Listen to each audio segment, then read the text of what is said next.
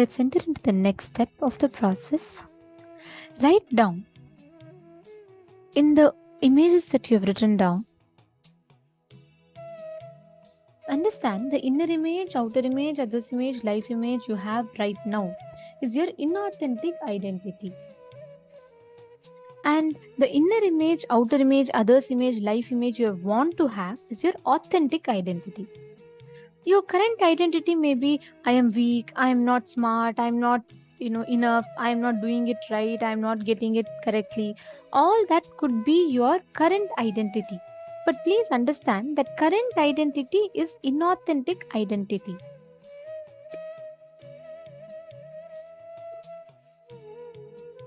Now, write down, you're going to work on your authentic identity. You're going to align yourself to the authentic identity. And what does that mean? Listen very carefully.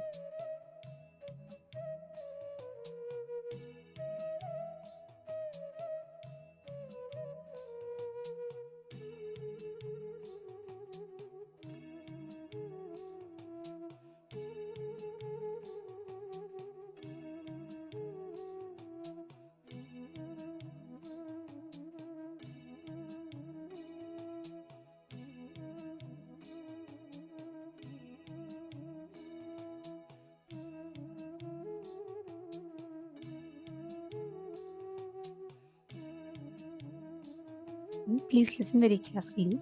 Your current image that you carry, all the low inner image, outer image, others image, life image that you carry about others inside of you, that is your inauthentic identity. All the low inner image that you carry, right now what you carry is filled with incompletions. Am I right? We feel bad, we feel this, that, everything inside of us. The authentic identity is what you want to have. Identify and pen down all incompletions that are stopping you from expressing your authentic identity. Like, for example, you feel you are very, you feel always any decision you make leads to a failure. So you feel you're a person who cannot manage things properly. Your authentic identity is what? That you want to really be a leader who knows, who can get things done. You want to be a go-getter. Now see what is stopping you from expressing, becoming that authentic identity inside of you. Look in, identify that. Pen down all the incompletions that are stopping you from you becoming that authentic identity. Are all of you catching it? Are all of you getting the difference?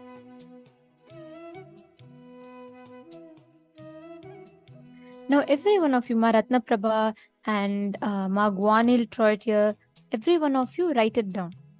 Are you all understanding the difference between authentic identity and inauthentic identity? Yes? If you're all understanding, can you all put yes in the chat? Malisa, Nithyanandam, every one of you, please write it down.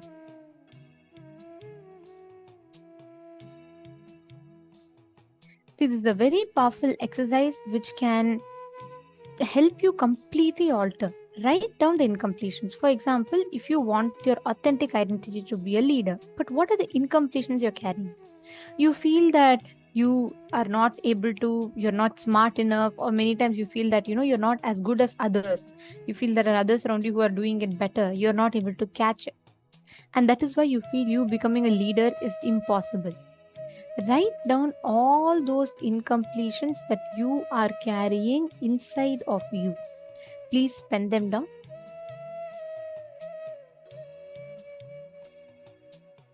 For each of the incompletions that you write down, find out why and when it started.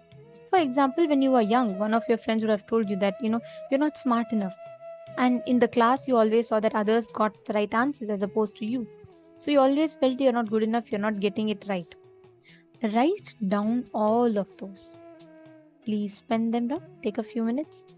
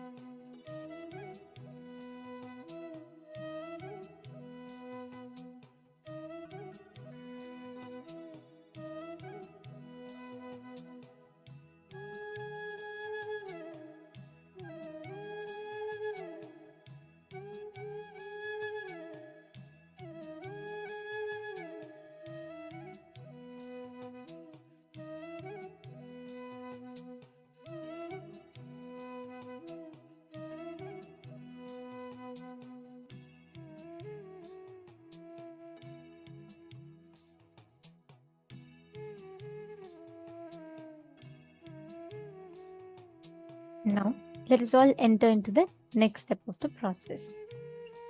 Have all of you finished writing down?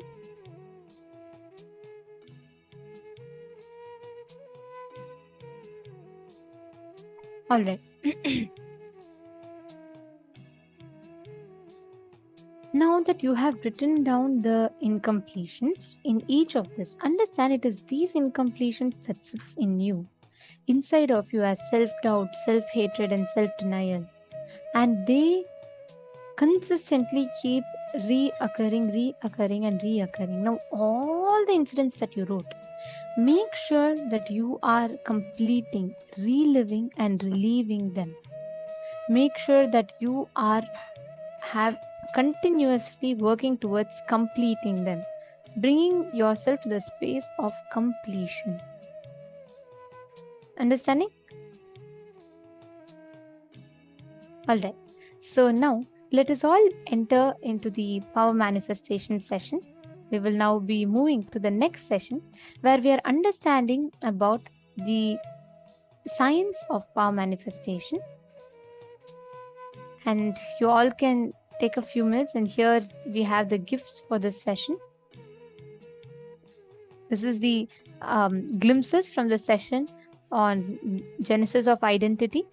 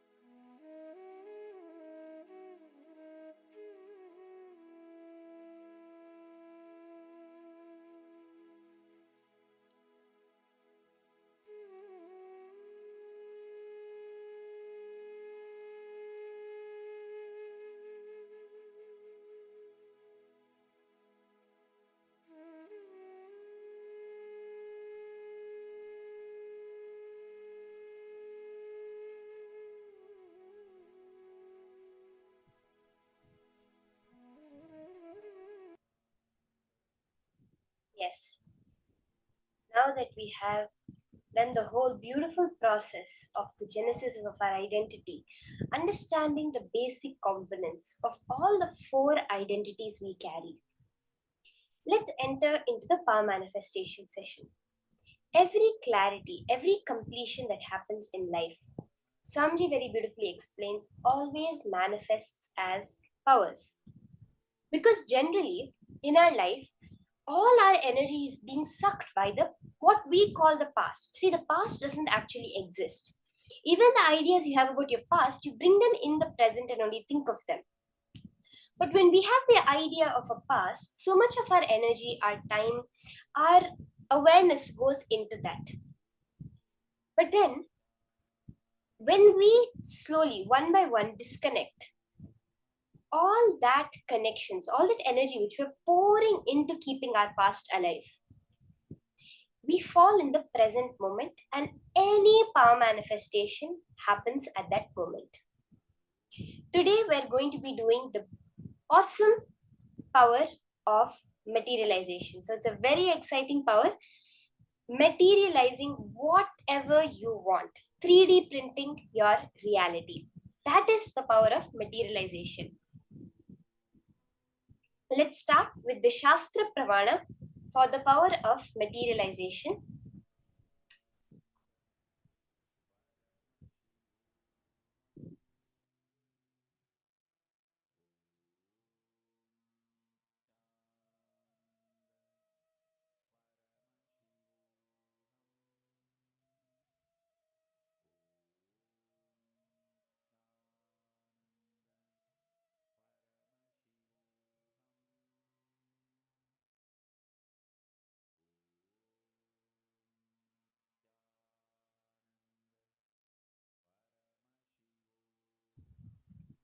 The Shastra Pramana for the power of materialization is from the Paushkara Agama, Vidyapada, chapter 6, verse 101.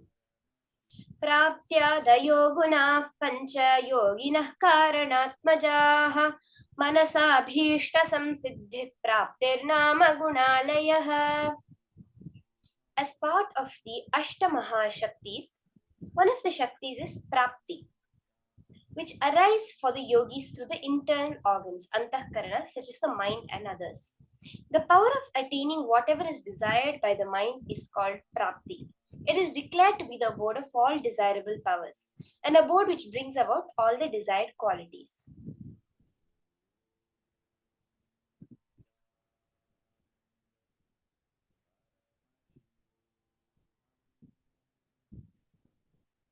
The Apta Pramana for this power is very beautifully how Neem Karoli Baba is manifests in his life. There is a little background about him. Neem Karoli Baba was born in 1890 to a Brahmin family.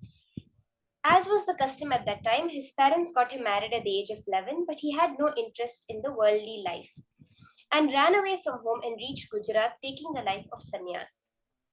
After 15 years, his father gets to know where he is and begs him to come back home. After lots of pleading and crying, Neem Karoli Baba agrees to come home.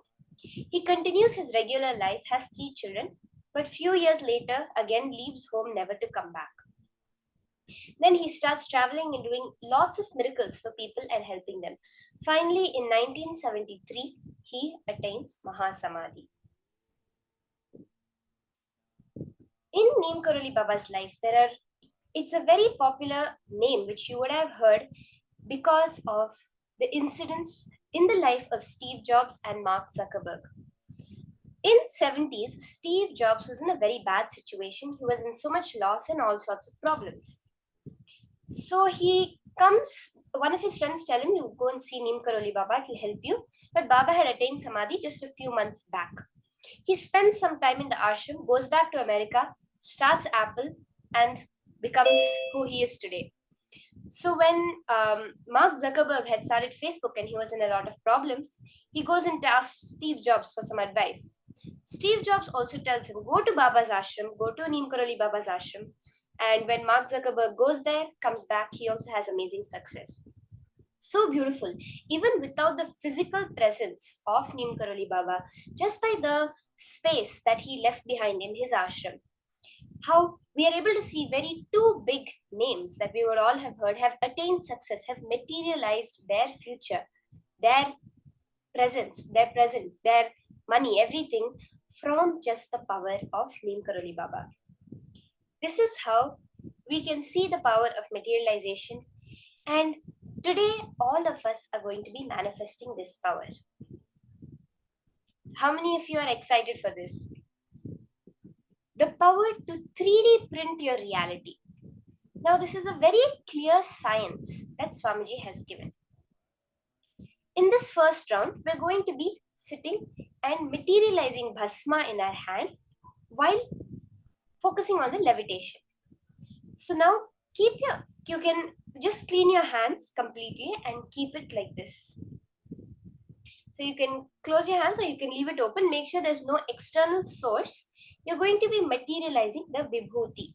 See, any other powders also can come, like kumkum, sometimes jnananjana, haritaki, various things will materialize. In this round, we're going to be materializing the bhasma, the vibhuti, the sacred ash. The whole science of materialization is a very clear thing that Swamiji has revealed. Swamiji reveals about superdeterminism, which is the power over now. It is not just the power of now, it is the power over now. Now, understanding how this works a little bit. Right now, we understand modern science. We have all heard of the double slit experiment, right?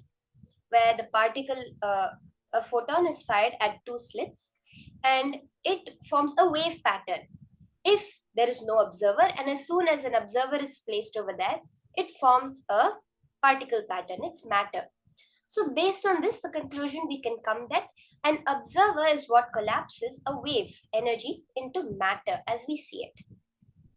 Now, our reality that we see around us today is matter, right? When we see our laptop, our bed, our house, everything is matter. But as we understand E equals mc square, as Swamiji says, the matter is energy. There's not two separate things. At a lower frequency, we perceive it as matter, and at a higher frequency, we perceive it as energy. Now, what is creating that infinite possibility of the universe? As they say during the double slit experiment, when the particle is fired, it has a superposition, meaning it travels through all possible paths, and only when it hits on the other side, it chooses a particular path. That is what they say happens when there's no observer. Right now, our universe exists in a space of infinite possibility at the quantum level. Every single possible outcome already exists. When we use the power of superdeterminism, we fall in the present moment. And what exactly happens at that point? When you are in the present moment, the idea of an observer and an observed disappears. Understand this very clearly? When there's no more thoughts, as I was explaining in previous sessions, the thoughts we have is what causes a boundary. When you close your eyes, the whole universe has disappeared. Yet we have an idea of a boundary. It's due to the thoughts within us. But when our thoughts are no longer there, when we catch the gap in our thoughts, we are in the present. We're no longer in our past or in our future. In that present moment, the boundary dissolves. The idea of something observing and something being observed dissolves. And the whole universe is in a superposition. Now, all the infinite possibilities are available to you. Whether it's the possibility of right now having bhasma in your hand, the possibility of materializing, of having an apple in front of you, the possibility of having anything in your reality is there. When you're in the present moment, you can decide that cosmic intelligence, which is the life within you, can decide the way the future, the way the moment has to happen. How many of you are catching this? When we are doing the power of materialization, the only thing we're doing is dropping our thoughts, dropping that which is telling us we are separate from the people around us, from the things around us. At that moment, all the infinite possibilities of the universe are open to us. From there, it's just a matter of picking it and bringing it to this reality. Again, separating yourself and collapsing it to the matter, where you are able to form any energy into matter. Let's start. as Swamiji has revealed this profound science of how power manifestation happens. So I request all of you, you can sit with your head, neck and spine in a straight line. Chant the Mahavakya. That frequency, that vibration of the cosmos that Swamiji has given for all of us to align with the nature of the cosmos.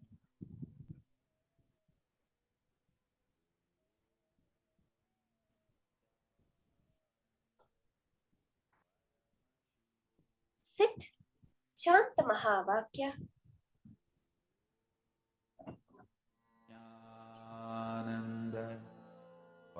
Look intensely through your third eye. Manifest that space in ritual.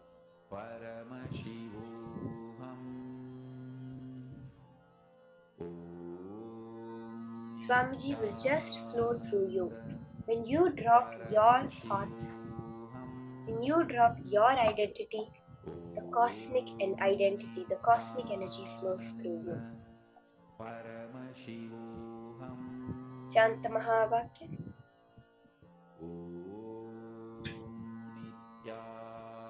And do the manifestation.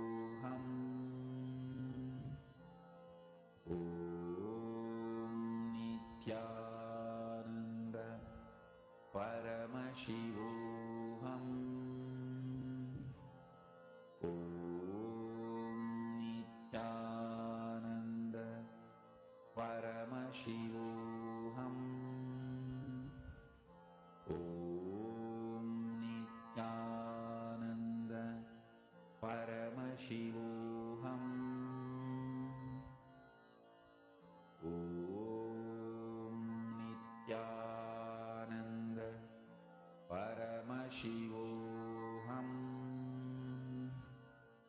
Om Nithyananda Paramashivoham.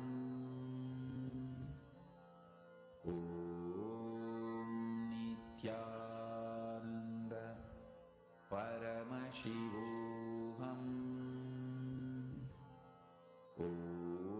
Om Nithyananda Paramashivoham. Om Nithyananda Paramashivoham. Om Nithyananda Paramashivoham. Om Nithyananda Paramashivoham. Om Nithyananda Paramashivoham. Om Nithyananda Paramashivoham. Om Nithyananda Paramashivoham. Om Nithyananda Paramashivoham.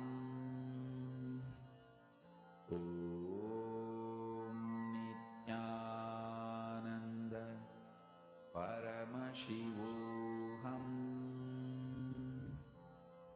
Om Nithyananda Paramashivoham. Om Nithyananda Paramashivoham. Relax. Om Nithyananda Up your palms. Look around you. If you have any deities on your laptop, always these are the places where the materialization happens immediately. So you can look at your palms, you can look in between your fingers. Many times the materialization happens in between the fingers. So you can look around you, your dress, the laptop in front of you, and if you have any padukas or deity, you will have seen immediately the bhasma happening. You will also be able to see the slight gold particles appearing in your palm. That is one thing which happens very often, it actually happens a lot, where your fingers and in your palm, if you put a torchlight,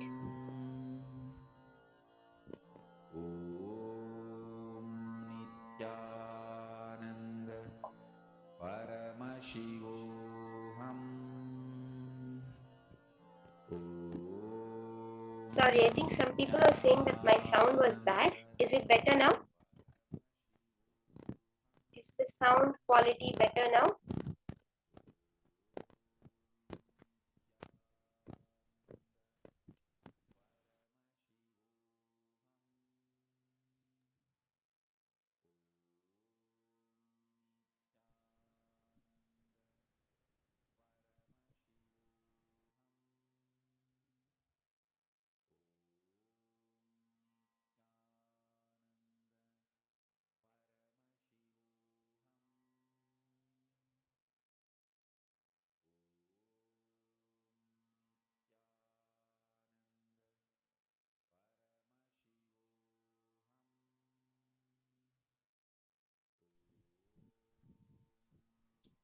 Is the sound quality better now?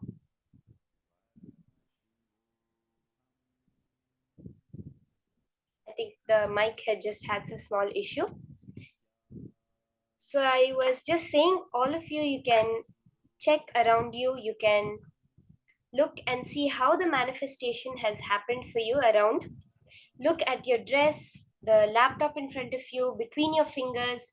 Very clearly, you will see how so beautifully Swamiji is showing the manifestation happening. Now we'll be entering into the next session. How many of you have heard of what are the dimensions of the cosmos that you know?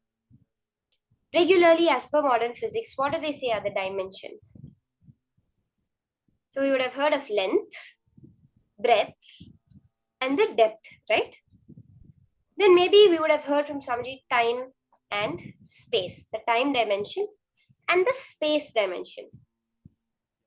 We have various theories like string theory, which says we have 11 dimensions. But generally, which we experience in our life, what we understand, we know the 3 dimensions of length, breadth, and depth, and the dimension of time. In this session now, Swamiji is very beautifully going to be revealing the 6th and the 7th, the higher dimensions of this cosmos up to the 7th dimension. What is the 7th dimension of the cosmos? Nityatva. Very beautifully now, we're going to be hearing from Swamiji about Nirantaratva and Nityatva. Let's now enter into this beautiful session.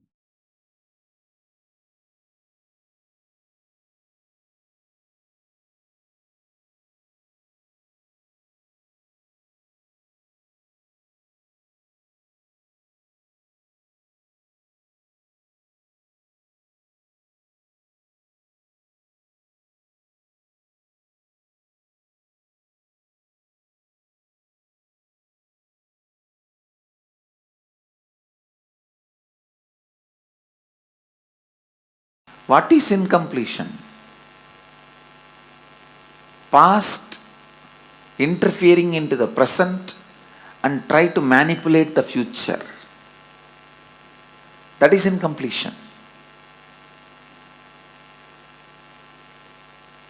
Your memory, form you carried in the past, entering into the present and trying to destroy the future form is incompletion.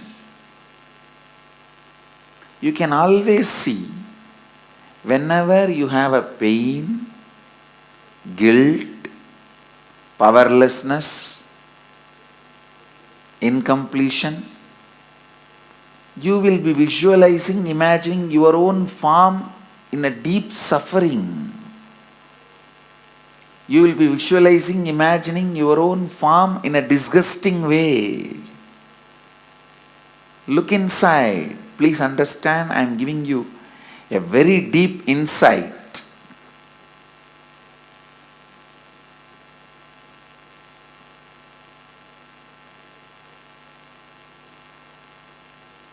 Whenever you are powerless, angry, violent, incomplete, look in, you will be remembering your own form from the past, which is actually you will be flashing your own photograph in your screen. Let me talk in the language of computer, you will understand. You will be running your own photographs in your screen, inner space screen, which is taken during the very sad, depressed moments.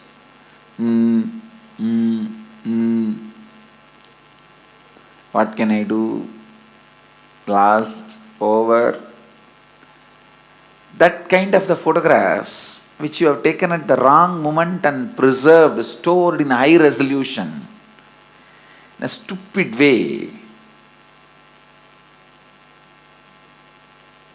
in your inner space, you will go on be replaying them.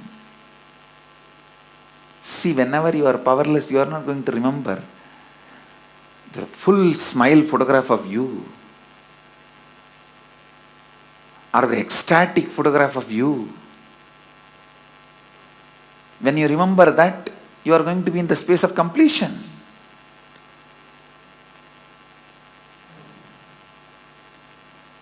The deha, form you carry during incompletion, just by remembrance awakens the same incompletion.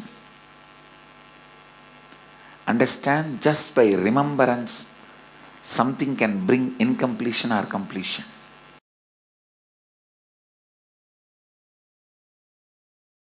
The moment one incompletion is triggered by somebody, then that's all. You don't see the world anymore. The world does not exist, only my world exists. That is what is meant by the great Mahavakya, Jagat Mithya. What you perceive as my world is Mithya. Because a small incompletion, the moment it got triggered, it gets triggered.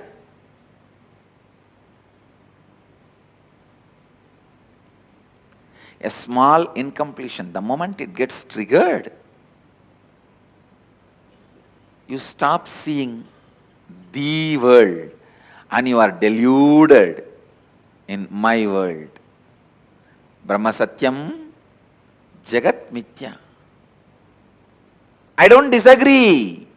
Jagat Mithya. But that does not mean in your actions you will not radiate the truth Brahma Satyam. In your actions also you have to radiate the truth of oneness, non-dual consciousness. While you are seeing your finance, your accounts, sitting with your auditor, do you feel that oneness without falling into the powerlessness? While you are sitting with a spouse and having a dinner or lunch, do you feel that oneness without falling into the powerlessness? When you are sitting with your team and discussing your corporate strategy, your office strategy, your consciousness, does your consciousness be established in that oneness and non-duality without falling into the powerlessness? Look in.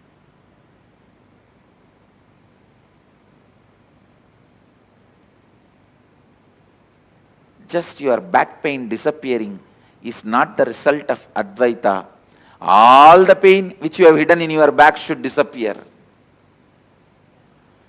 Not just back pain disappearing. All the pains which you have put it in back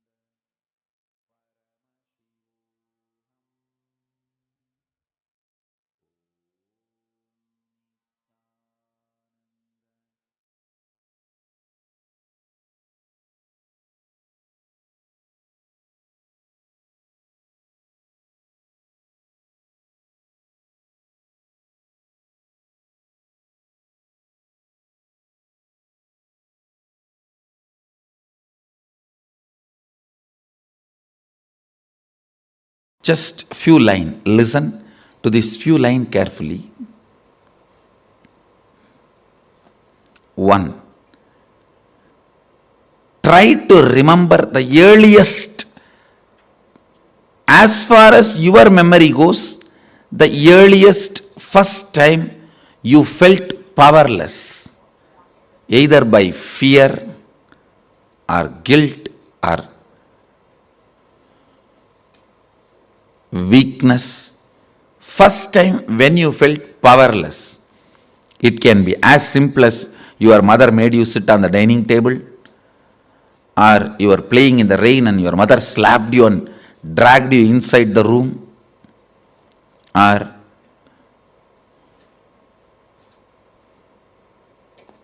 just a stone thrown by your friend or your brother has hit you. It can be as simple as this, or your sister snatching the ice cream. Now usually sisters don't snatch, only brothers snatch. No, I have seen. Sister is the best relationship. I grew up in large family. Sister is the best relationship. It can be as simple as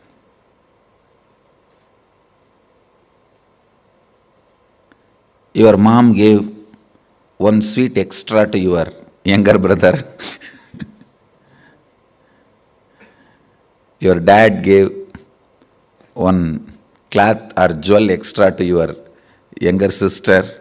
It can be anything. First time when you felt powerless, what was your inner image? Means, what did you tell about you to you? What was your outer image? How you showed you to others? How you reacted to that situation? And what was your life image? Means, how did you judge others or life at that moment? Listen, what was your inner image? What was your outer image?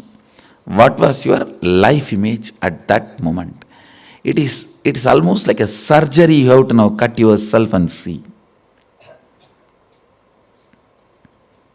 It's a surgery, literally. Because now you will remember an incident which happened at the age of 8. When you try to find out, open that incident, suddenly you will remember something which happened at 6. When you cut and start remembering that incident, suddenly it will open up something which happened at the age of 3. Earliest memory.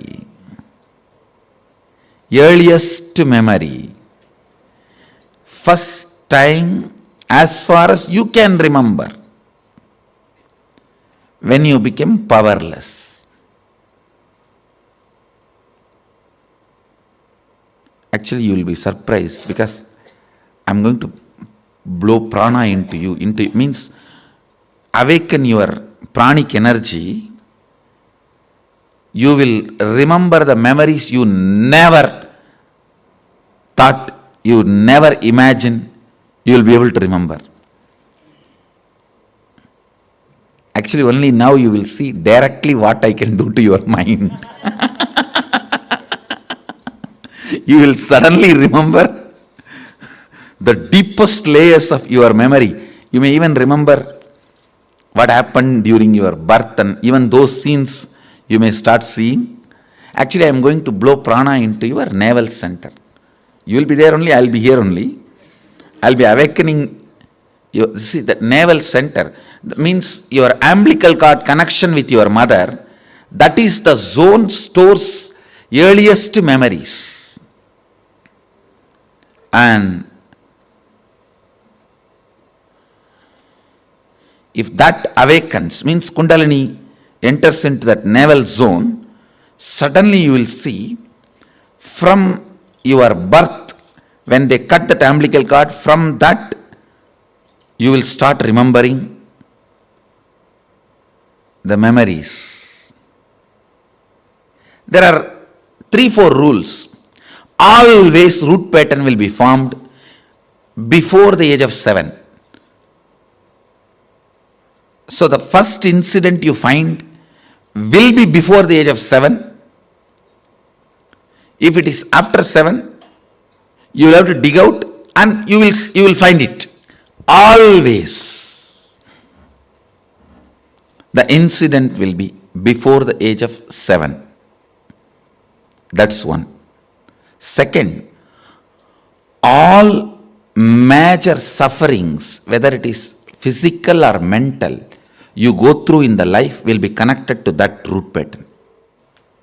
It is the root pattern responsible for serious physical or mental sufferings you go through. It starts only from there. And blessed are those who complete with their root pattern when they are young or before it manifests as any serious disorder.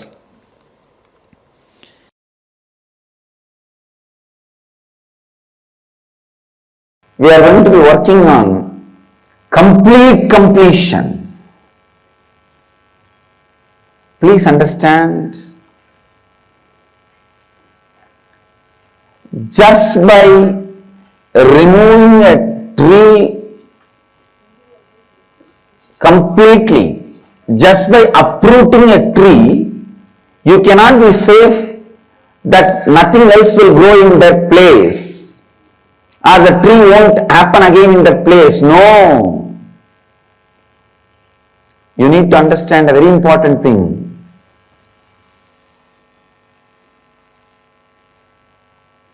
If you just see outside, the ground where Nithyananda Sabha is going to be built, there are hundreds of neem trees.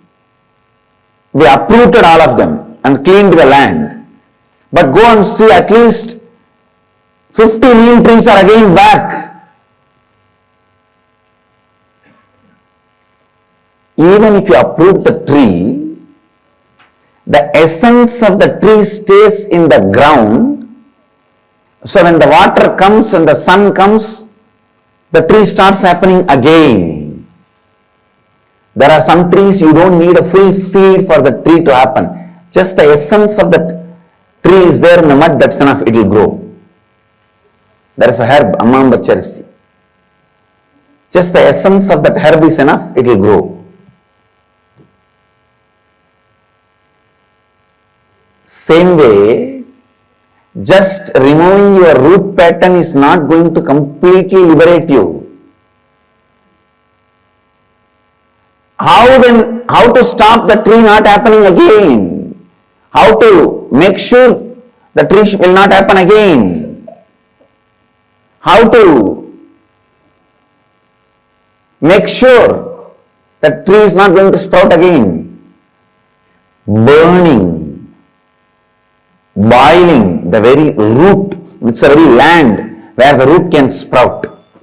Same way, burning your consciousness, purifying it to the root from where even the root patterns can grow. That is what I call complete completion. Manonmaniya Vidya. In Sanskrit we call it Mana Unmana. Awakening inner space. Awakening the inner space. Mana Unmana. Please listen. Awakening the inner space. With this process of complete completion, we make sure even if there is a smell or the essence of the root patterns exists in the ground, on the soil, it doesn't sprout again. It doesn't grow again. Manonmani. Please understand. Mana, unmana. Unmana means awakening. Mana means inner space. The complete completion awakens your inner space completely and does not allow any leftover unattended roots of the root patterns. For a neem tree to happen again, 1 inch old root is enough. Please understand. Just an inch length old root is left without removed. The tree will happen again. You don't need a seed. For a banyan tree to happen again, just 3-inch root, if it is left without being removed from the land, that is enough. It will happen again. You don't need a seed. For your root patterns to grow again, you don't need to leave 3-inch or 1 inch. Just if you go back and see the same people, that is enough. If you see the same people who are responsible for your root pattern, that is enough.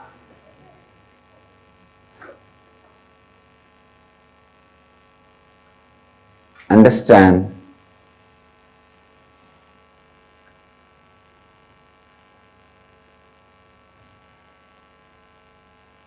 The complete completion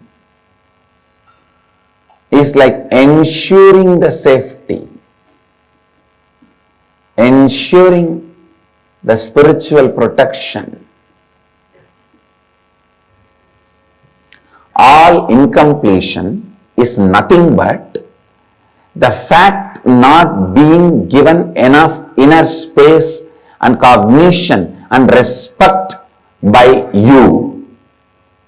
And the perception itself is given the first priority and respect. If the perception is recorded as a reality in you, which is going to be constantly changing, will give you a deep insecurity and instability in your life. But instead, if the fact is given the place of reality and the perception is given the place of perception, the recognition,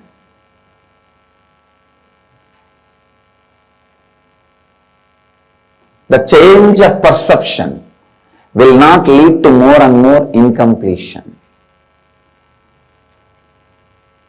And the fact does not influence your decision and perception influences your decision. I asked you to get five examples. The perception influencing you as a fact and forcing you to take decision, and fact influencing you as a perception and forcing you to take a decision. Every time when you do completion, every time when you are completing, you are moving from Purusha to Mahapurusha, Mahapurusha to Siddha Purusha. Manonmaniya happens in you. Mana, Unmana happens in you.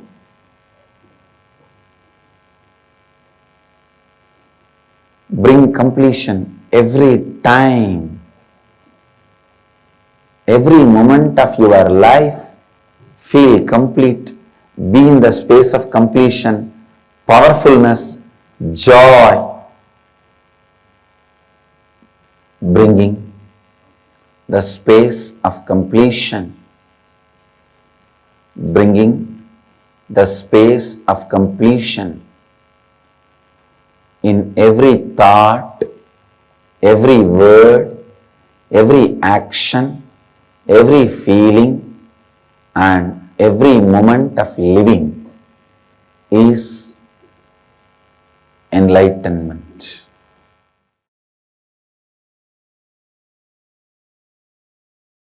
how both complement each other. Please understand. Ultimately,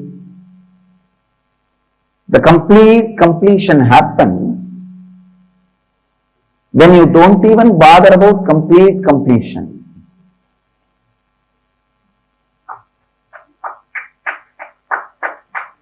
Even the desire or the effort for the complete completion is surrendered.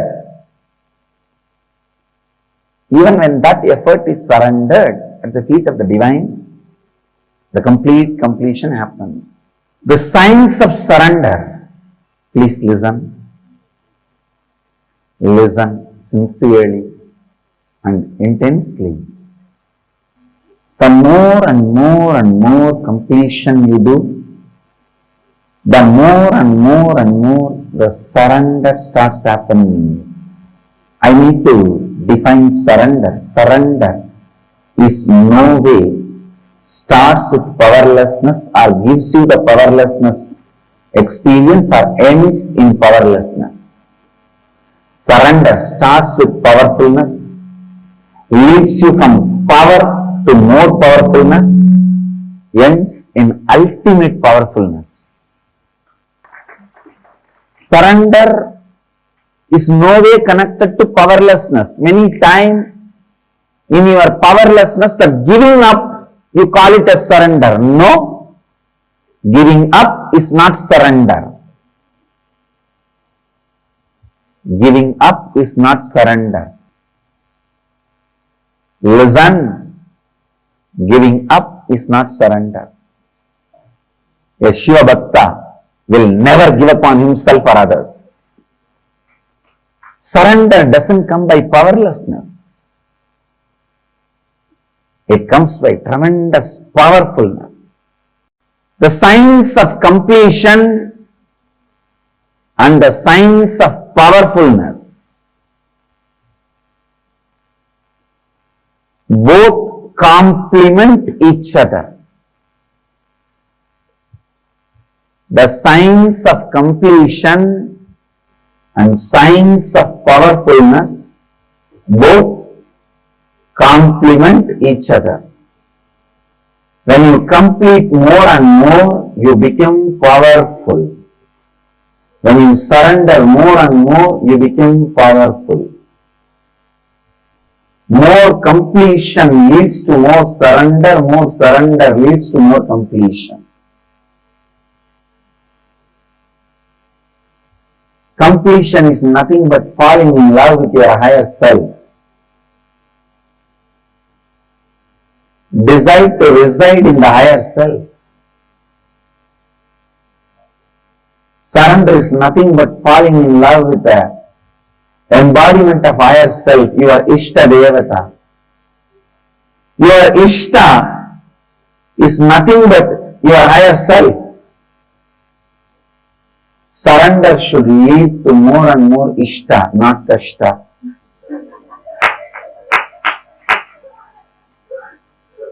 Naturally, surrender leads you to more and more powerfulness, not powerlessness. It leads to more and more powerfulness, more and more joy, more and more strength. Understand? When you carry the space of surrender, everything in the life listens to you. Even a plant drops all its thorns just by your request. How do you think just our Gurukul kids are able to talk to plants and the plants are listening to them?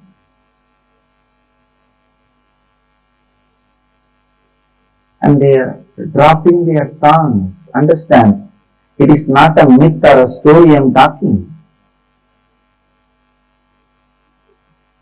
You can show you in front of your eyes. The surrender makes you deeply powerful. The space of completion makes you deeply powerful. Surrender is misinterpreted, given the wrong meaning in the Western thought trends. There the word is used more like in the war when you lose, you drop all the weapons and surrender. Here I am not using in that meaning. The word surrender has totally different meaning in the bhakti literatures. So maybe I may not even want to use the word surrender in English. I use the word sharanagati. Powerfulness radiated by the devotees. And I was not weak. Akkammadevi was not weak.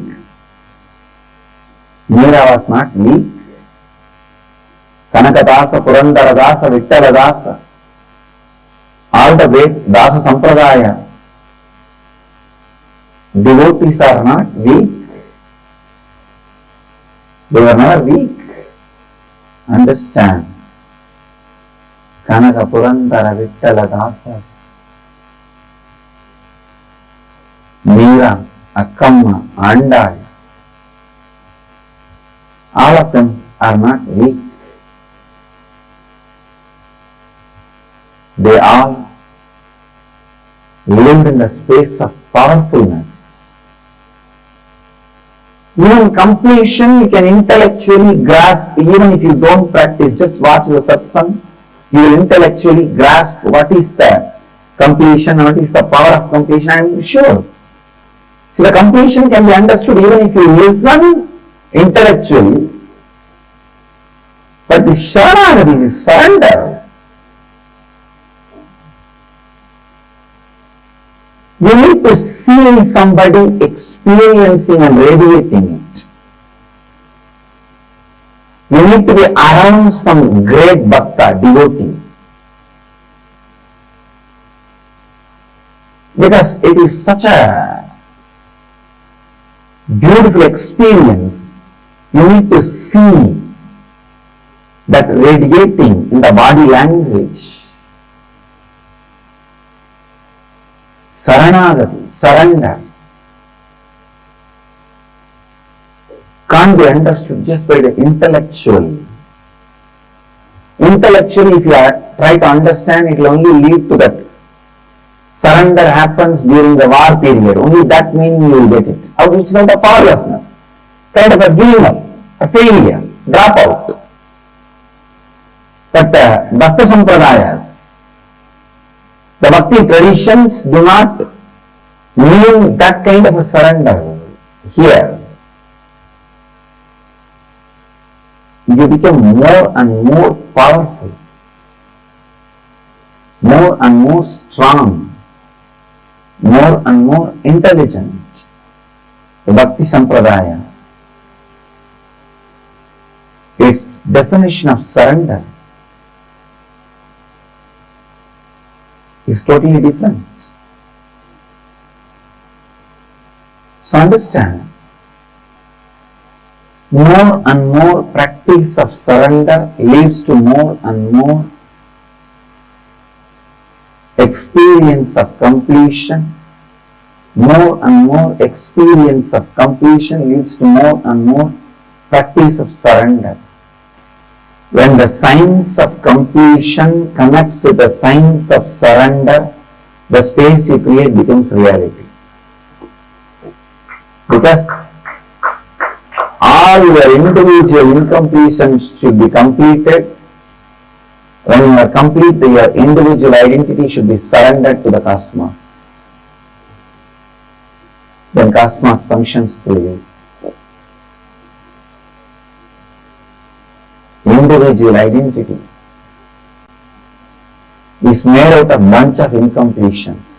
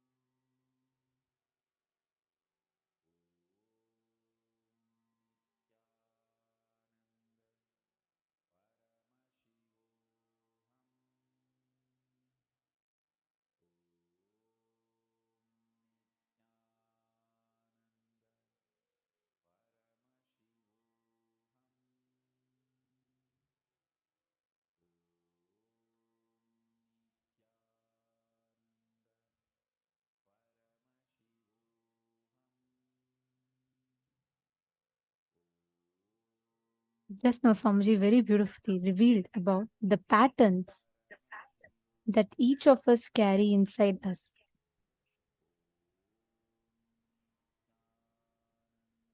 The root thought patterns, when the patterns become strong, when the incompletions, the past thoughts, the emotional hangovers, that is what is an incompletion.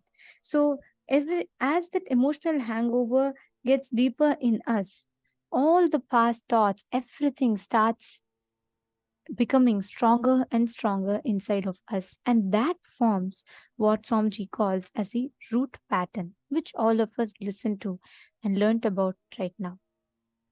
Root pattern always gets created before the age of 7, and after the age of 7, pattern cannot be developed. It only becomes a branch pattern. But only from the root pattern, the root cognition with which you see life, only from that all incompletion starts happening. There's a very beautiful revelation that Swamiji gives for this, how the root thought pattern gets created inside of us.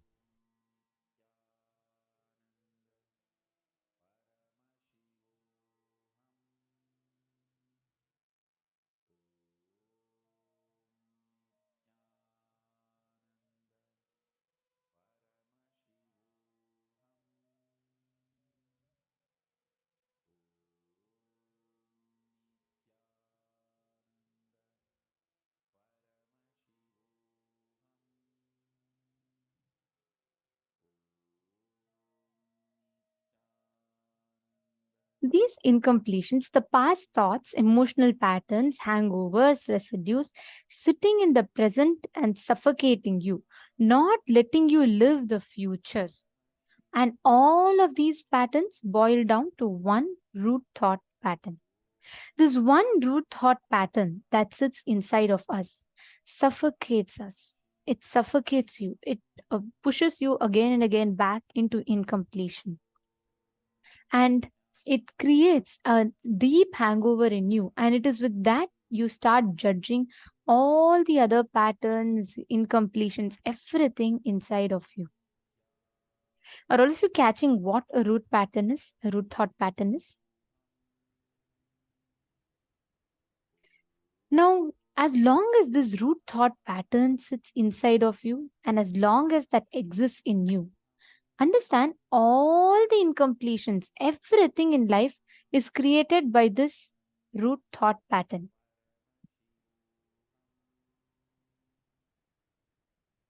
And just you analyzing it, understanding this one root thought pattern will help you completely shift and have a breakthrough in the way you see life.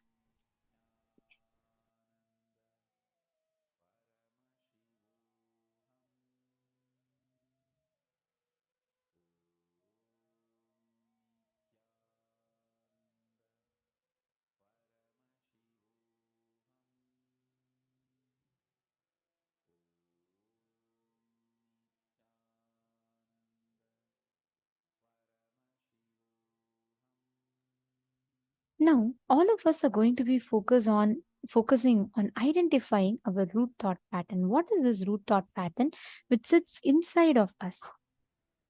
Take a few minutes, identify the earliest incident which made you powerless. Go back to the earliest incident.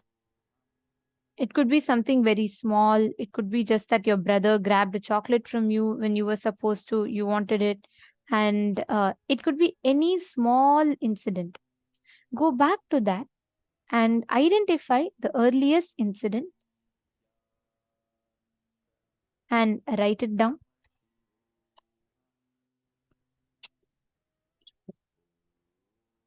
Take a few minutes.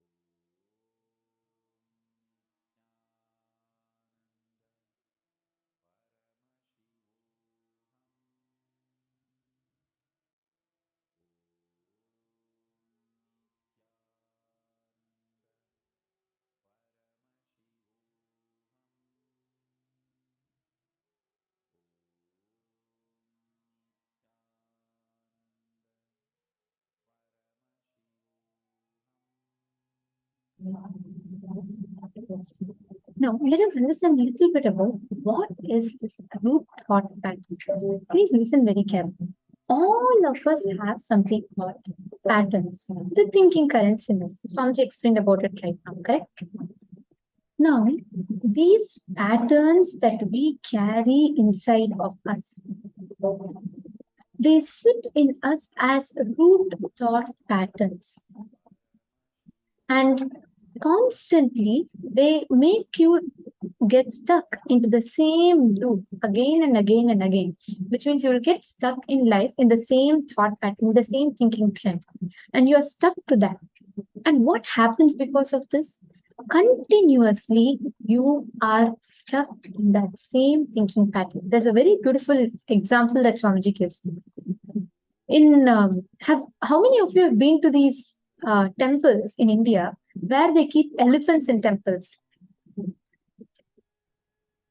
Ma Janet, I'll answer your question. Okay, Ma Janet, I'll answer your question. How many of you been to India and seen these temples where they have elephants in temples? Can you all put yes?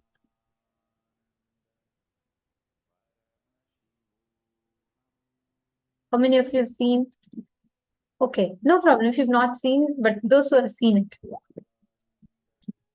See, actually, it's a very beautiful thing. In temples, they keep an elephant in the temple and they make through, so they basically drive these elephants and the elephants will be blessing people. It's a very beautiful tradition. It has its own significance.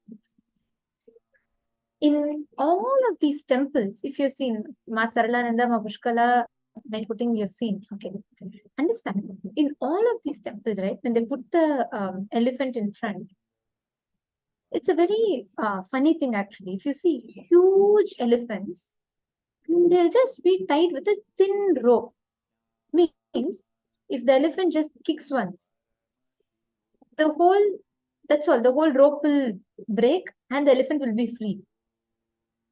But if you see that such a huge animal, such a big elephant, it will not even break free, it will not even attempt to break free from that rope. The way it is very funny if you know how this whole thing works. These mahouts will not control the elephant with some big heavy canes, nothing. They'll just have a lightweight stick and a thin rope holding back the elephant. You know why? When the elephants are small, what these mahouts will do is they'll tie the rope so strong. And when it's small, naturally the rope is going to be strong for it. And then the elephant is trained when it is very small itself. It will try struggle to escape, but it cannot break free from the rope. So the elephant will decide that it cannot break free from the rope. That rope is going to hold it back. Even 50 years later, when the elephant is so mighty and huge, when it can just kick once and the rope will break, it will not even attempt to break the rope. This is exactly root pattern. When you are small, based on some incompletion, many times it's absolutely illogical. Based on some illogical incompletion, we all create a pattern, we all get stuck to that pattern. And then what happens is, continuously, that pattern sits inside of us as an incompletion. Constantly, it pushes you back again and again and again into that same rut. And that incompletion, you get stuck. When you're just 7 years old, let's say your brother comes to you and he grabs a chocolate from you, which you got, and you feel like, oh my God, my most favorite thing is snatched away from me. And there you develop incompletion. From there onward, you keep creating this loop for yourself again and again and again. The brother will change. Maybe when you grow up a few years later, you will feel like, oh, okay, it's just silly thing. But the situations might change, people might change, but the feeling that life grabs from you remains the same. How many of you are catching it? First, it will be your brother. Then you will feel that, oh, it's my friends are the same, others are the same. You constantly project this pattern to everyone else. Ma Janet, you're asking, what if you don't remember any of the incompletions? Every one of us have incompletions. Every one of us.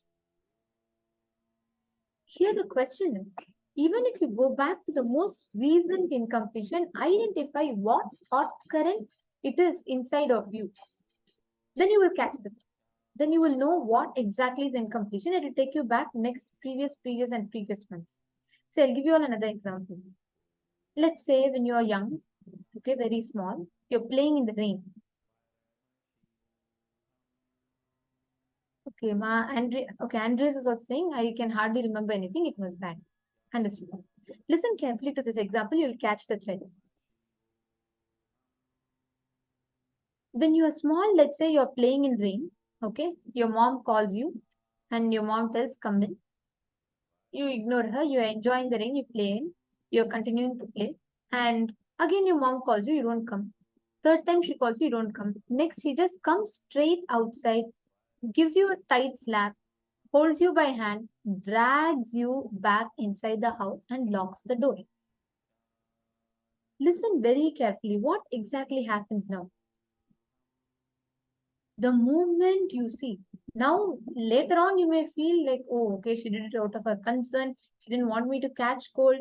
But when you are 7 years old, all that you don't know, you don't understand that. You feel, why is my mother not even letting me to play? She doesn't love me. She hates me. I'm not her favorite child. She doesn't like me anymore. Like how much my other friends' mothers love the friends. My mother doesn't love me. I don't like her. She does not want me to enjoy. And understand that one cognition you make, my mother does not love me, she restricts me. When you're small, you think she stops you. You don't know the word restricting and all when you're small. You just feel like she stops you. Listen very carefully. That incident you may even forget when you grow. Let's say you're 8 or 9 years old, you forget and you're fine with it. But after your mother, you project the same incompletion in your teacher. When your teacher says, no, don't go to the washroom now, I don't allow you to go to the washroom, you again feel the same incompletion. You feel life that at that point it was mother who stopped you from playing in the rain. Now it is a teacher who is stopping you from attending your favorite cultural event or attending your favorite sports period. She is stopping you. So the cognition that life does not want me to enjoy, life is stopping me, changes from your mother to the teacher. You project the same incompletion. You feel, oh God, even my teacher does not want me to enjoy. Next, from your teacher, it changes to your friends. Your friends, you feel, oh God, look, my friend, every time whenever I go and do something she doesn't like, she keeps telling me, she keeps trying to restrict me. She wants me to only do whatever she wants me to do. After some time, you do the same thing to your girlfriend or boyfriend. You do the same thing to your fiance. You do the same thing to your husband or wife. After some time, you do the same thing to your child. You feel even your child is blackmailing you and holding you, not allowing you to do what you want. You do the same thing to your boss. You feel even your boss is not allowing you to do what you want to do. Understand the incompletion which started a small silly cognition you developed when your mother held you back from playing in the rain. Even when you're 50 years old, that same incompletion is still carried. People might change. You might not even remember this incident. See, mom, Janet Chung, are you catching it? You may not even remember the incident that happened which caused incompletion in you, but there's an incompletion inside of you. Andrea, are you also understanding? Ma Karen is saying she's clicking with it. Wonderful. Every one of us keep having these incompletions inside of us. People change, situation changes, everything changes, but the incompletion through which you perceive the incident does not change. That is what you're going to be identifying now. Please take a few minutes, pen down, write down the earliest incident. Even if you don't remember when you're 7 years old, 8 years old, what happened, it's okay. What is the earliest possible that you're remembering? It can be 2 months old, 3 months old, some deep pain or suffering you went through. From that pen down, what was your inner image at that time? What was your outer image at that time? What is your life image at that time? And what is the other's image at that time? Please pen down. If any of you have any other questions, you can feel free to ask.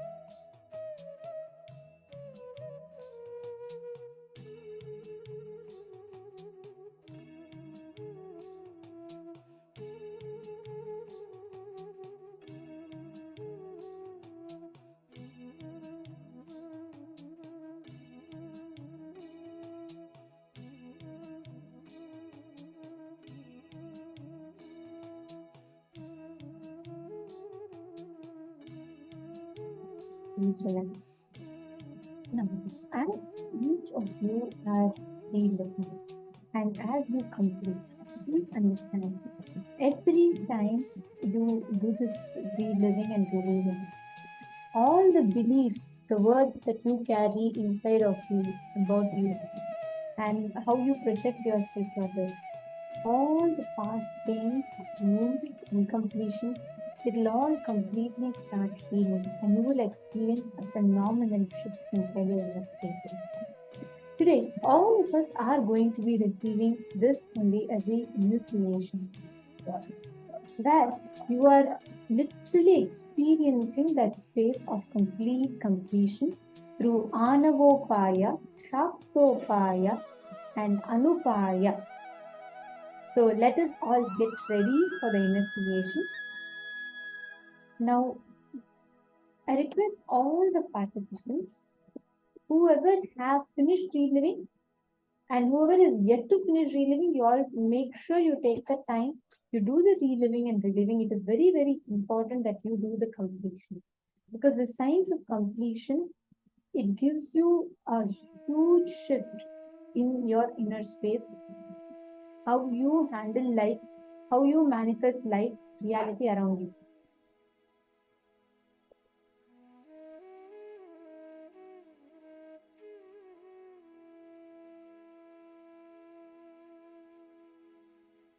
Yes. Now, let us all get ready to enter into the power manifestation. We are now going to be manifesting the power of materialization.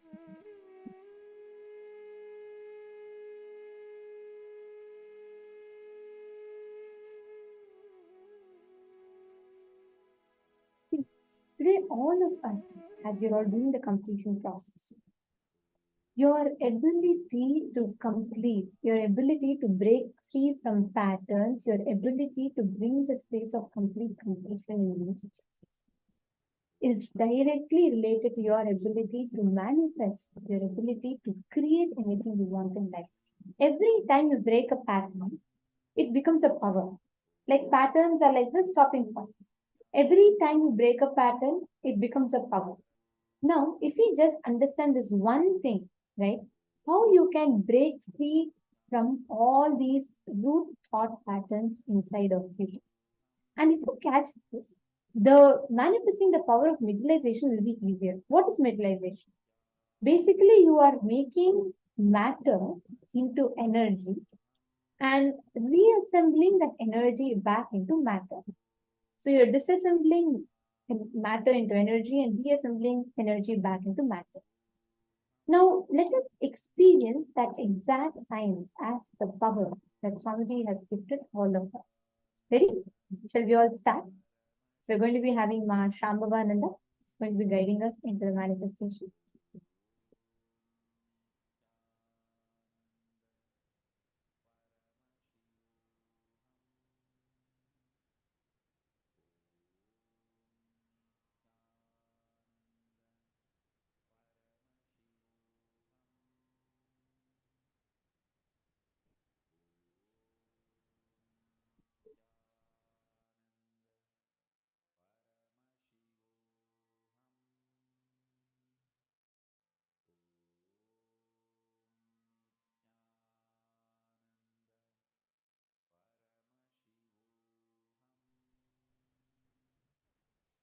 Now we'll continue with the power of materialization.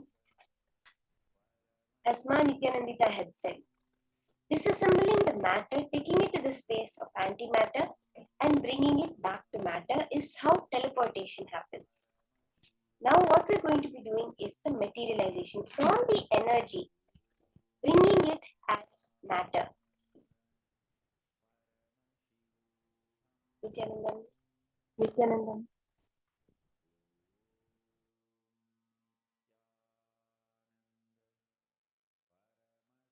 Sorry for the technical glitch. I think there was a small difficulty with my was audio. So basically, what we are going to be doing, listen very carefully. You're going to be disassembling the matter to energy and reassembling the energy back to matter. This is the exact sign. You just need to connect to Swamiji. Can I request every one of you to sit straight, with your head, neck, and spine in a straight line?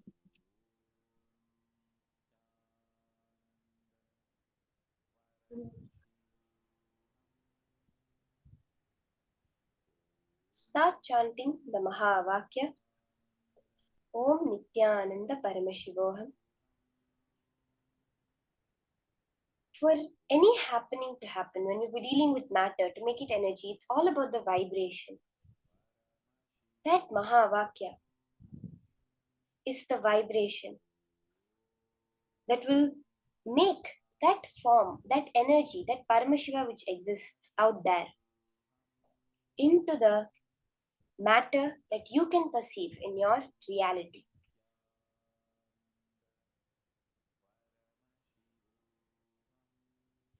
Now, in this power manifestation, all you're going to be doing is dropping your thoughts, finding that gap which exists in between your thoughts where you can access the present moment, having the power over the present, where all possibilities exist for anything to happen.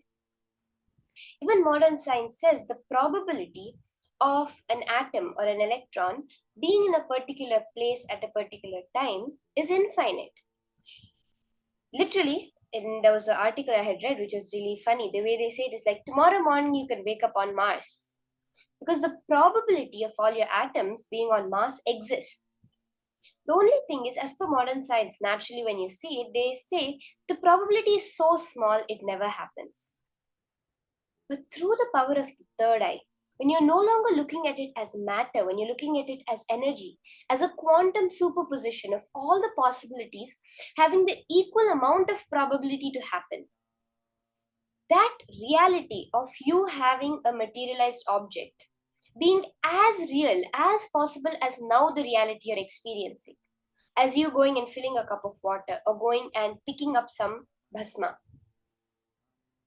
that exists at the quantum level, which you access through the present moment when you drop your thoughts. When you chant the Mahavakya, bring that frequency, that vibration in tune with the cosmic energy. So now, as we're starting the power manifestation, sit straight, connect to Swamiji, remember Swamiji in your third eye. Sit as Paramashiva. Chant the Mahavakya and unclutch from any thoughts happening within you.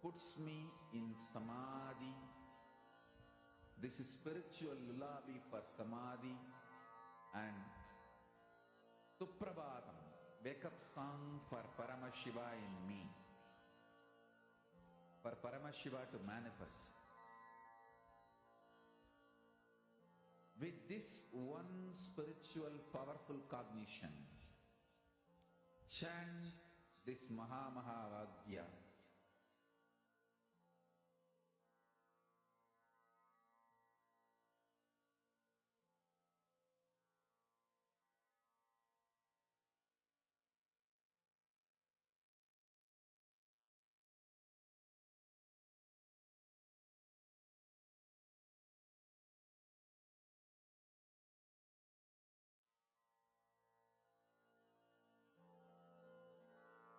Mahamahavagyā, spiritual lullaby for samadhi, and Suprabhatam, wake up call, wake up song for Paramashiva, for Paramashiva to manifest. With this one spiritual powerful cognition, chant this Mahamahavagyā. Om Nithyananda Paramashivoham. Om Nithyananda Paramashivoham. Om Nithyananda Paramashivoham. Om Nithyananda Paramashivoham. Om Nithyananda Paramashivoham.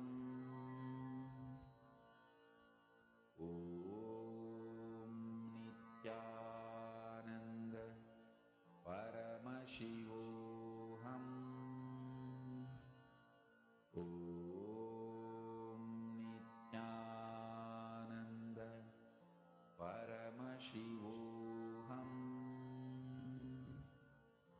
Om Nithyananda Paramashivoham.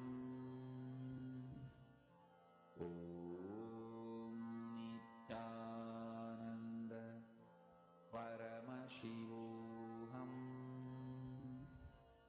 Om Nithyananda Paramashivoham. Now you can open your palms up. You can look around you, whether it's on your deity, on your laptop, in your palms, in your dress. You can look around and see how the manifestation of Paramashiva has happened in your space. Let's all take a few seconds to check, look around. Many times the manifestation starts as intense heat. The energy that comes starts as intense heat in the palms. If you're even feeling that, understand you are manifesting. Don't feel like, oh, there's no material, there's no object. Many times there'll be small golden flakes, small golden shiny thing. When you put the torchlight, you'll be able to see. Or else there'll be an intense heat that comes in your palms when you're doing the manifestation.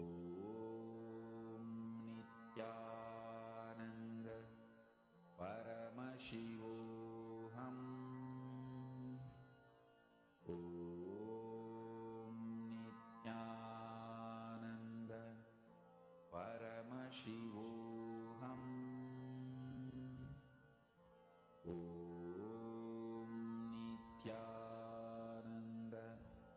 Paramashivoham. Let's all now verify the manifestation that has happened.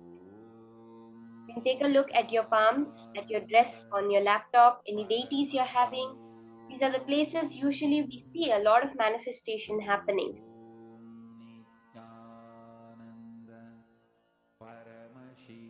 And if you have manifested, Take a picture and post it. Celebrate the manifestation.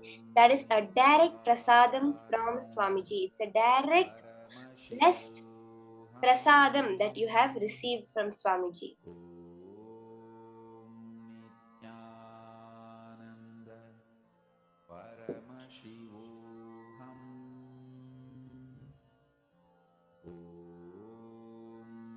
Nityananda Paramashivoham.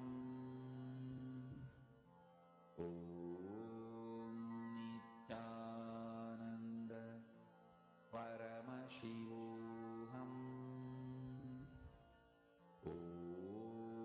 Nityananda Paramashivoham.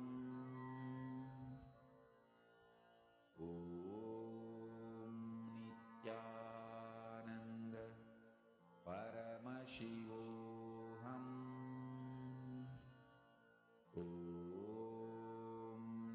Nityananda Paramashivoham.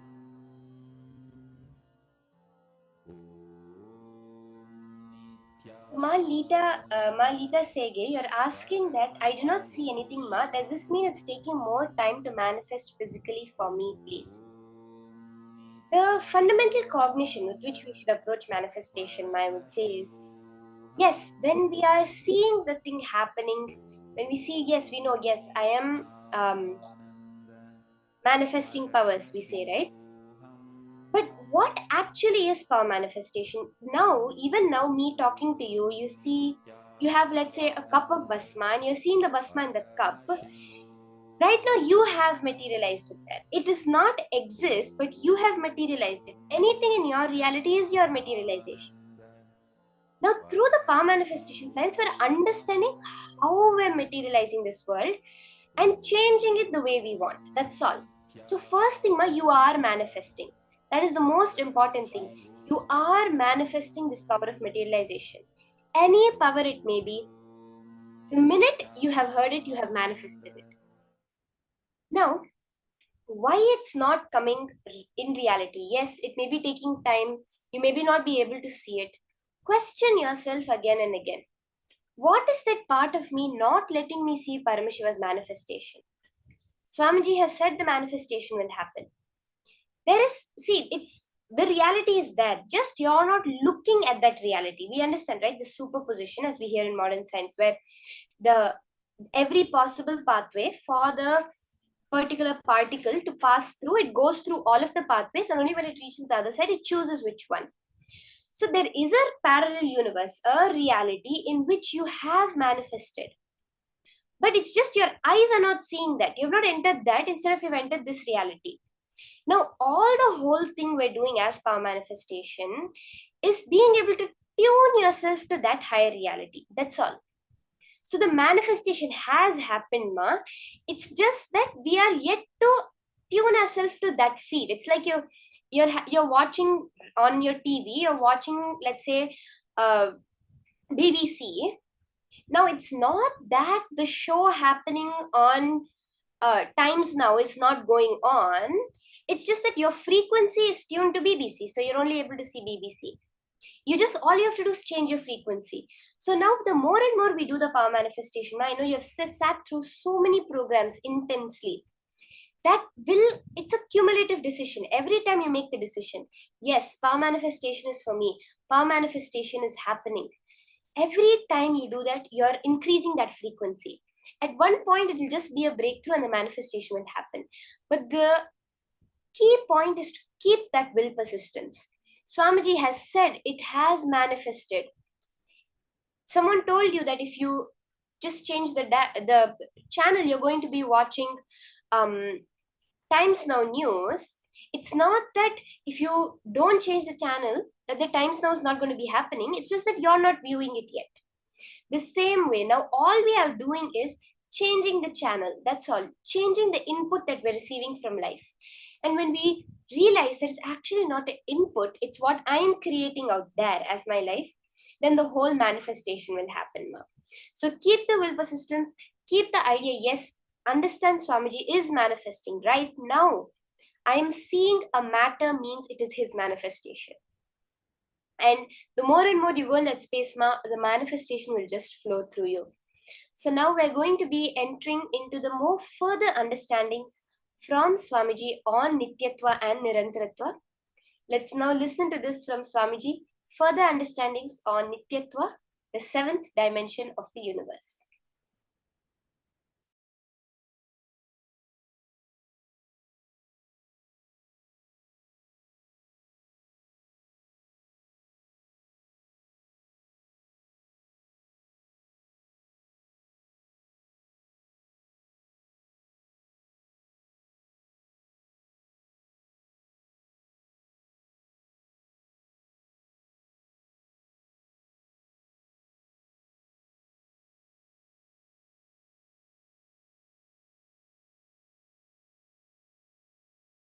What is incompletion?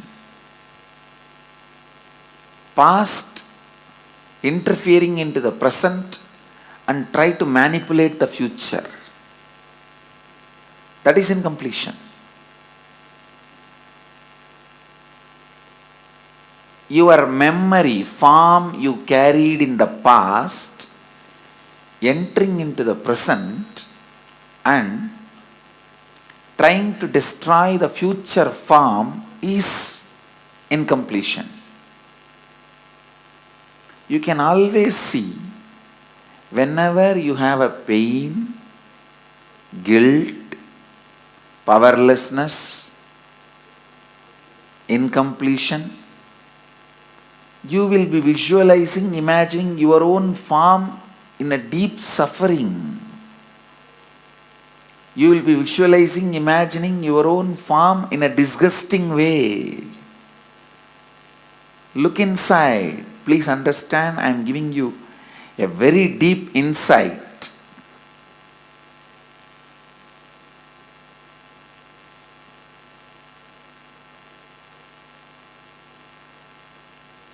Whenever you are powerless, angry, violent, incomplete, look in, you will be remembering your own form from the past, which is actually you will be flashing your own photograph in your screen. Let me talk in the language of computer, you will understand. You will be running your own photographs in your screen, inner space screen, which is taken during the very sad, depressed moments.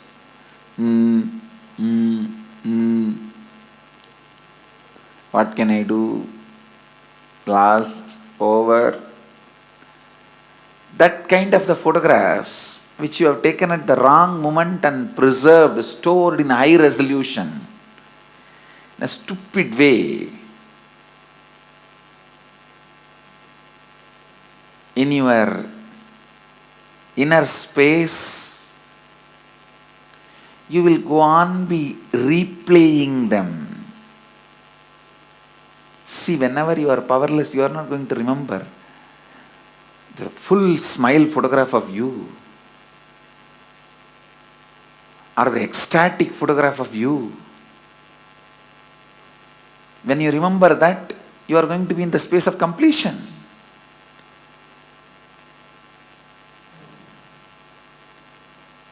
The deha, form you carry during incompletion, just by remembrance awakens the same incompletion.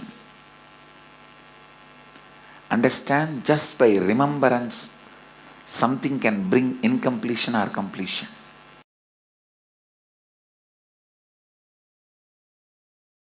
The moment one incompletion is triggered by somebody, then that's all. You don't see the world anymore. The world does not exist, only my world exists. That is what is meant by the great Mahavakya, Jagat Mithya. What you perceive as my world is Mithya. Because a small incompletion, the moment it got triggered, it gets triggered.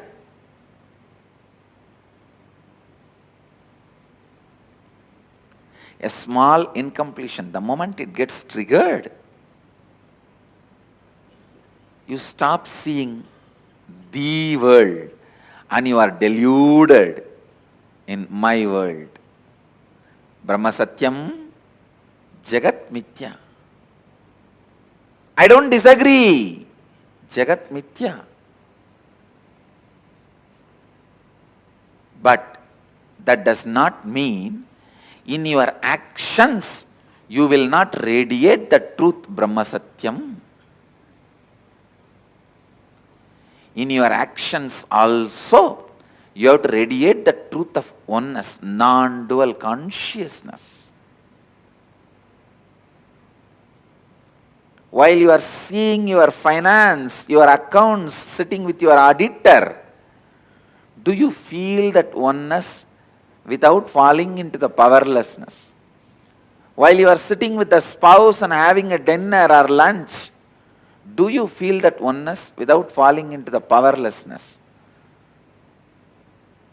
When you are sitting with your team and discussing your corporate strategy, your office strategy, your consciousness, does your consciousness be established in that oneness and non-duality without falling into the powerlessness? Look in.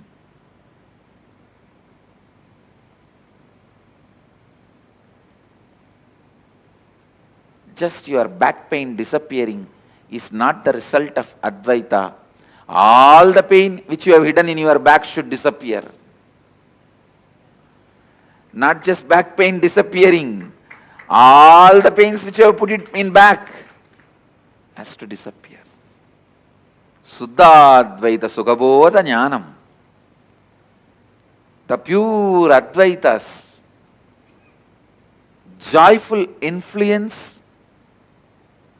and the wisdom which comes out of joyful influence. Please understand, the joyful influence of Advaita is what I call completion. The joyful influence of Advaita is what I call perpetual completion. The joyful influence of Advaita is what I call Sahaja Samadhi.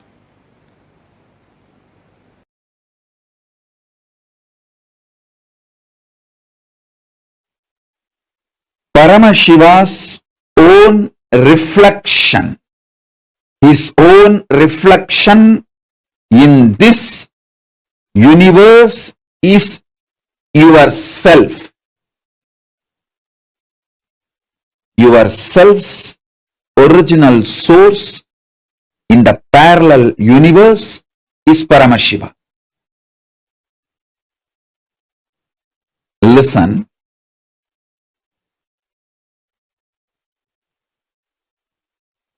Understand this example.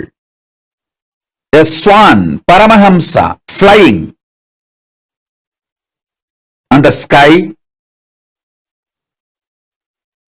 is just floating in the sky. His reflection falling on a swimming pool. The reflection is you. The swan is Paramashiva. The swimming pool is your body.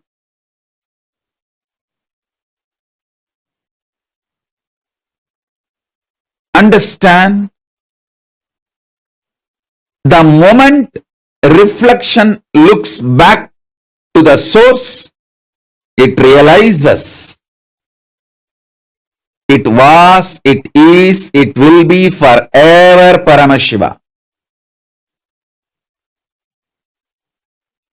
Sometimes the reflection feels it is being hurt by the waves in the swimming pool.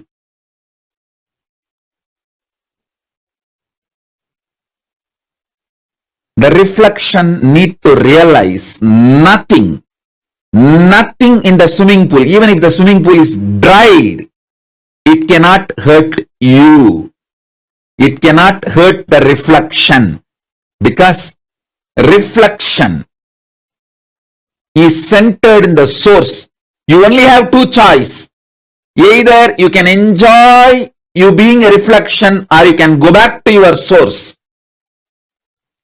Beautifully, Paramashiva explains to Devi, anything goes circular. Listen, anything goes circular, repetitive, is reflection of me, even when it believes it is suffering. It cannot suffer. It can only forget its existence. In the delusion, it can force itself and imagine itself as if it is suffering.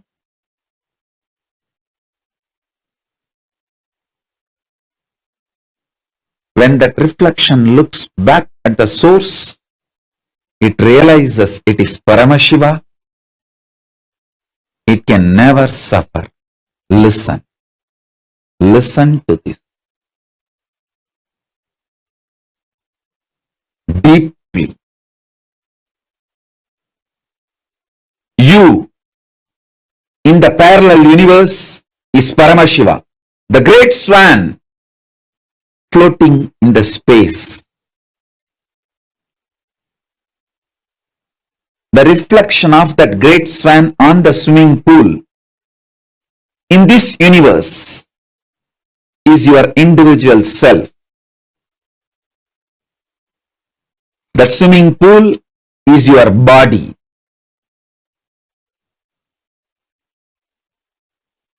Anything which goes round, listen. Paramashiva explains so beautifully. I'll tell you in the modern language, whether it is an atom or known universes, everything goes round it is in circular motion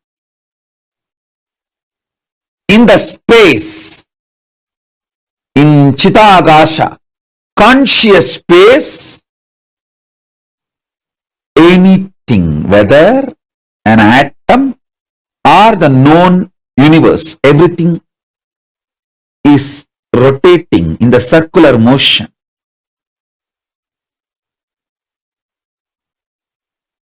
What is created in the circular motion is called circular time. The time which circles, repeats itself.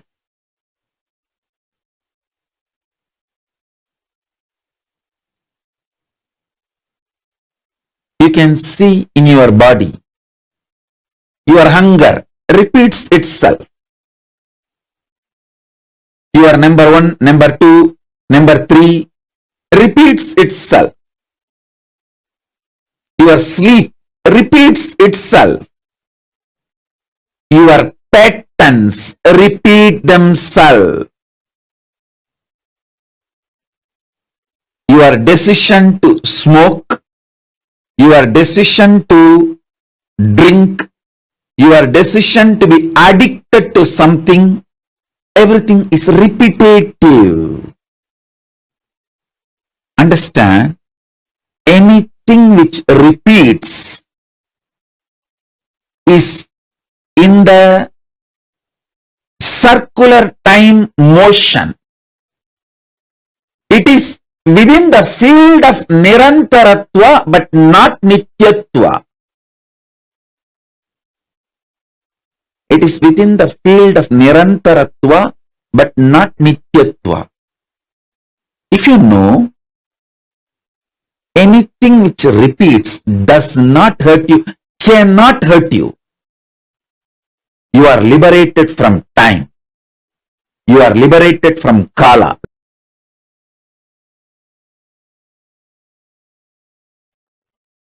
Among the 7 dimensions of the time,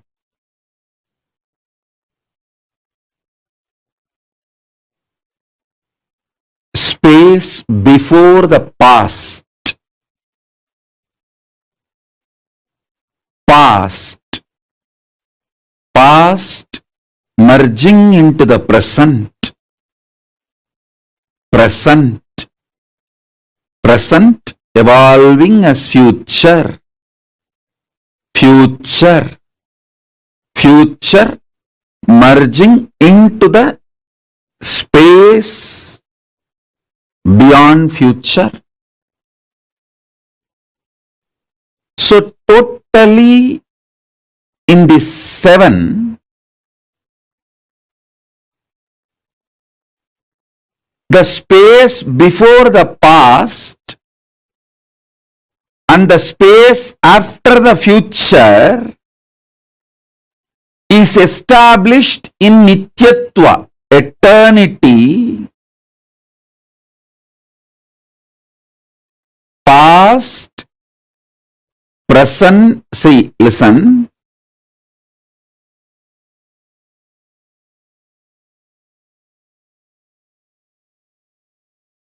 Past, past becoming present, present, present evolving as future, future. This five is Nirantaratva.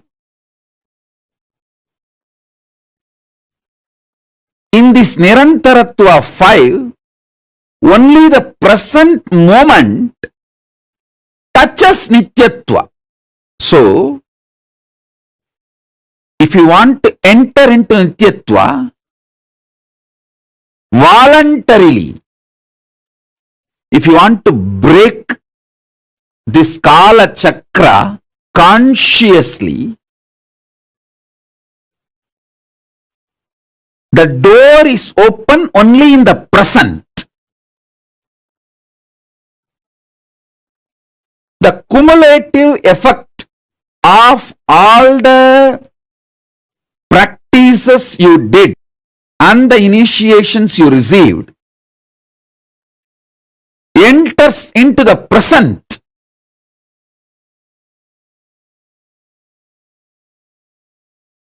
And makes you experience Nityatva. Listen. I wanted all of you to remember the cognitions I gave about Nityatva and Nirantaratva. Nityatva is 7, Nirantaratva is 5.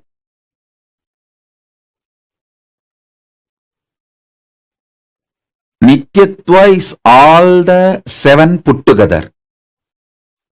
Nirantaratva is this 5. In this 5,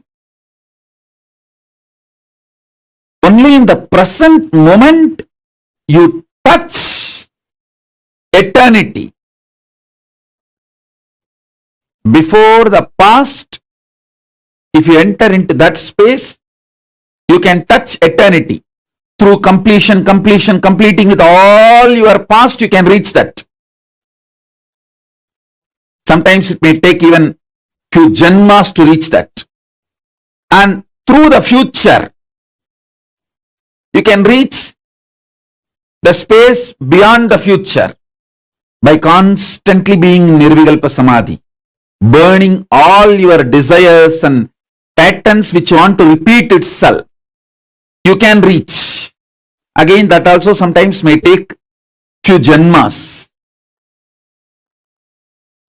But entering into that Nityatva can happen in the present moment just through initiation.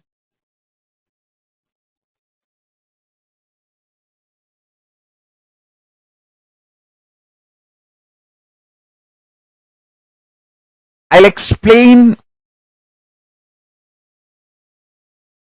this eternal, the truth of eternity. Understand? Many of your patterns, sufferings, fears are impulsive, not existential based. If you decide to sit with you and relaxed way look at you and have a matured conversation with you, much of your fears have no place inside you. If you just want to throw tantrum, how can he do that? How can she do that? How can this person do that? How can that person do that? If you are interested in throwing tantrum, all the fears, greed, everything has a place in you. But this constant tantrum based reaction and action, the life you are going to manifest around you is going to be hell. Listen to that truth. See, the constant tantrum throwing, violent hatred, action, reaction, you are going to create hell around you.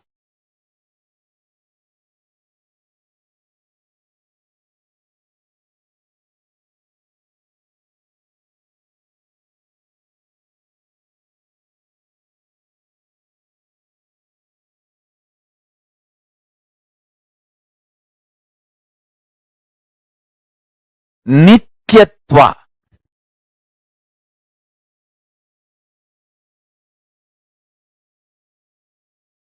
I can use and maybe I'll create a new word. Eternal, cosmic constant.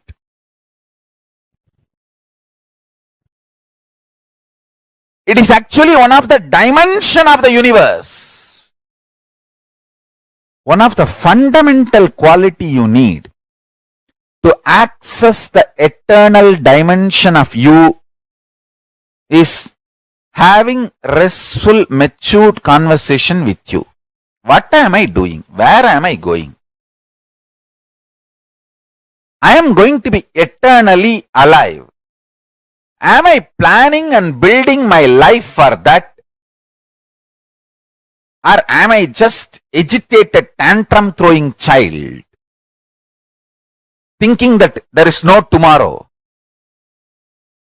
When it comes, let me face. Understand, all suffering is nothing but having this attitude. When it comes, let me face, and when it comes, you will not be able to face. That is a suffering. Understand, this is too important statement I am making. All suffering in your life is because of that blind spot you have. When it comes, let me face, and when it actually comes, you won't be able to face.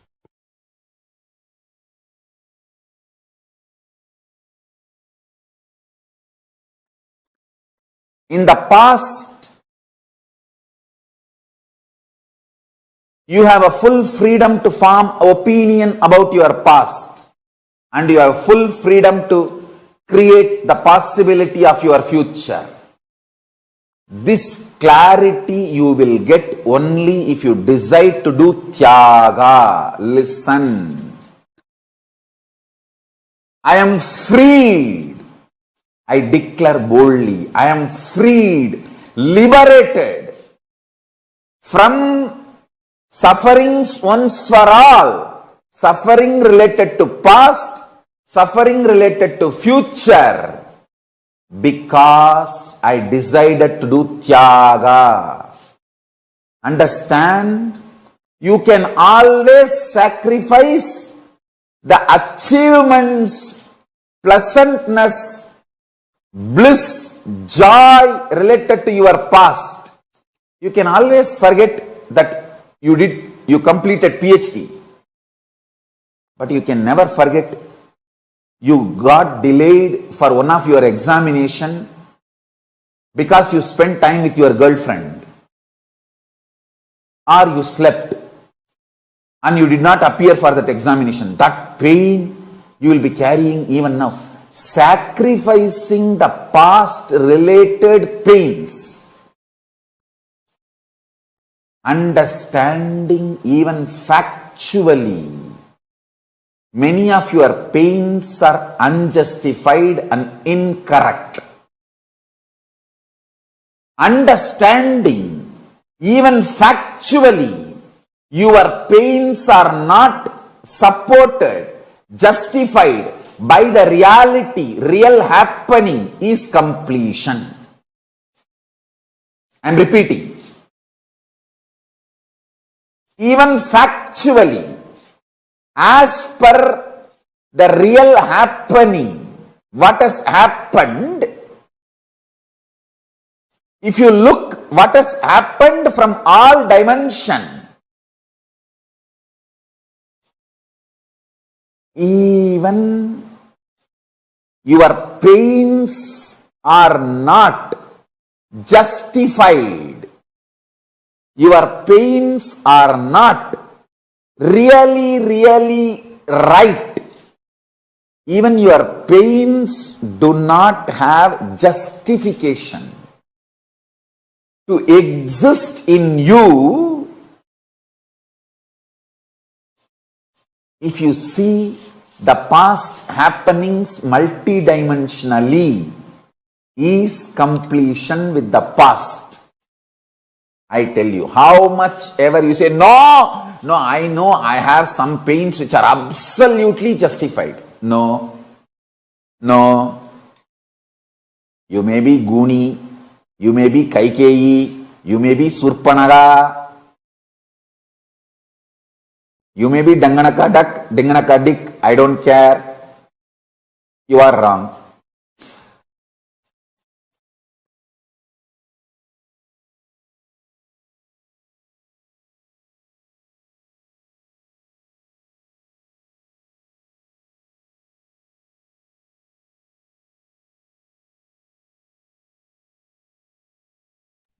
Your past, the past becoming the present.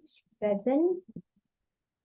think this is like such a breakthrough revelation, understanding the Nityatva, Nirantaratva. Okay, let me start this with a question. Can I request every one of you to post what according to you is Nityatva, what according to you is Nirantaratva? Come on, can I request all the participants to post, please? Madonna, Karen Hadley. Karen is laughing. Okay, come on, every one of you post what is Nityatva, what is Nirantaratva. Virupaksha, since you told, the previous time we played this video, it was not complete, so we replayed it just to make sure that you also understand. Come on, all the participants, Ma Wei Huang, Ma Zijing Yao. Can I request every one of you to post?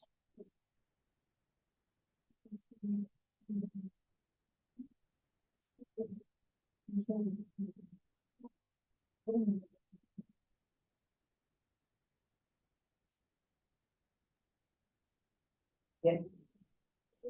Come on.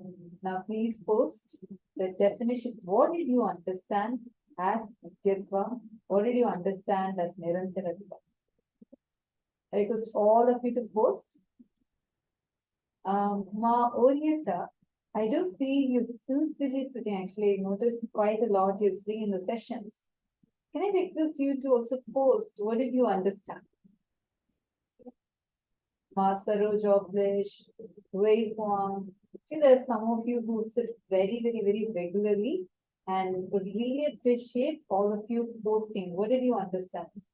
And same way, and similarly, Prakash Rao Ayya, Asim Ayya, Harshal Mahajan, Chellaya Parani Andi Ayya, Ashok Amin Ayya, Teike Zhang, Du Xing Zhu, Lincoln Souza, and Xingxiang Wang, Ma Sonal, Zhang Shu Cheng, Yang Zun, Xin Ming Weng. There are a lot of you. Can I request every one of you to please come on camera? Can I request all the participants to come on camera, please? See, today's is too important and want to make sure none of you are missing it out. It is very important because today's session directly is going to be working on your inner space, giving you a complete breakthrough. So please make sure that you're not missing out. I request everyone to be on camera. Come on, dear participants, Madhyana, Malilian Mustaf, Machetana Patel. Come on, every one of you post. What is Nityatva? What is Nirantaratva? Ma Sudha Dandapani, you're guessing based on the word Nityatva. What is Swamiji revealed in this session? Ma Johanna, Ma Mohini Lata,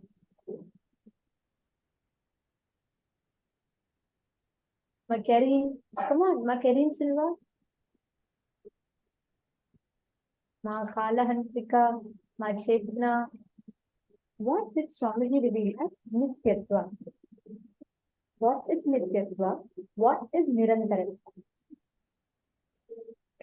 Everyone is trying hard to guess, trying to see what is it, what is it. Okay. Nityatva, Swamiji beautifully reveals this concept of time. The first thing Swamiji reveals is anything that goes in circular motion cannot touch you, cannot affect you. Swamiji gave the example of the pond, the swan, and the reflection of that swan on the pond. And the supreme swan is Paramashiva. The reflection is us. The ripples in the pond cannot affect the reflection. The reflection is untouched by the ripples created in the pond. Am I right?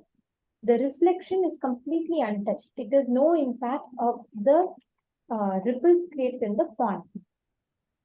Now, the only thing that you need to do is understand that you are reflection. You're not part of the pond. All the ripples happening there is not going to affect you.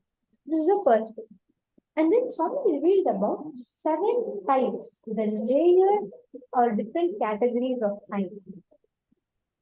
Listen very carefully. Nirantaratva is the ephemeral dimension. For example, the past entering into present, present entering into future.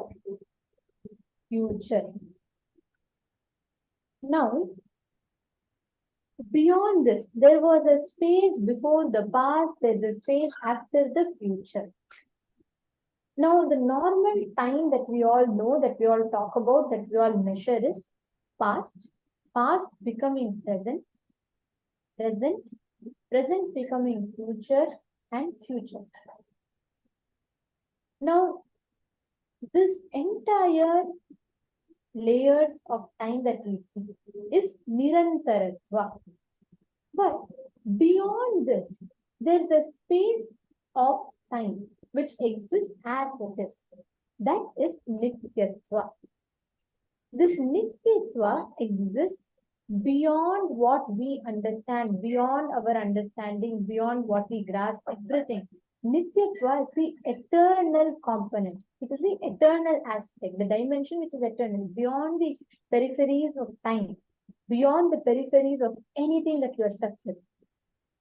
For how many of you you're hearing this for the first time and you feel like, it's like, oh my God, it's going above the head. How many of you feel like that?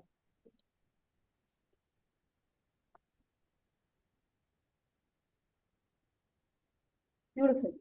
See, please catch it. Please understand this truth. Everything that is going in a circular motion, in a loop, we are stuck. And we cannot affect us. We are not stuck in that. Anything that goes in circular motion is only an illusion. That time which goes in circular motion is an illusion. It cannot affect you, the consciousness which is centered. How many of you are like, oh my God, is this? Like, what? My Janet is saying me, my Sonia is saying me. Donna, okay. You're saying you don't know how to spell. No problem. Okay.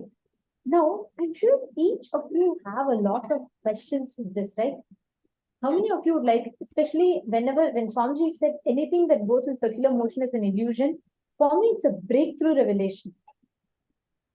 And I have a good news for all of you here. Today, all of you can ask your questions directly to Swamiji, not just prayers and boons, any questions. We all learned about Nityatva, Nirantaratva, the circular dimension, time, how anything that goes in circular motion does not affect us. Actually, that if I get a chance, I would definitely ask Swamiji about that because it is such a breakthrough revelation. How can something that goes in circular motion and not something that is anything that goes in circular motion, Swamiji said, cannot affect us? It's a delusion. And because time goes in circular motion, it is a delusion. Wow. It was like, even now, I cannot completely grasp it. I feel like, when Swamiji reveals further, we all will have extraordinary breakthroughs with that. So today, any of you have any questions that you would like to ask, you can feel free and post it to Swamiji. During the darshan, you can post your questions directly to Swamiji and Swamiji himself will be answering them. Yes, that's right. You get to ask your questions to Swamiji. Mylina Mayer saying it's not that easy with the 7 and 5 points. Don't worry, Mylina Mayer. As you repeat it, as you start understanding it, you'll start grasping it. It's important that you understand the truth, not the words. Leave the words. Words are secondary. But it's important that you understand the truths. The 5 layers that is in front of us, and the 6 and 7. The whole 7, there's a, listen very carefully, there is a space before the past. There is past. Past entering into present. There is present. Present entering into future. And there is future. And there's a space after the future. Now, all of us interact with, know, understand about only till the periphery of future and past. Past becoming present, present becoming future, future. This is Nirantaratva. We are stuck in this rut. But beyond these 5 dimensions, there is a space before the past, there's a space after the future. Now, that entire loop is Nityatva. That is what all of us are going to be initiated into today. Swamiji is going to be liberating us from all this time loop that we are stuck in, and he is going to be raising us to that highest consciousness. Catching it clear? Anyone else having any questions? Okay, so this is Nityatva and Nirantaratva. Now, all the time loop that you get stuck in, every time you're stuck in a certain past pattern, certain present, any issue that you're stuck in, if you complete with this one cognition, if you understand this one truth, you will see a beautiful way the shift will happen in you. So Deepak Katharaya is asking, what is the reason for incompletions in our life?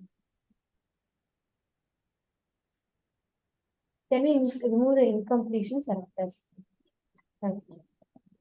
That's a good question. See, please understand me.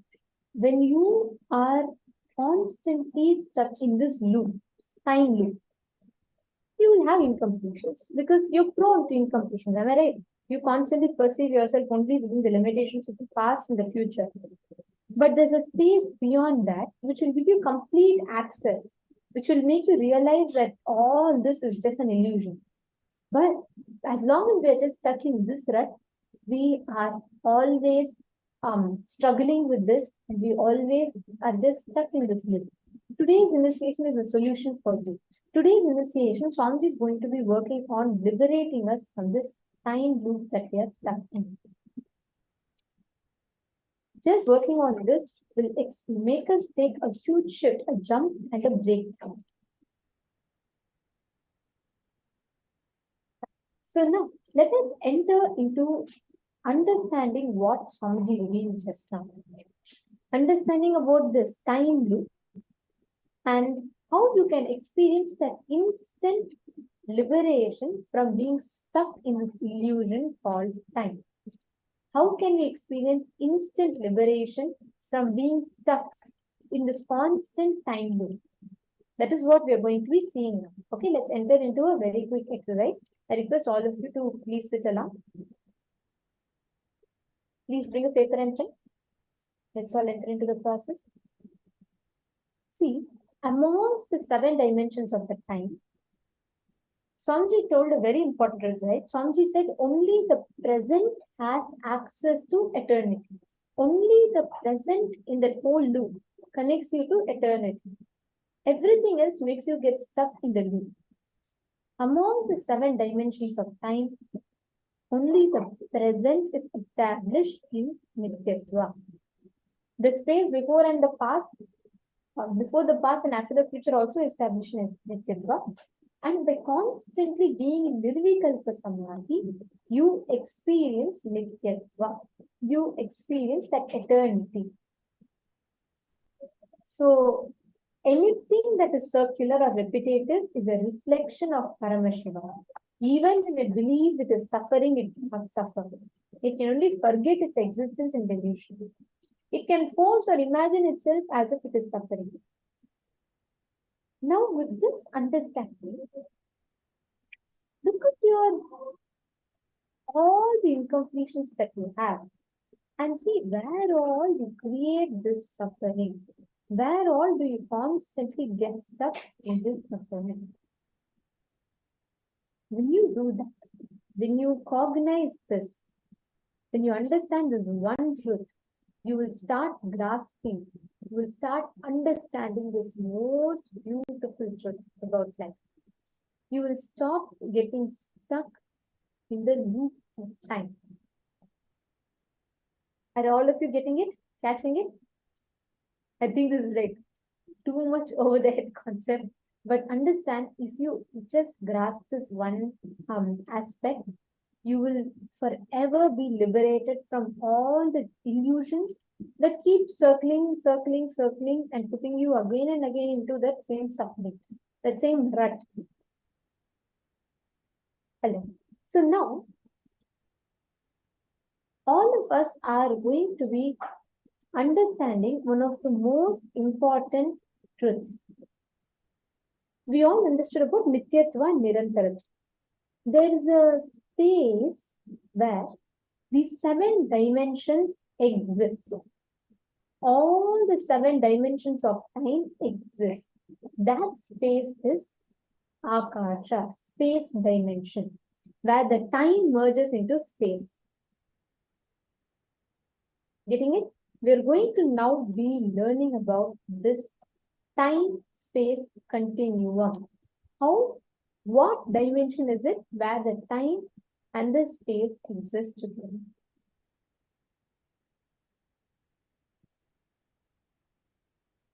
So, I request every one of you, can every one of you take a few minutes and please post whatever understanding you have had so far about the Nityatva and the Nirantaratva dimensions. Come on, every one of you post so that you will understand the whole thing better. You'll be able to grasp the time-space continuum much more better.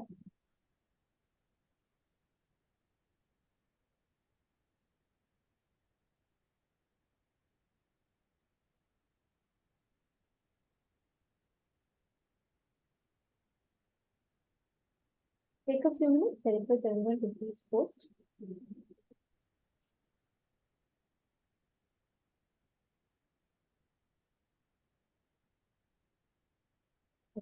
Now, let us all understand this profound truth about the time-space continuum. It's a next level concept, so please enjoy.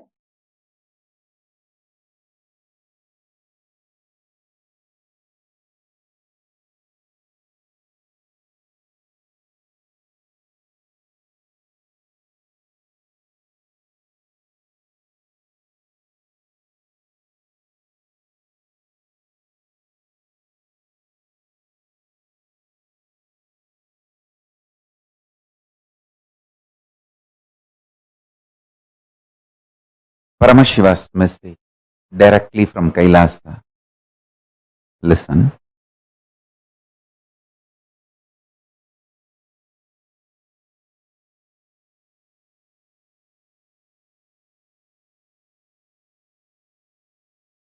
Time and space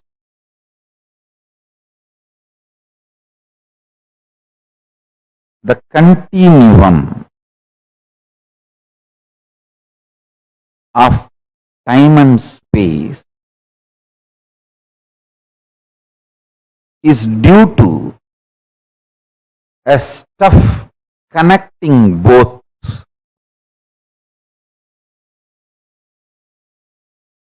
That stuff is called Maya Tattva in Vedic tradition. It is not there, but it is there.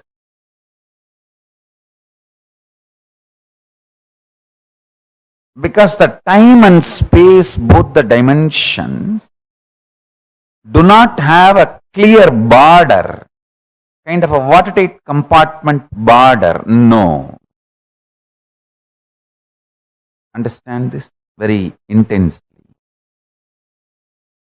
For example, if time and space put together is 100 meter, consider an 100-meter clock as time and space. For some people, 60 meter is time, only 40 meter is space. For some people, only 30 meter is time, 70 meter is space. The time and space continuum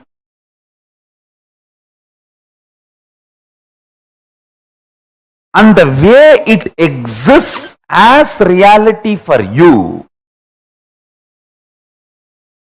is not the way it exists as reality for others. That is why some people are so excited to wake up in the morning.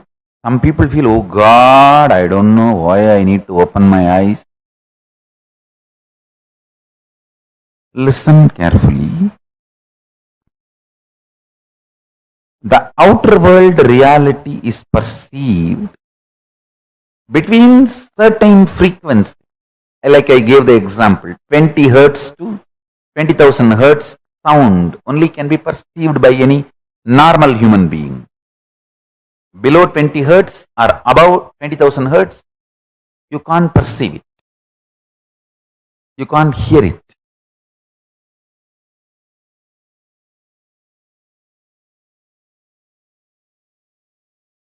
Just like the sound below the 20 hertz, above the 20,000 hertz can't be heard by normal man, but it can be heard by extraordinary capability. Same way, this reality which all of us are commonly sharing with the word called world. This is also between certain frequency. For example, we will give the same like sound, 20 unit Maya to 20,000 unit Maya. It's only an example I am giving you.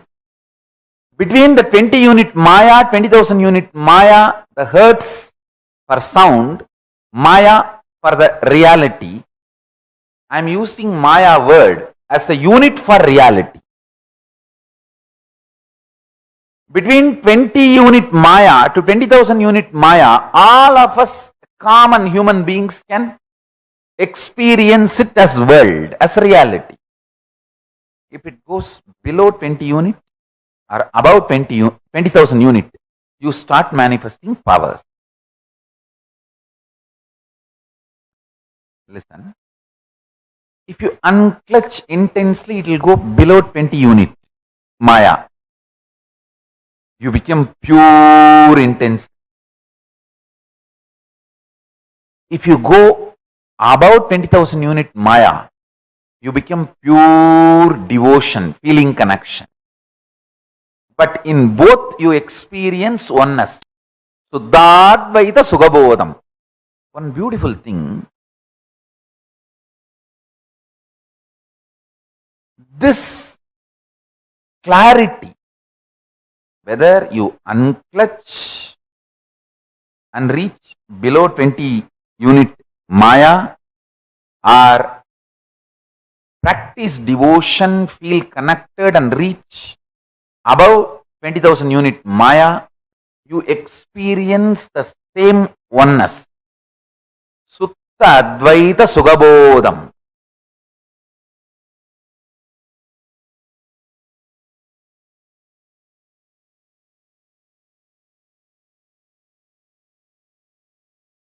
If I initiate you into power manifestation, your whole body, mind starts getting grounded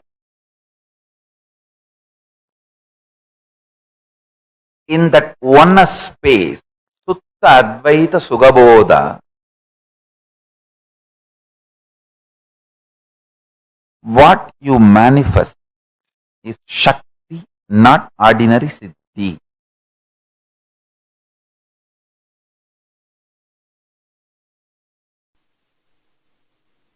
Listen. The higher dimensions, when they enter consciously into the lower dimensions, they manifest as powers. Unexpected positive turn of the events and the reality you experience. You can name it as miracle, you can name it as power, you can name it as a God's grace, you can use any name you want, but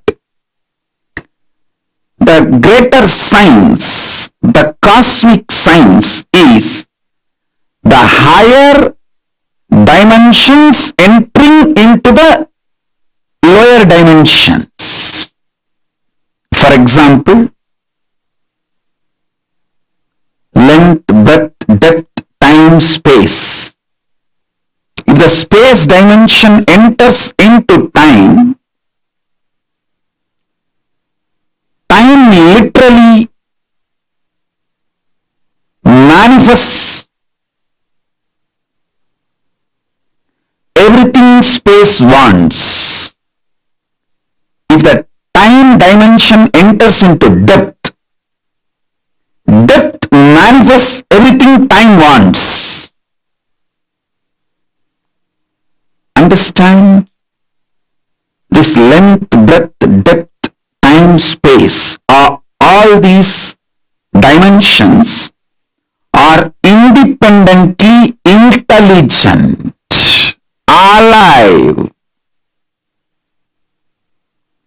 able to make their own conclusions and respond within their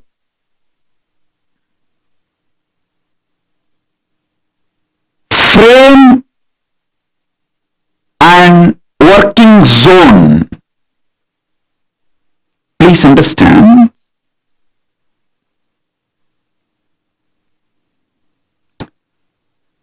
the length dimension is responsible for your logic, rationality. The breadth dimension is responsible for your ability to feel the emotions, feeling connections. The depth dimension is responsible for you making cognitions, powerful cognitions about life beyond your logic and emotions. I am mapping the cosmic dimensions into your practice practical, every day-to-day experience. Listen.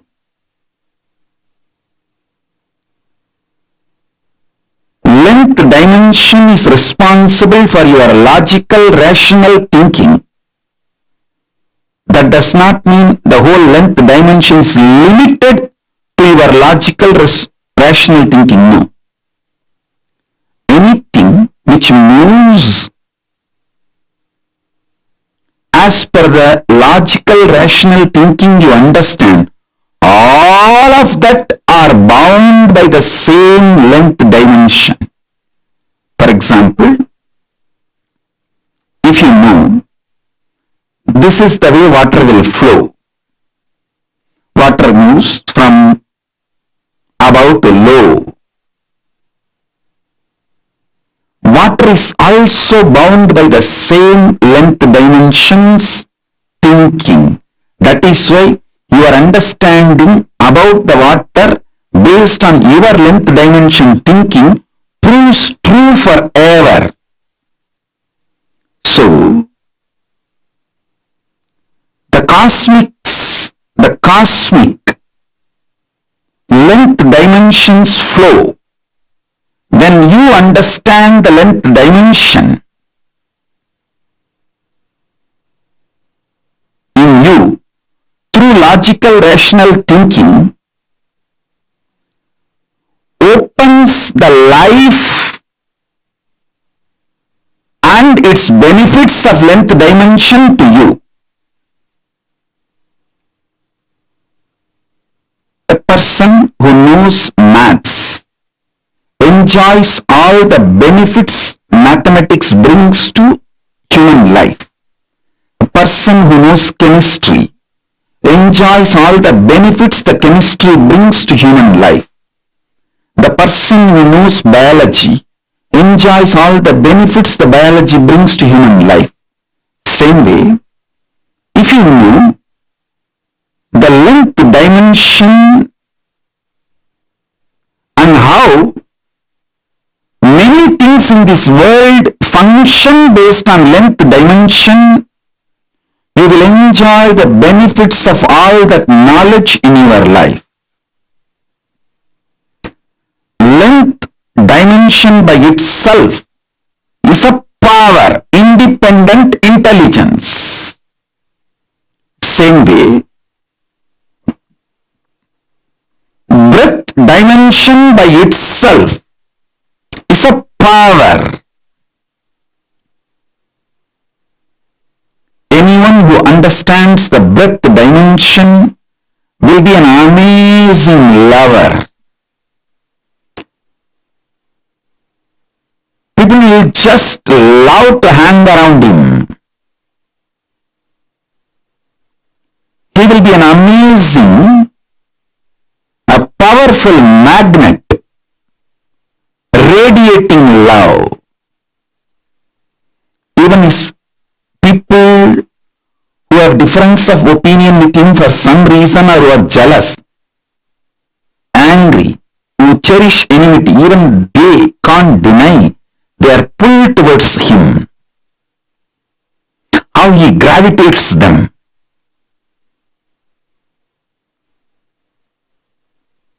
A person who understands depth dimension of the universe has access to everything which functions centered on any principle.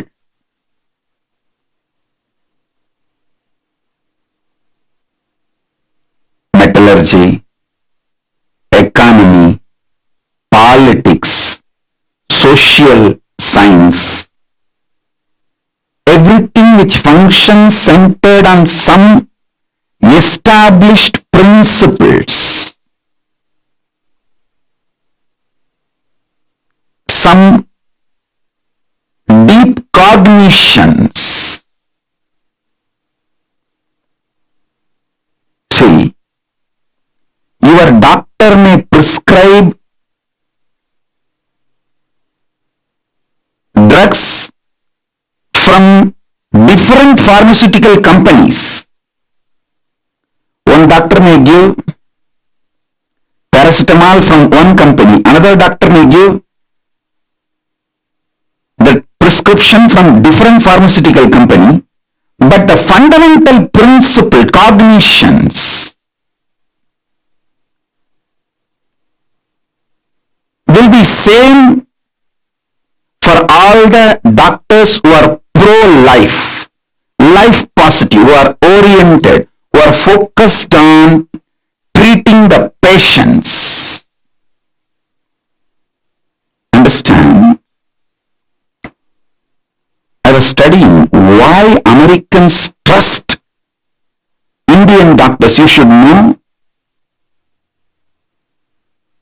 Indian doctors are the most successful doctors in US, not just in number or making money, trusted by the patients, because fundamentally they don't compromise on the health of the patient.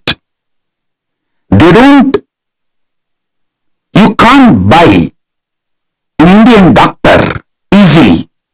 I'm not saying the other culture doctors can be easily bought over. No, I'm not saying any of that. Don't make negative inference. I only wanted to say the statistics available, data available proves not only big pharmas are not able to buy Indian doctors to do unethical practices, the patients also have a high trust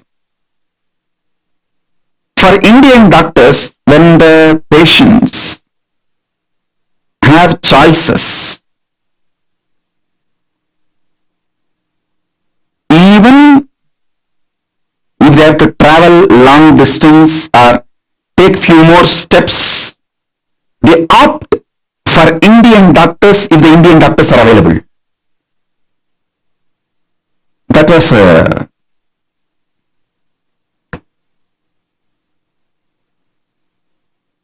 surprise. I should say pleasant surprise. Because fundamentally, Hinduism drills the cognition life is sacred. Ahimsa paramo dharmaha. Make money within the framework of non-violence. Do not violate the fundamental principles of life. So understand, every dimension, when it enters into the lower level dimensions, it manifests intense power. Now, I want you to understand,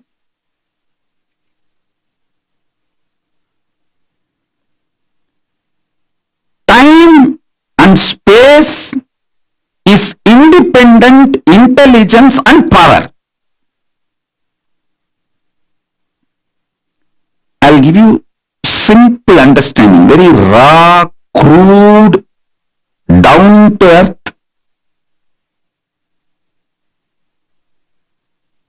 simplest understanding. You just try to internalize this one understanding. I'll help you to go through the whole initiation and make you manifest this power. I commit with you. Just understand this one. Time is as alive as your skin. If you believe, cognize, your skin is alive. If somebody massages your skin, you feel good. If somebody cuts it, you feel bad, pain. How much your skin is alive much, I should say little more than, much more than that, time is a alive skin of the cosmos. Listen, where your skin ends, the skin of the cosmos, which is called time, starts. Actually, your skin and the skin of the cosmos both always touch each other. You can't be away from cosmos. Understand this?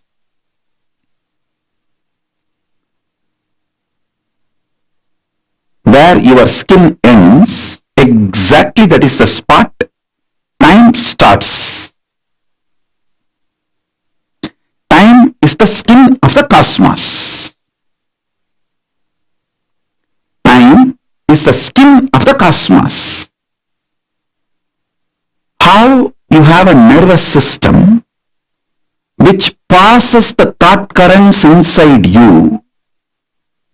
Same way the cosmos has a nervous system which passes its decisions and thought currents, that is the space. Your skin is alive. Your nervous system keeps you living. The equivalent of your skin for the cosmos is time. Equivalent of your nervous system for the cosmos is space.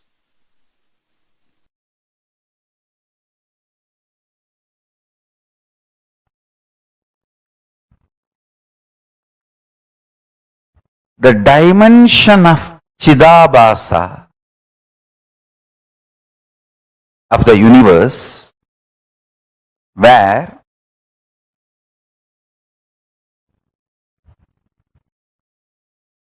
the activism of Chit and absolute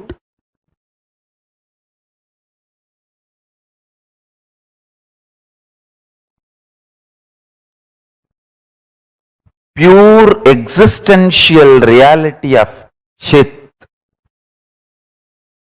Listen, the activism of Chit, we call it as Shakti. Its pure existence of Chit is called Paramapurusha.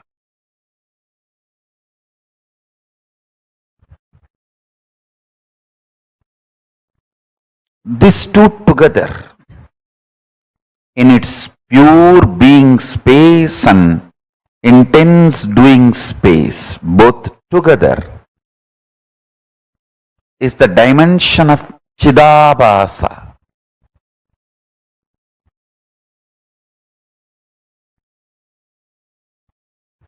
That space of Chidabhasa is the source of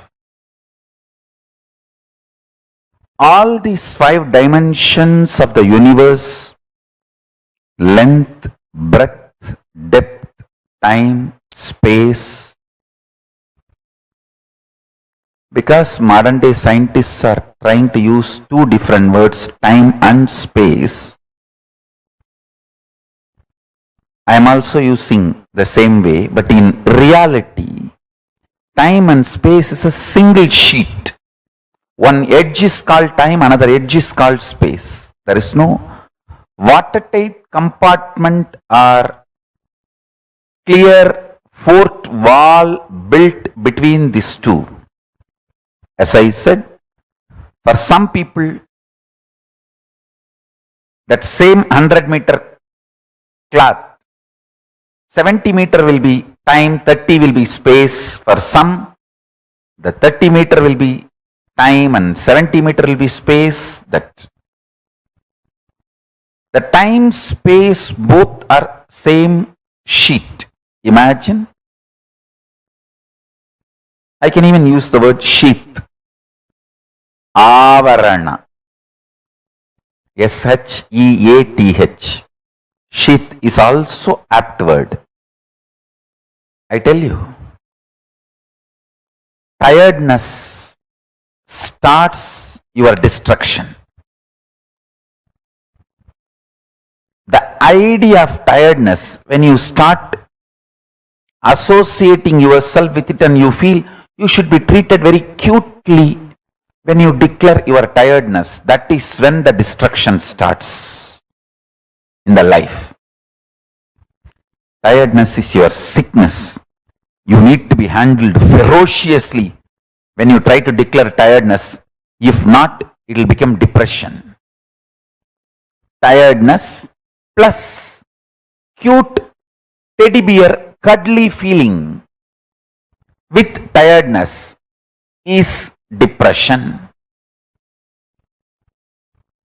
When you are tired, don't try to hug the teddy bear, cuddle teddy bear. Don't expect people to treat you with a cuddly teddy bear behavior. When people treat you cutely like teddy bear, when you are tired, be very clear. You are going to be destroyed in depression, and those people who are treating you cutely are responsible for your depression. When you declare your tiredness, you need Kala Bhairava to deal you, ferociously wake you up.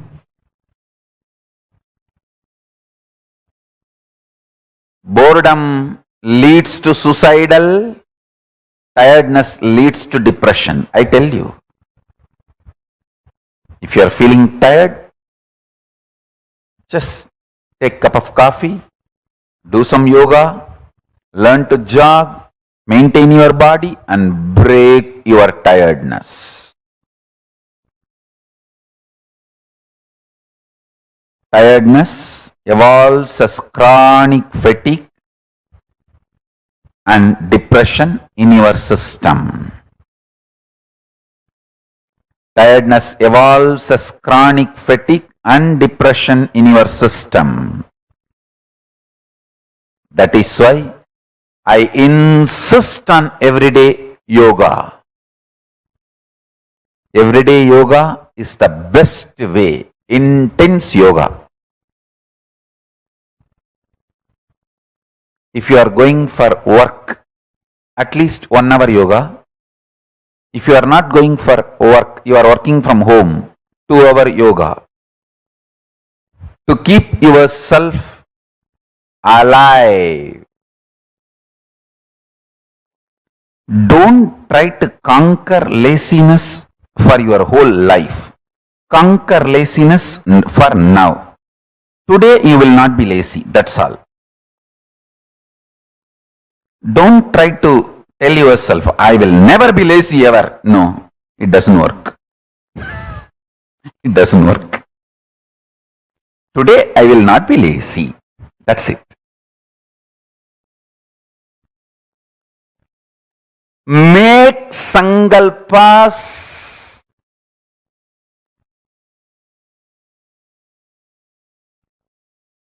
only to the time space available to you immediately.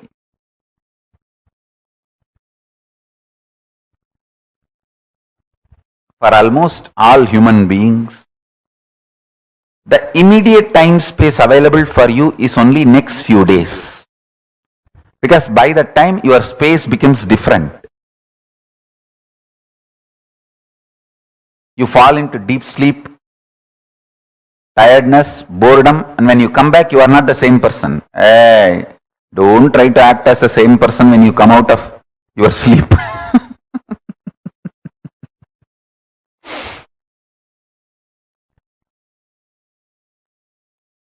Immediately what is available to you.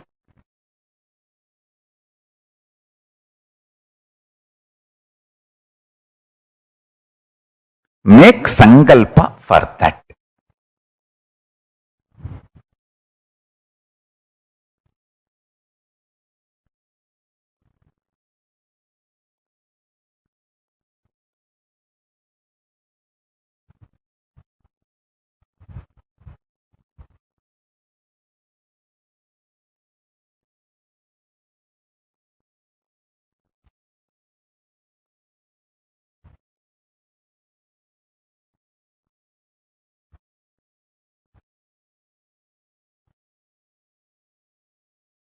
I'll give you few techniques and understandings about this time-space continuum. See, the time-space continuum word, only I am trying to explain by using the original Sanskrit word Chidabhasa. The Chidabhasa only I am trying to translate with the English word time-space continuum. Some of the understandings related to time-space continuum and techniques I will reveal. Understanding is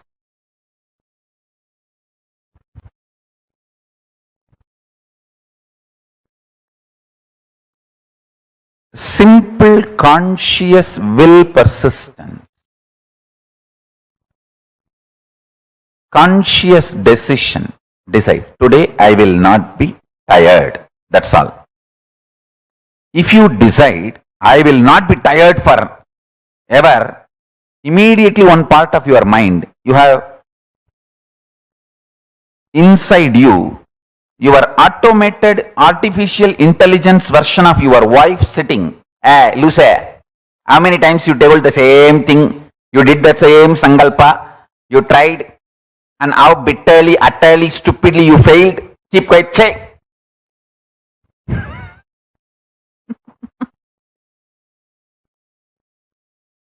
Declare supremacy over the time space available to you. That is what I call Satya Sankalpa.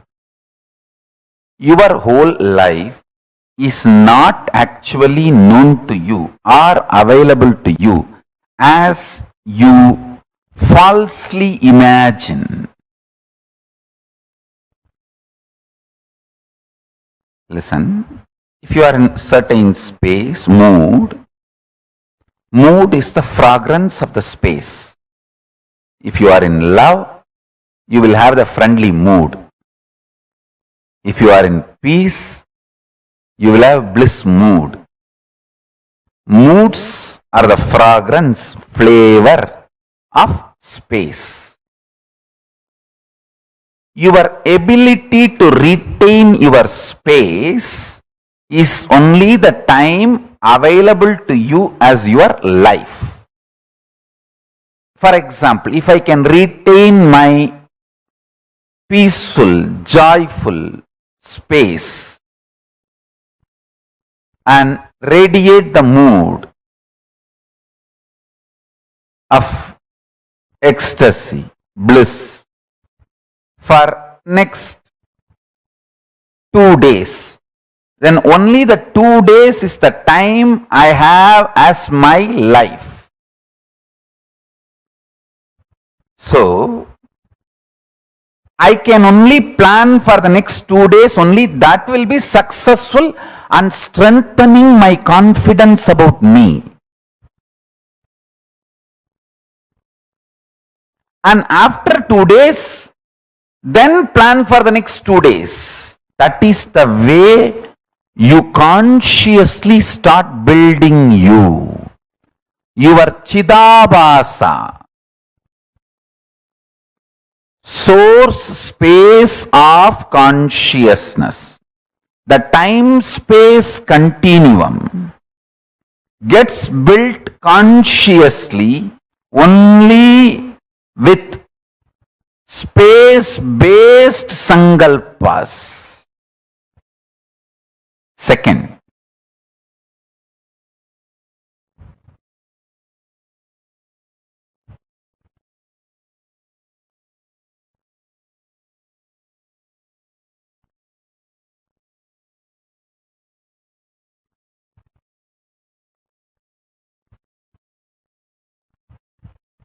this may look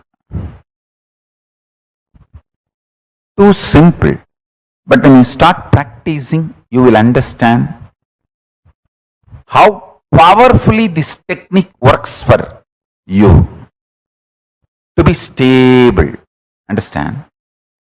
The most beautiful emotion which can bring stability in your life is love. Morning when you wake up the Atma Linga which you are wearing. Mahadeva, please wake up. Morning when you take bath, Swamiji, please take bath. Pour few drop water on that linga. Always wear it. That is the best way. Pour water on your body and pour water on the linga. Swamiji, please take bath.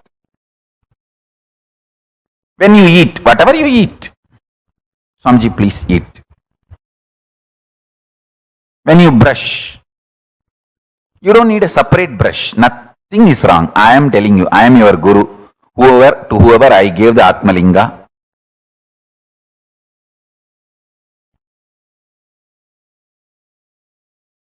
maybe you don't need to put the same brush on the Atmalinga, but take little Haritaki powder and put it on. Swamiji, please brush the teeth. Mahadeva, please brush the teeth.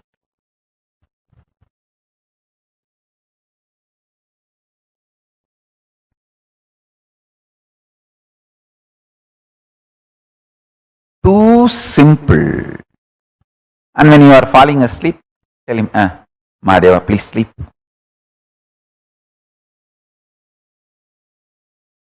Love manifests that Chidabhasa, time-space continuum in you, sweetly and beautifully.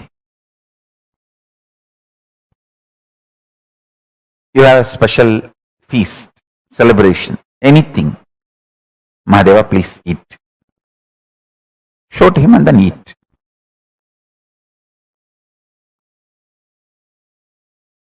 Start this. It is too simple. Time-space continuum.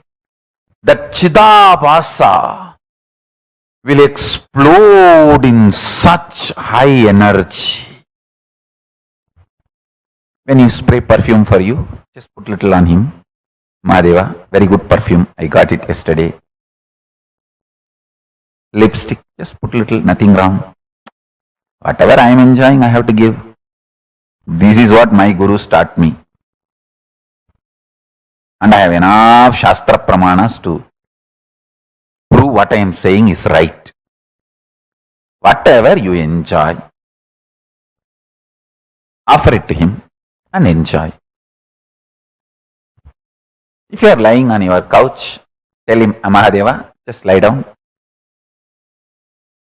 Rest, enjoy this sea beach. I tell you, he is neither outside you nor beyond your reach. He is the source of you. When you generate a love, sweet relationship, that makes your time-space continuum huge.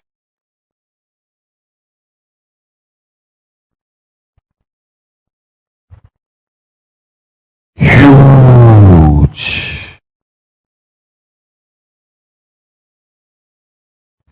Even if you don't feel like wearing your Atmalinga, even the Rudraksha is actually Rudraksha Linga. Many times, the Shastras allow, you can keep Rudraksha as the Rudraksha Linga and do Shiva Puja to that Rudraksha Linga itself. Agamas allow it. So you can keep your the Rudraksha, Kantamala itself as Atmalinga. If you don't have Atmalinga or don't want to wear the Atmalinga, you can treat Kantamala itself as Atmalinga and tell, hey, Mahadeva, please eat. Mahadeva, please take bath. Mahadeva, have shampoo. Mahadeva, have perfume. Understand this continuous love continuum will make your Chidabhasa powerful. Your Chidakasha will become strong and the time-space continuum will expand. I tell you, this attitude, this will start building everything. People who lived around me can remember very clearly, even if some book is printed, invitation printed in our Kailasa, in our Sangha, and first copy is brought to me, first I'll take it and put it on Atmalinga. I always have Atmalinga on my body. Whenever, if I am not wearing it, it is there in the Ananda Gandha. I'll put it on Atmalinga and say, Paramashiva, please have it. I tell you, that will bring such extreme sweet relationship. And you just see, even if you start understanding He is watching over, He is continuously seeing you, that is enough to make you fall in love and explode in love. I have seen people, the moment they know I am seeing them, they just go crazy with love.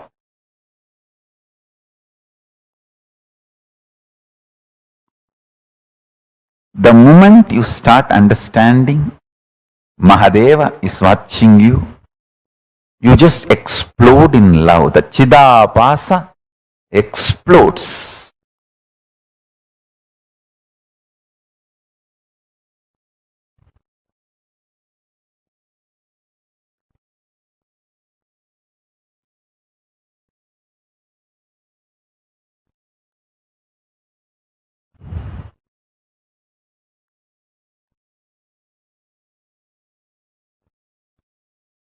Vyutpatti of the word Chidabhasa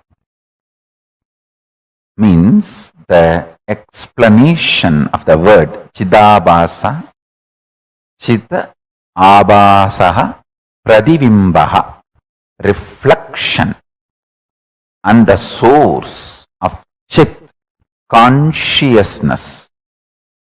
Buddhavatma Pradivimbe Jivaha Jive. The source and reflection of consciousness, Chit, in the Buddhi, in your being, self. Buddhi vritti chidabhasau idi vedanta karika. This word chidabhasa is used in Vedanta Karika as buddhi vritti chidabhasau.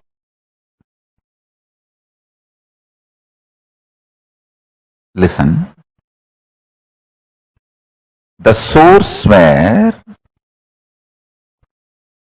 the being of Chit and doing of consciousness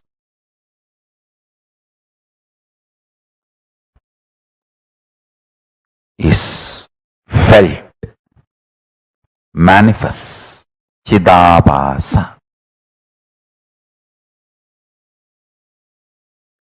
First few days only it will be like a monologue. You are talking to Paramashiva. Just after a few days you will see that he is responding in your inner space. You just know he accepted your food. You just know he is happy with the cold shower you gave. You just know he is happy with the perfume you gave. The love starts becoming complete circle. You give, he showers. You give, he showers. That whole ecstasy starts. I tell you. He always showers. He always showers. He always showers.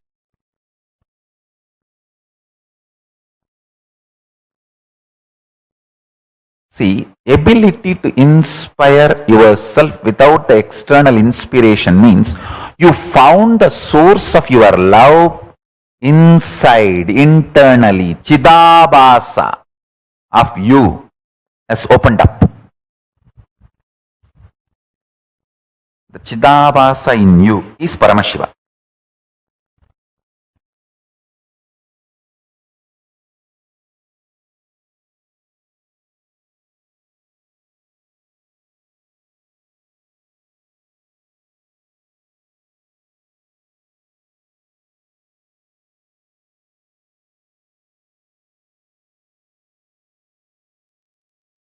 How many of you understood the time-space continuum in the most unique aspect?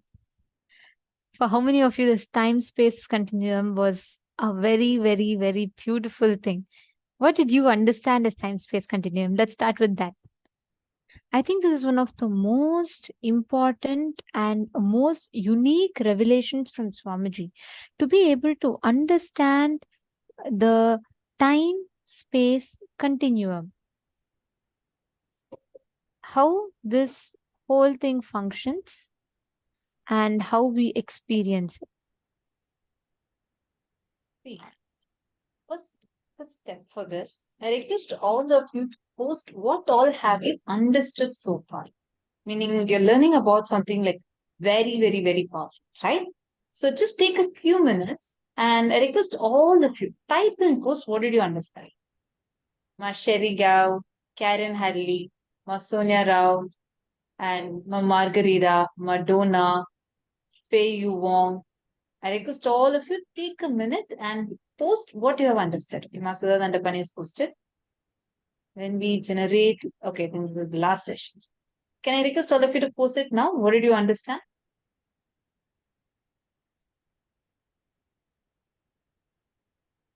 Take a few minutes and post what all you have understood. When we generate love, that makes our time-space continuum huge, right?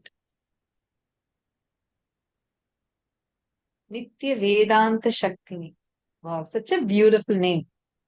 Ma, what did you understand? Diana's pillow was posted. Love is a source that needs to open up inside of us. All right.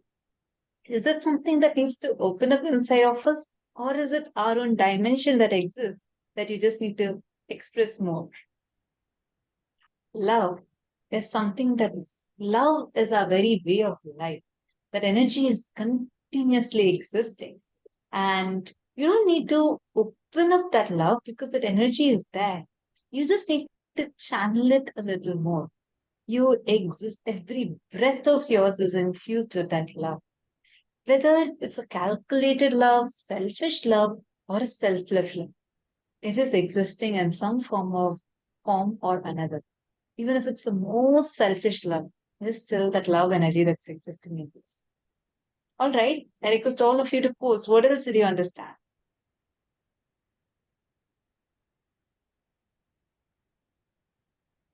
Come on, all the male participants.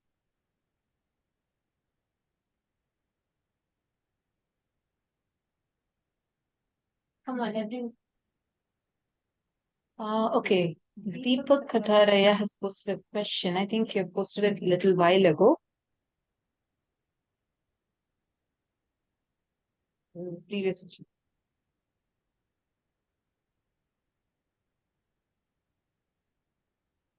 Deepakaya, can I please request you to also come on camera? I don't know see you on camera. Actually, A lot of you are not on camera. Can I please request every one of you to please come on camera? Come on. Bhupendra Goderavaya, Nithyanandam, Taike Zhang, who's saying, I understand for many of you it's late in the night, and for each of you, you're all in different time zones, obviously. And it's wonderful to see you all sincerely sit even through your night and day to receive the initiations. So that's wonderful.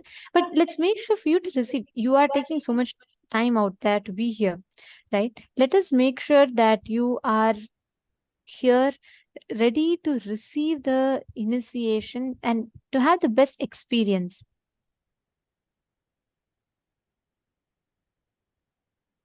Come on. Can I request every one of you to come in the camera? Very, very soon we'll all be entering into darshan and we'll be entering into the preparation for the darshan. So it is very important that we understand these truths. We apply these truths. We understand the sciences and we are preparing for the darshan. So can I request everyone to please come on the camera, settle down.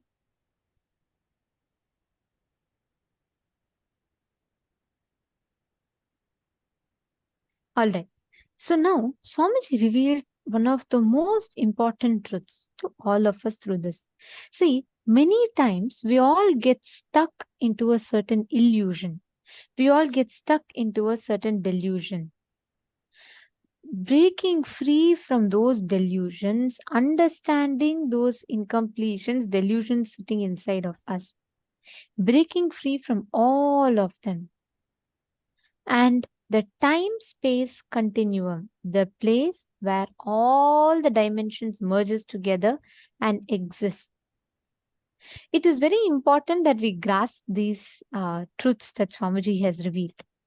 If any of you have any questions, you would like to understand something more, please make sure that you are having these questions during the darshan.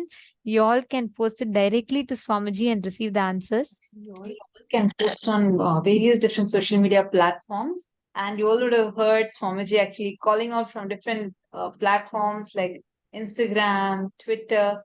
We have today's Paramashivoham post that is posted on these platforms. You can go and post a reply to it and ask your questions to Swamiji. And Swamiji will be blessed ones are definitely going to be receiving the answers directly from Swamiji, where Swamiji reads out your question and gives you an answer. Okay, Tirthurupaya has posted time space continuum exists for everyone, but it's experienced differently by all. For example, when you wake up in the morning, some are refreshed and others are tired. You can shift your time space continuum by living an Atmalinga centric life. Within a few days of practicing Atmalinga centric life, we will start to experience Mahadeva respond with love. So beautiful. How many of you actually started? You know, some of us carried Atmalinga continuously with us. Who all have already started living with your Atmalinga? This is one of my favorite from, especially when last season Swamiji had blessed us in the last day. And I literally saw him so many times, even like when a simple thing like weather or something we wanted to happen, just continuously talking to Swamiji through the Atmalinga has been miraculous. How many of you have been experiencing this? All have started this lifestyle.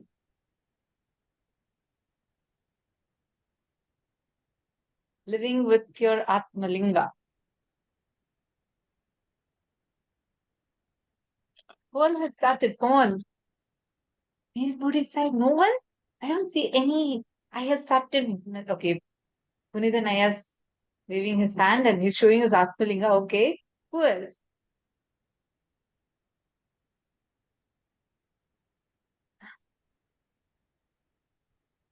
In a very, very powerful way, actually, Swamiji will be responding to you through your Atmalinga. It's just so powerful. Actually, He Swamiji also revealed one of the most important truth. The skin of the cosmos is time. Like how you have the skin in our body and we feel it, right? When you touch your skin, you feel it. When someone touches your skin, you feel it. The skin of the cosmos is time. Every time you are stuck in a certain incompletion, understand you keep rubbing in that time with friction. Actually, sorry, Mom. Satya has asked this question saying, Mom, my Atmalinga is chipped off and it's not healing itself. I have started to live with my wonderful, but don't worry. Just tell your Atmalinga to heal. It's like a superpower.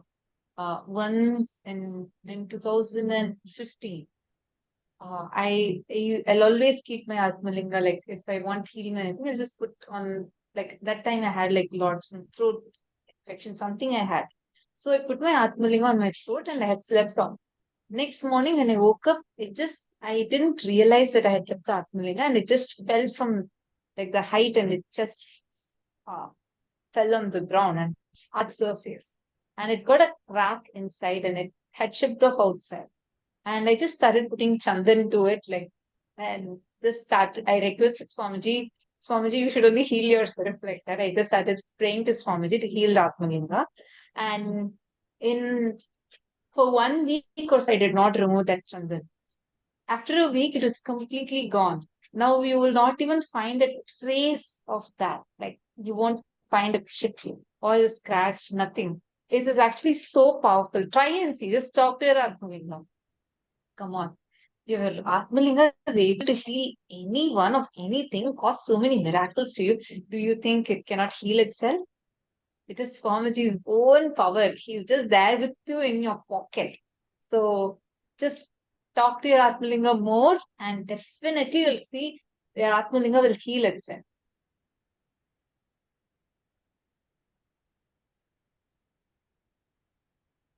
Consciousness, the skin of the cosmos, time is constantly rejuvenating itself.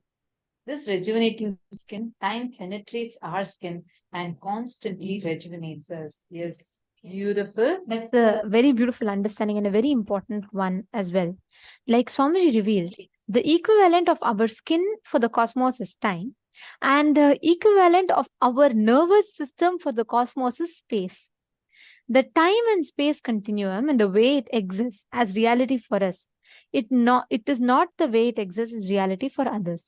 The way I experience time space continuum, the way she experiences time space continuum, the way you experience time space continuum, it is different. It is not the same for all of us. Ability to inspire yourself without the external inspiration means you found the source of your love inside internally, the Chidabhasa. Chit Abhasa.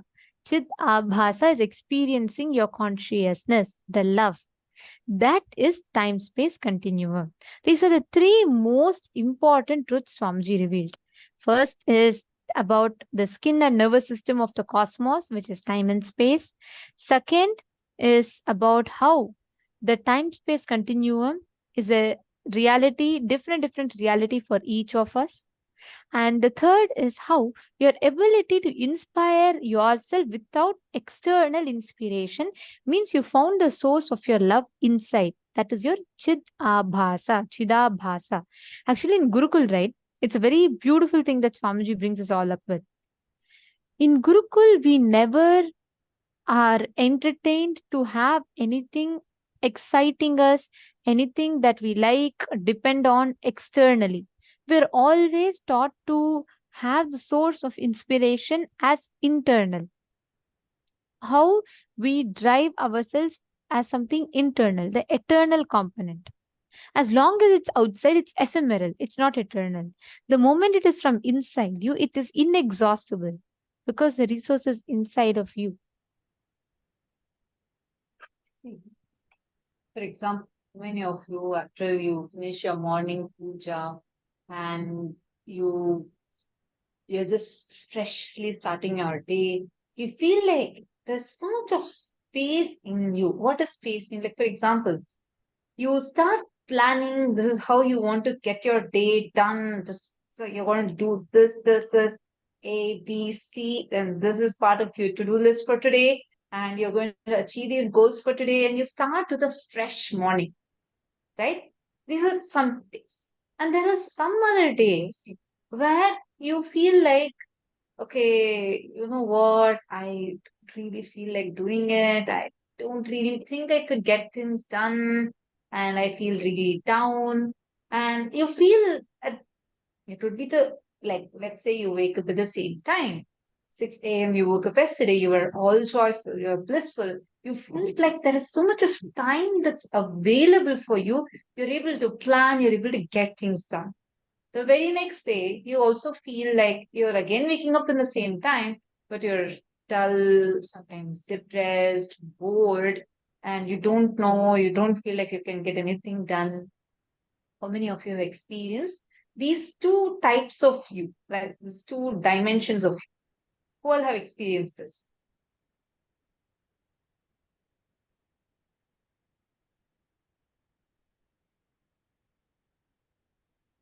who all has seen like this, these two kinds of things. Once you feel like, yes, I have so much of space, I can get these things done. And one more side, you feel like, not really, not today, maybe later. Or I just don't feel like I can do anything to. See, same time and space, look at how it's occurring for you inside, how you're able to experience life. It is not the actual available time or not. It is you, how you relate at that time and that space. Just take an example, Swamiji. How, if you actually look at the way Swamiji's life is, what all amazing things Swamiji has done for humanity. And actual life, the number of years Swamiji has lived on this planet Earth so far. You will feel like, God, how can one person do so much? Do you know Swamiji has the world record of being the single author who has written the Largest largest number of number of books. books. Single author who has written largest number of books, 1,200 plus books. Sorry, 1,300 plus books. Swamiji himself has written. And also, it's not just this one. Along with this, Swamiji also has the Asia Book of Records for the largest number of festivals celebrated in a year, and for the longest, like the largest number of asanas done in a single hour. And Swamiji also has been continuously sitting and conducting programs, curating the content for people, ensuring that people are experiencing the superconscious breakthrough, are able to manifest powers. And Swamiji is the world's largest collector of Drakshas. Swamiji is the world's largest collector of the palm leaf scriptures. And he has made all of these available to us. Like just anyone, even if they achieve even one of these dimensions, they cannot do it in Swamiji's scale. Anyone, if they have written these many number of books by now, they would be, I don't know, maybe 80, 90 years old. Swamiji is just 46. How can one person do so much and yet continue being like doing again and again, more and more and more? How? That shows Chidabhasa, where how the space expands for Swamiji in one at the same time, doing multiple things, running multiple projects, and sitting. And Swamiji will not, like how Swamiji says, right? You're not a number for me, you're a being for me. He will attend to each one of us one by one. How many of you feel like, I feel like Swamiji is there exclusively with me? How many of you feel that? Like he attends to you, you know that Swamiji is there with you. Look, so many of you raising your hands. Yes, understand that itself you can see. He does all of these and continues to be with each one of us. And on top of everything, Swamiji will say, I'm not doing anything. Paramashivam is doing everything. God, that is the way when you have the Chidabhasa, where you have the awakening of that consciousness in you. You have access to your whole space. You can just rock the world the way how Swamiji is doing. He's just there with us, continuously being with us. How many times you have felt like Swamiji just knows what you're thinking, and he'll just exactly attend to you. It might be through a blessing, it might be through a darshan, it might be through a satsang. It'll be like every satsang, so many times in satsangs, I'll feel like, yes, Swamiji is just talking to me. This is just for me, Swamiji is talking. And I'll see even so many more people feel the exact same thing. How attending to each one of us and doing so much. And making on top of everything, he makes this whole thing available completely for free to people. Whether it's books, whether it's the education, whether it is food, whether it is the health techniques, everything, yoga sessions. How? This is what will happen to you when your Chidabhasa, that awakening happens. Ma Diana's pillow is saying it's unreal, but we are seeing it in reality. That's actually just to, even if you start meditating, start even cherishing how Swamiji lives.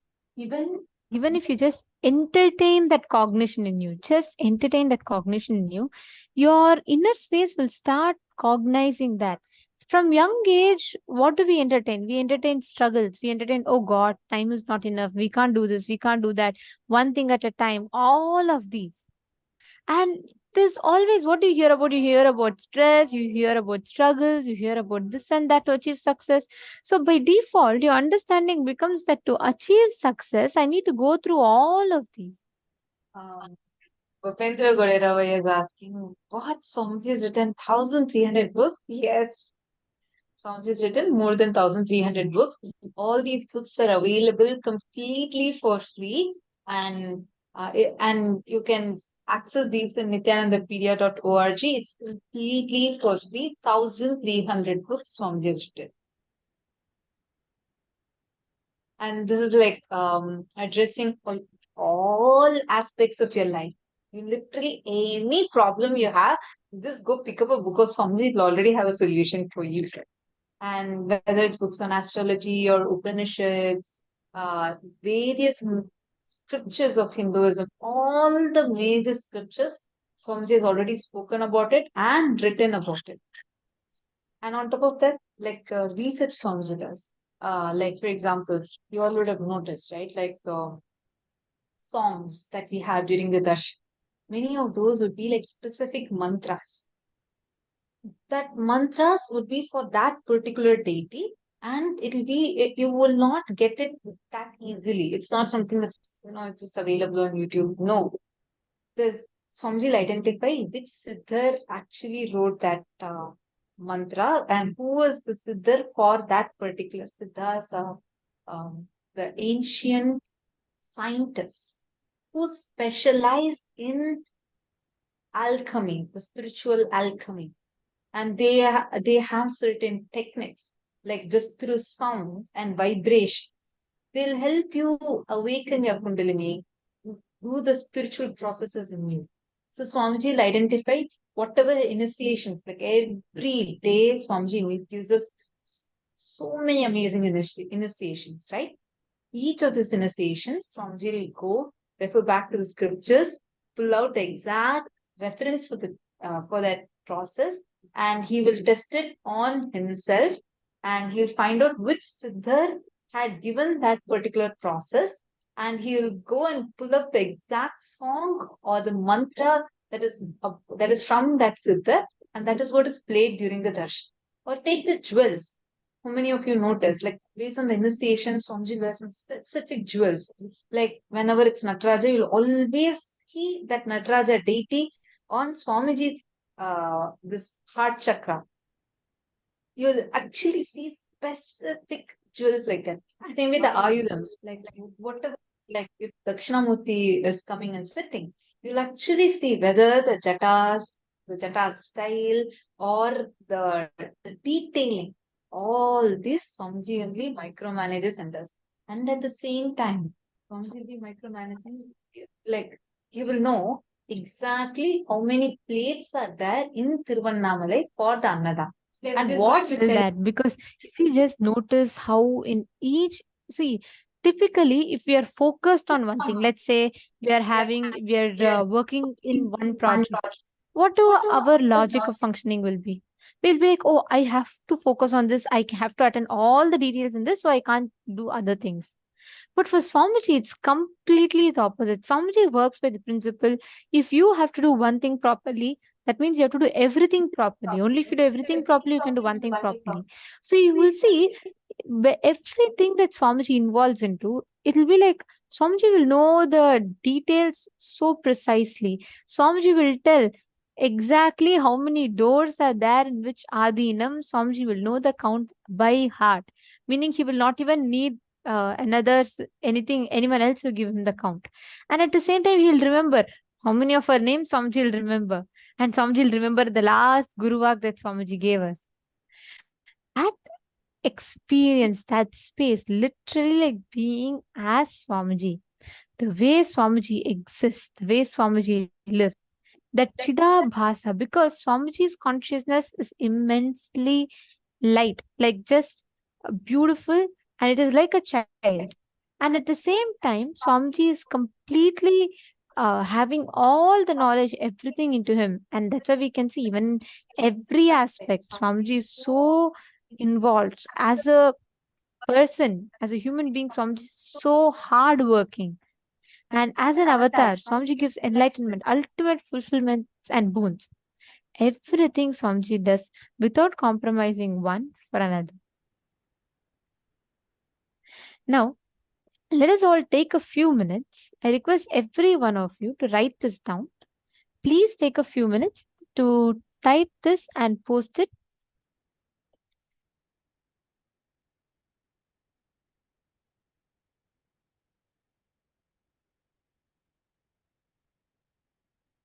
These are the 5 cognitions for you to understand the time-space continuum.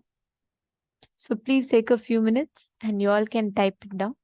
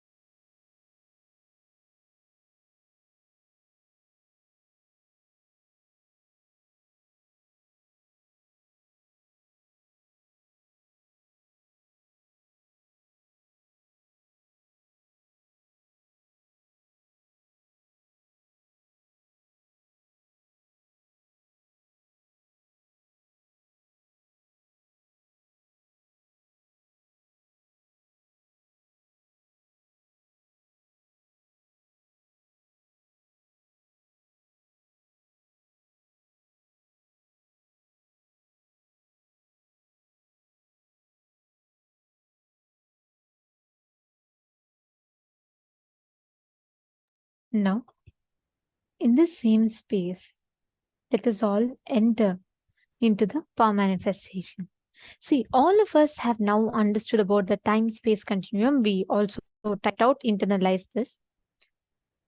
Now, can I request every one of you to please sit straight? Can I request all the participants to come on camera and please sit straight?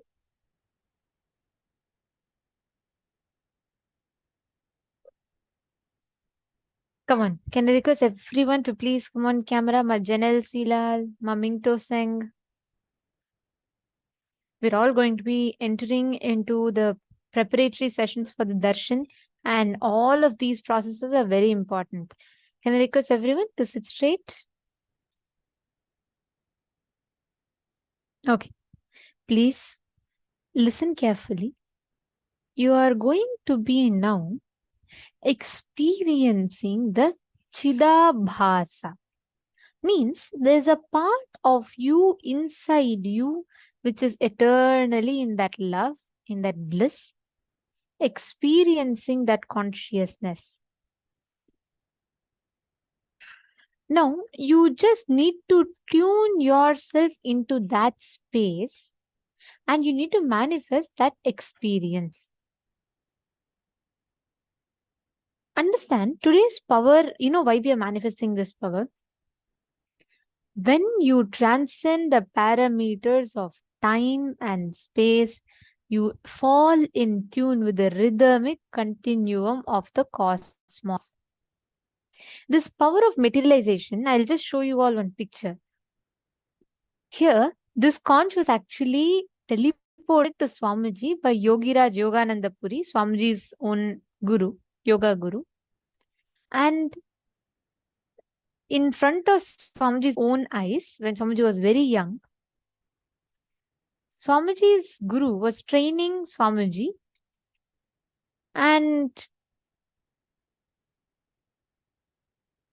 immediately what happened was one day that Raghupati Yogi's son was there, and he asked, Father, the conch that was kept from the puja items is missing. And Raghupati Yogi just gave a mystical smile and he replied, I told you it has reached where it needs to reach. And at that exact time, Swamiji materialized, means Swamiji received a conch that had Raghupati Yogi etched on it, which is basically Raghupati Yogi's conch. See, this power of when you are sitting in the presence of Guru, he makes his experience, Atma Pramana, as your experience, Sakshi Pramana. You don't need to be convinced, you don't need to understand, you don't need to know why, how, what, when, where. It's okay. Just sit in that space, relax yourself into that space, consciousness, and manifest. Shall we all get started? See, don't wait for your understanding. Don't wait for you to experience. Don't wait for you to have that shift, breakthrough. Relax into it. It's okay. Let Swamiji flow through you. Can I request every one of you to sit straight? Can all of you please clasp your hands like this? You're going to be keeping your hands like this completely. And you can rest it on your lap. You're going to be basically materializing. See, the science of materialization is very simple. There's an object. Let's say you have a powder, bhasma. Now, the teleportation science is the solid matter that you have. You're going to be disintegrating it into energy, transferring that energy, reconverting that energy back into matter. Now, let's say I have this ring. Okay. So let's say I want to send this ring from my place to one of your place. The science behind teleportation is very simple. I am going to disintegrate this energy. See, sorry, basically this is matter, right? What is matter? The particles are so tightly packed. It's so together. And that's what forms a matter. Am I right? Now, the science is very simple. I'm going to be disintegrating this matter to energy. I'm just going to be making it back into particles. So let's say that matter now becomes energy.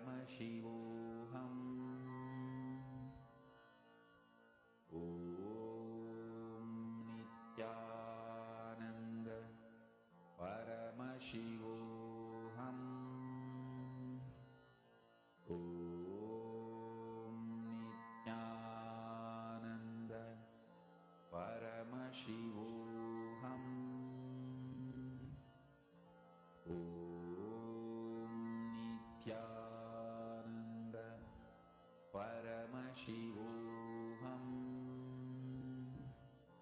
Om Nithyananda Paramashivoham.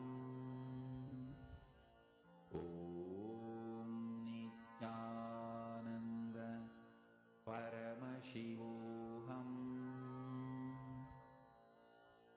Om Nithyananda Paramashivoham. Om Nithyananda Paramashivoham. Om Nithyananda Paramashivoham. Om Nithyananda Paramashivoham. Om Nithyananda Paramashivoham. Om Nithyananda Paramashivoham.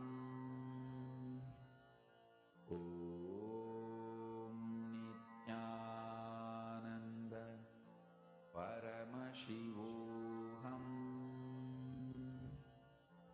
Om Nithyananda Paramashivoham. Om Nithyananda Paramashivoham. Om Nithyananda Paramashivoham. Om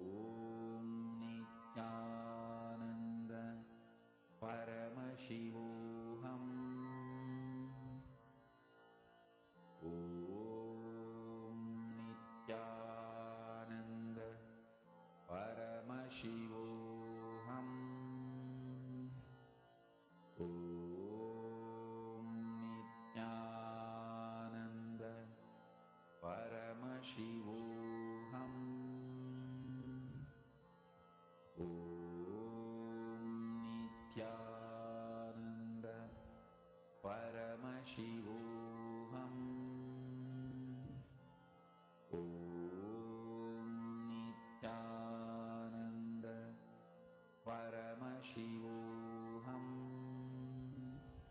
Now, in this same space, let us all enter into one of the most important sessions of our day today, conquering time. This is a very important session. I request all of you to provide your complete listening and let us listen to the session Revelations on Conquering.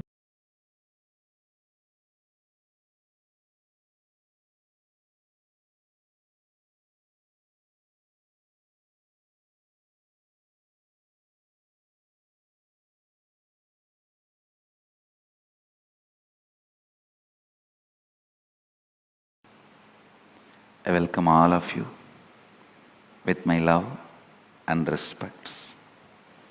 Conquering time. First, few basic understandings, few basic truths.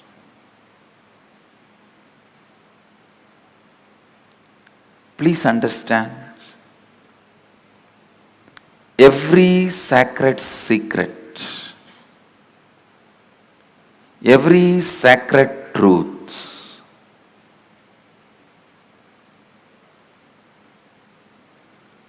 I am uttering, every word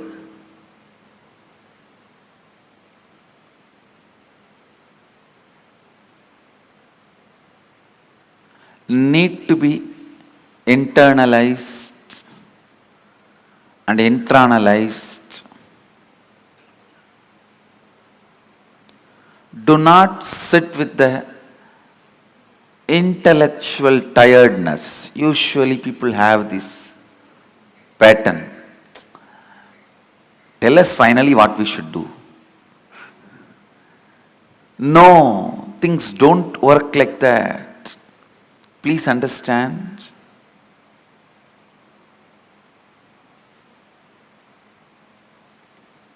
Every word I am uttering matters.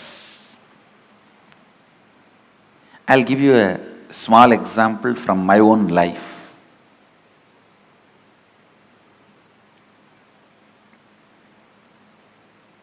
One of my guru, Annamalai Swamigal,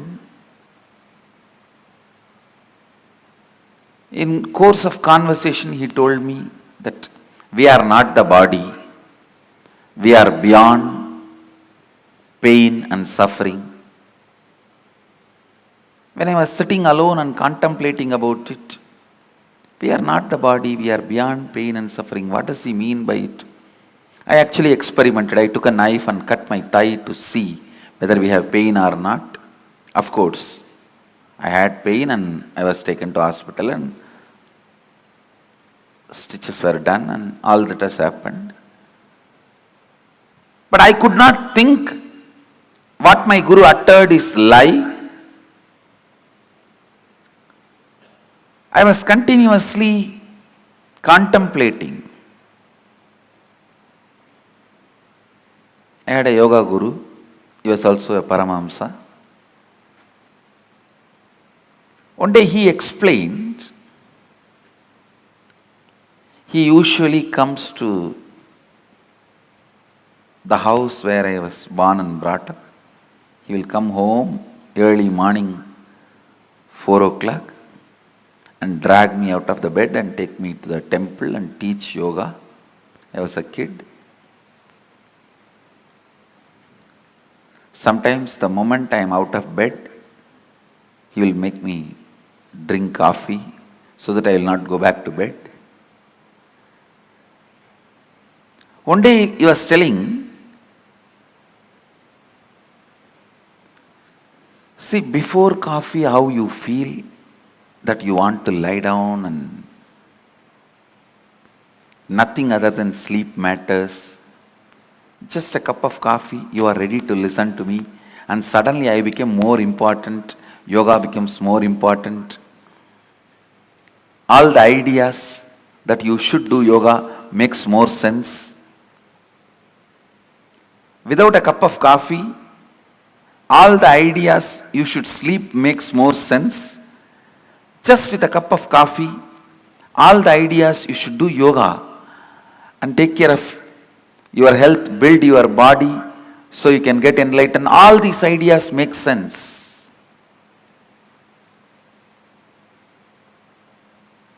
He made a very important statement which I want to translate in English for all of you. He said, the physiological, psychological, neurological effect on you is not you. Please understand. One guru made a statement, you are not the body. The other guru made a statement, the physiological, psychological, neurological effects happening on you is not you. How many of you click with that second statement? Actually, both statements finally mean the same, but the second statement suddenly made so much sense to me. Yes. Please understand. Because I could see my seeking is not just equivalent to a cup of coffee, but a cup of coffee can make such big impact. It can just drive away the sleep, make the whole yoga happen in me with enthusiasm, excitement. So when I was analyzing, cup of coffee cannot be equivalent to my seeking. The first statement I am making, please listen. The first statement I am making, time is a matter. Second statement, it is not absolute as you think. Please understand.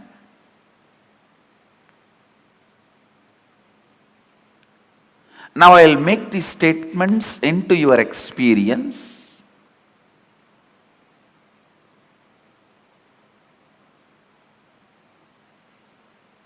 These two are the Mahavagyas now.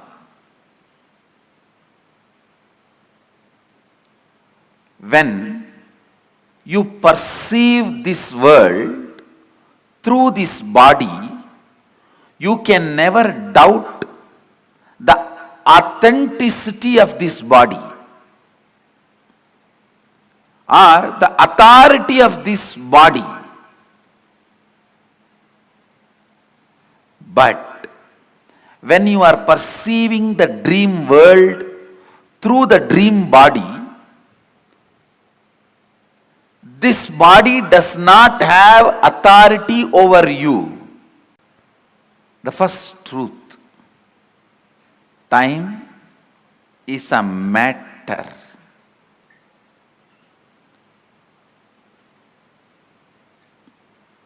And it does not matter. Time is a matter and it does not matter.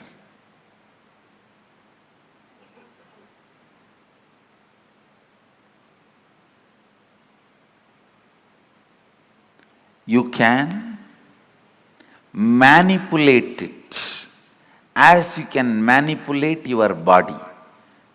Understand? You can make your body big or small with certain practices, diet control. You can manipulate it. You can play with it. Same way, you can play with time. You can play with time. I have seen in my own life.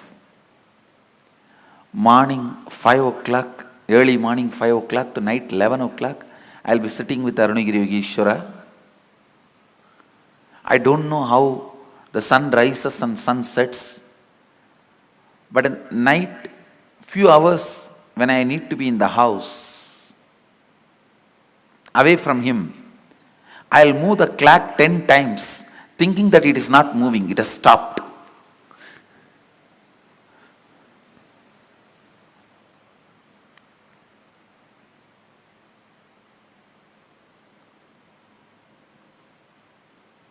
I'll feel why the nights are so long. Time is slow when you wait. Time is fast when you are late. Time is deadly when you are sad. Time is short when you are happy. Time is endless when you are in pain. Time is long when you feel bored. Every time is determined by your feelings and psychological conditions, not by clocks. So learn to have nice time always.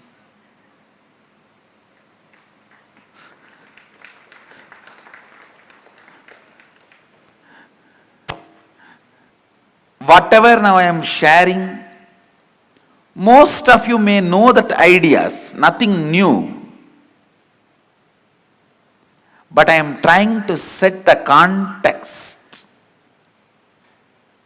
so that I can lead you into the deeper understanding, especially the experience, to make these understandings permanent.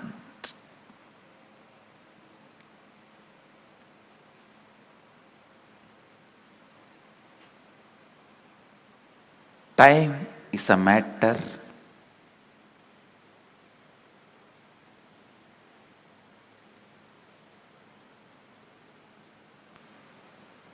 it does not matter.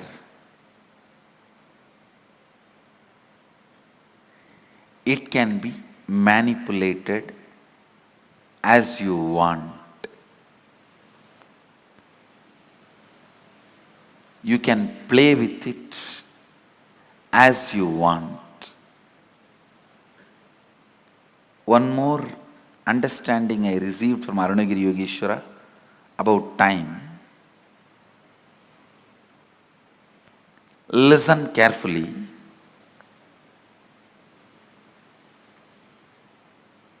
The whole life is just a vast canvas. Space is the canvas.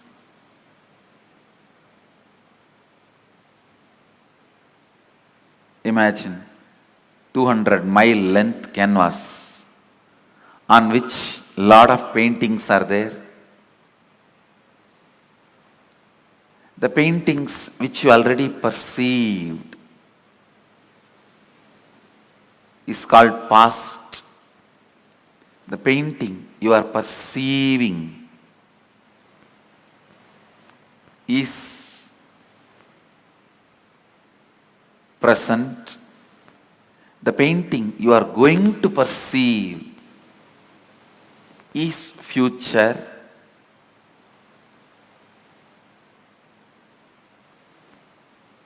But the truth is, all three exist. All three exist.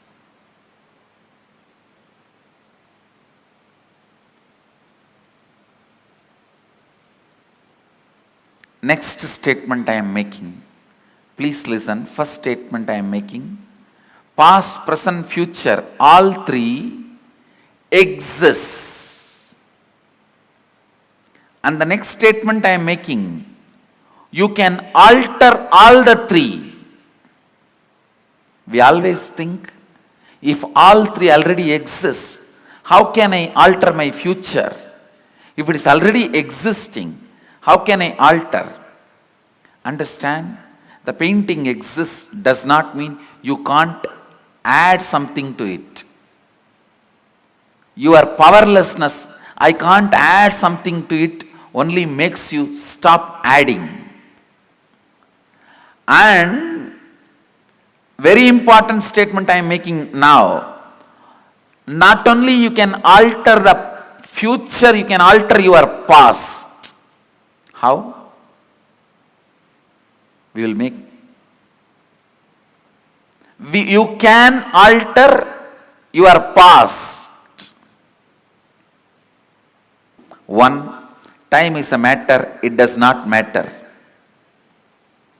Second, your psychological ups and downs, physiological ups and downs are not you. Next, your past, present, future exists now. Next, it exists now does not mean you are bound by it. You can alter not only your future, even your past. Listen carefully so you can understand. Few minutes, your experiences with time as perception. Listen, I'll repeat.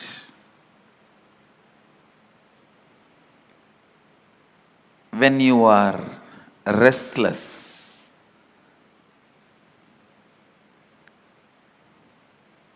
how time doesn't move. When you are sad, time is long. I gave various definitions of time.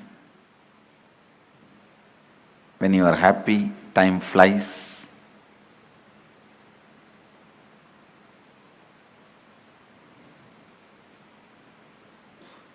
Your experience about this truth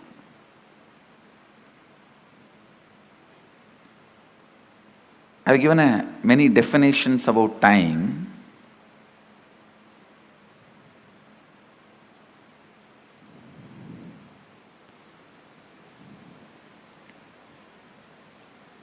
Time is slow when you wait.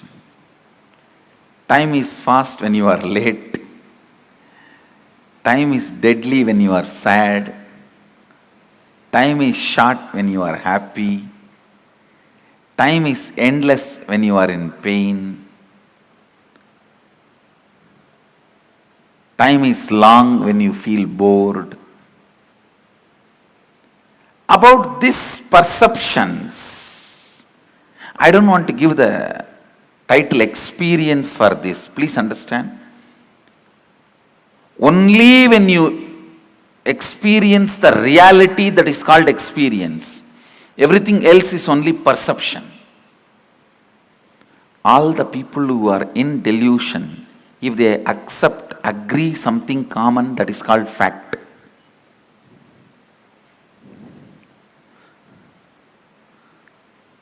One person who is waking up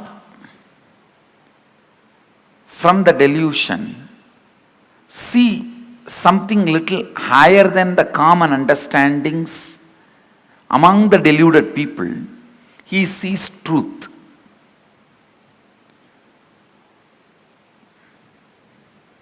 When he is fully out and experiences the existence, that is reality. Only for reality I want to use the word experience. You can't use the word experience for anything else. So your perception about time, at least 2-3 incidents when you felt time is too long, 2-3 incidents when you felt time is too short,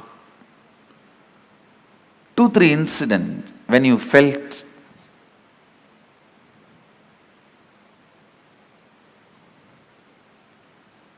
time literally flies. 2-3 incidents when you felt, is the clock, something is wrong with the clock? Is it repaired? Why it is not moving? Why it is not changing? Just 2-3 in your life. Try to recollect and pen down. few minutes. So when I am explaining the next truths, you will easily be able to relate with it. That is why. See, whatever I am explaining, if you do not internalize, understand I am using the word internalize. Analyzing for the sake of internalizing is internalizing. Analyzing for the sake of discarding is atheism. Atheists analyze everything only to discard. Take few minutes, recollect, write elaborately. Don't take like notes, college notes. No. Recollect at least 2-3 incidents for each of this concept. When time was too long, or when time was too short, when time was not just moving. Once I remember, I spoke continuously for 14 hours without moving from the seat. One session, introduction to Shivagamas. I introduced Shivagamas in 2005. I still remember the old meditation hall, which we used to call that time Devasabha. And I don't know whether you guys will be able to believe, we have a video record. Not a single one went out even for 1, 2, 3 break, no tea, no breakfast, nothing. It's not that I told them to not to move. Like today morning I said, let's have absolute no movement. It's not that. I told them whenever anybody wants to go out, please go and eat and come. I am going to move out only after I feel I have introduced.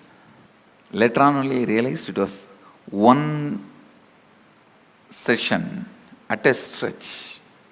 So sometime you would have had an experience when the time was too short. 14 hours was just maybe half an hour. That's the way it was. Time was too short. If you look in your life, there will be some period. Time was too short. If you are married, you will have a lot of examples. Just right before marriage, after marriage, that's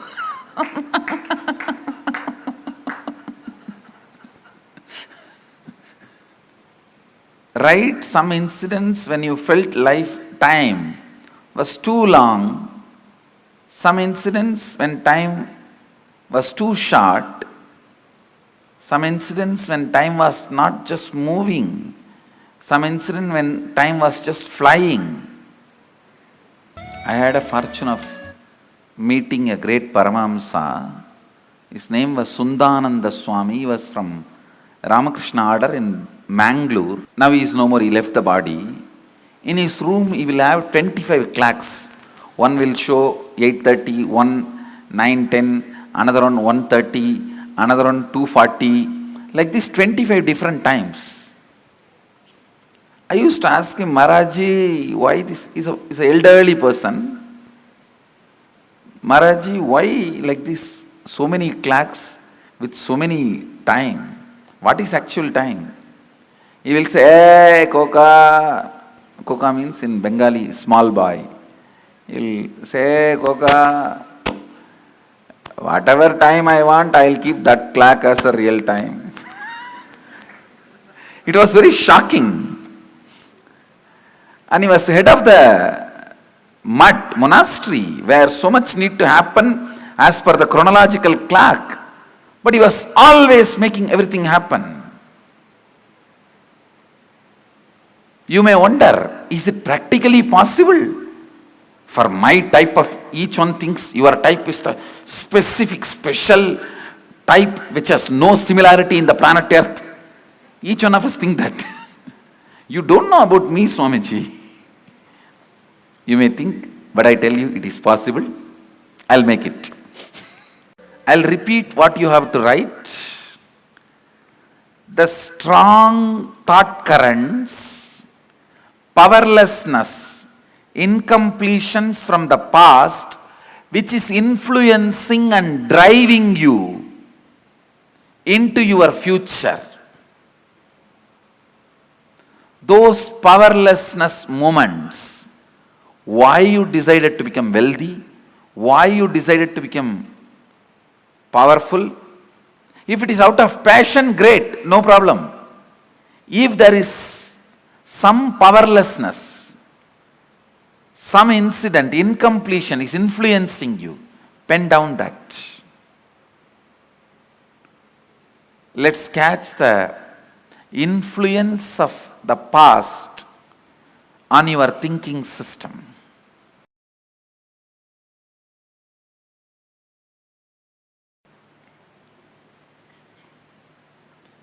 There are some people, by conquering the future, want to change the past. That is called history. When a man wins politically, he changes the whole past. That is history. But by changing the past, changing your future is reality, enlightenment. Listen carefully. Your past is not as you perceived and recorded.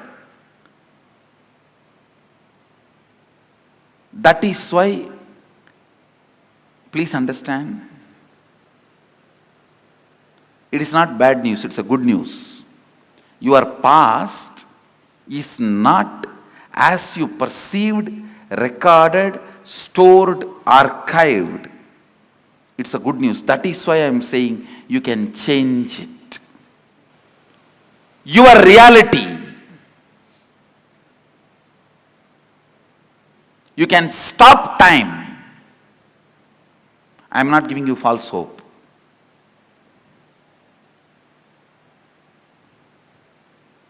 I am giving you a science. But before I help you to conquer the physiological, chronological time, I have to help you to conquer psychological time. This is the first step. Then I can lead you to conquer physiological, then physical. Let me describe what I mean. When I say conquering psychological time, I mean not being affected by the psychological ups and downs, and anything happens in you psychologically does not touch you. I remember beautifully, Arunagiri Yogeshwara asked me, what do you want to become? I said, Sadashiva. He said, that is the only reality. Anything which makes you perceive psychologically, physiologically, neurologically, all that does not touch you. This is reality. I don't know the power with which he said, the way in which he said. I just know that is the truth. From that moment, it is just vibrating in me as a truth.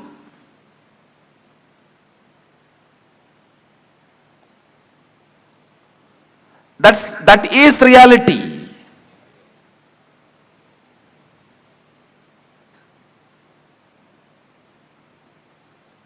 Nothing else touches. First, if you conquer psychological time, means no psychological effect can happen on your system, on you. Next is conquering physiological time, means even physiologically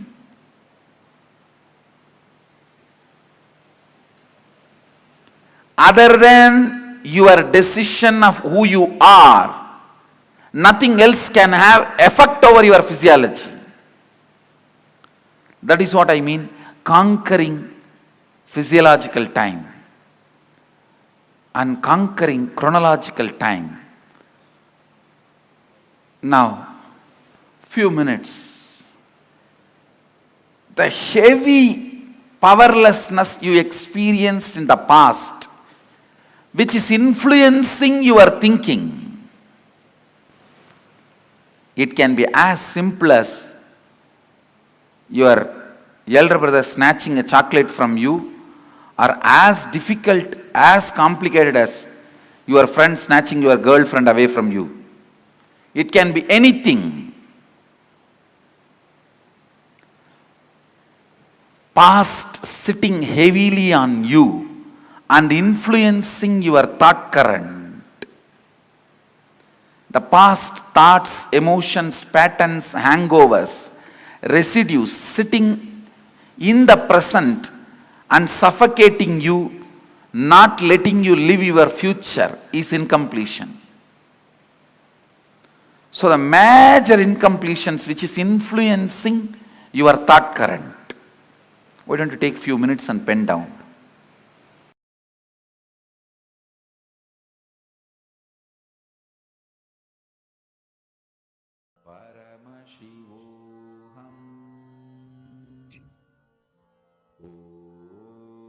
This is all now pen down. This exercise, this very exercise that Swamiji has given to us. All of us are going to be doing this. Are all of us ready? We are now going to be working on this conquering of time. How Swamiji explained to us how time occurs to us and how we experience whether the movement between the past or to future, past to future, and how to make that movement to zero. Very powerfully, Swamiji explained to us. Now, let's just first go through the highlights from the session, and then we are going to be doing the exercise part. Ready? All right. First, time is a matter and it does not matter. You can manipulate it as you can manipulate your body. Past, present, future, all three exist. Exists now does not mean you're bound by it. You can alter not only your future, even your past. Changing the past, changing your future is reality. So these are few of the highlights from the session. Now,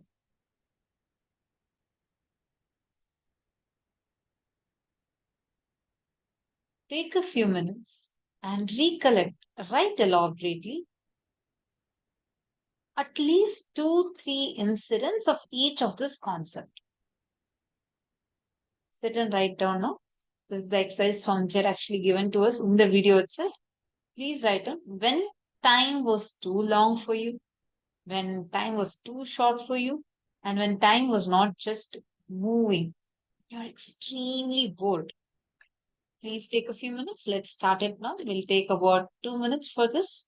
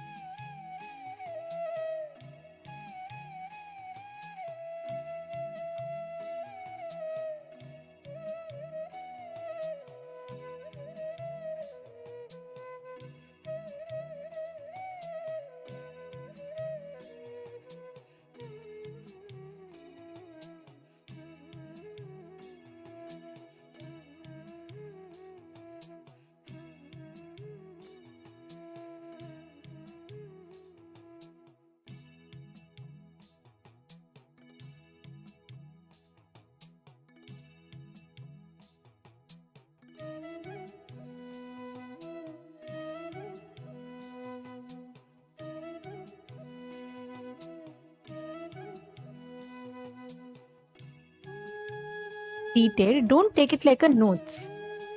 Write down the entire incident for each of these.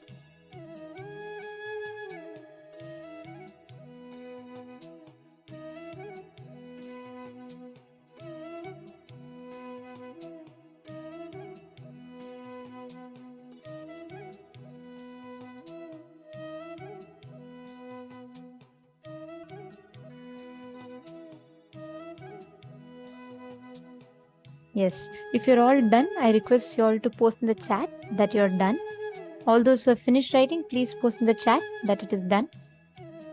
Now, Swamiji explained to us about 3 things, right? Now, let us work on conquering the psychological time. The psychological time means not being affected by the psychological ups and downs. Anything that happens in you psychologically does not touch you.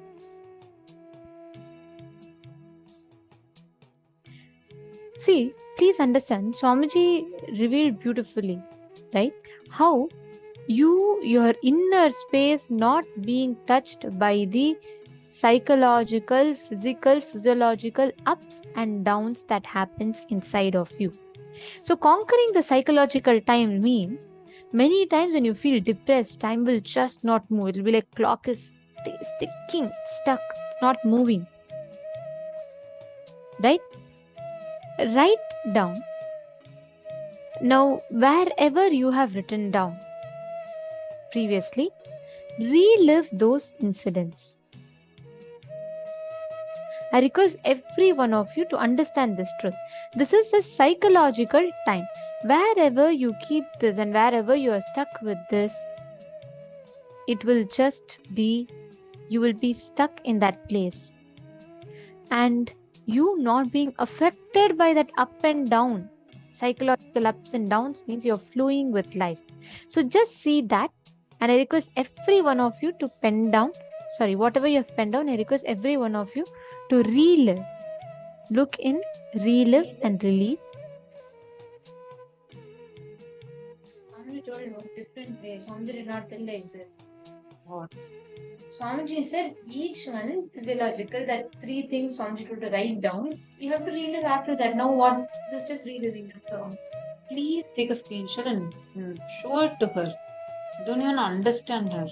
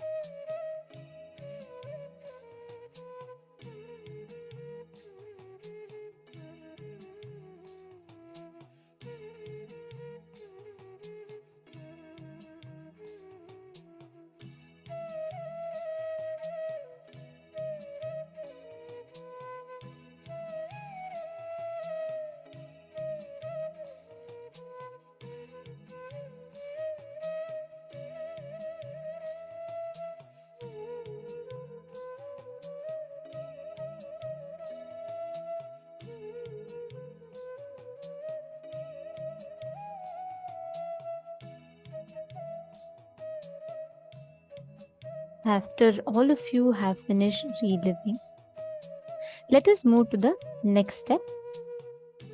Sit and decide you're going to be in complete completion with that.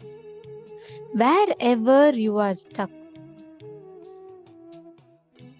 And when you have done the reliving, you will see that the form you are able to remember in which incompletion happened itself will melt down. It will lose its power over you. The way you cognize, the way you understand, the way you experience that situation in itself will change altogether. You all catching it? So when you are doing this completion process, right, when you are reliving and reliving, you are going to be experiencing that complete healing of that incident. Let's say that incident that was there sitting inside of you in the past and it was affecting you. Now, when you relive this incident, you're going to be completely completing yourself, your inner space from that whole rut that you are stuck in. So, your whole incident, the way you remember it itself, will melt in you. Yes, past sitting in present is in completion. That's right, Madhahanananda. Okay. Now, we are going to be entering into the next session. And this is a preparatory session for today's initiation. I request all the participants to please settle down and please come on the camera. Very, very soon we are going to be having darshan. And this is a very important session for the darshan. It is very important to understand this for the darshan. So we request all the participants to please come back, settle down. Please be seated.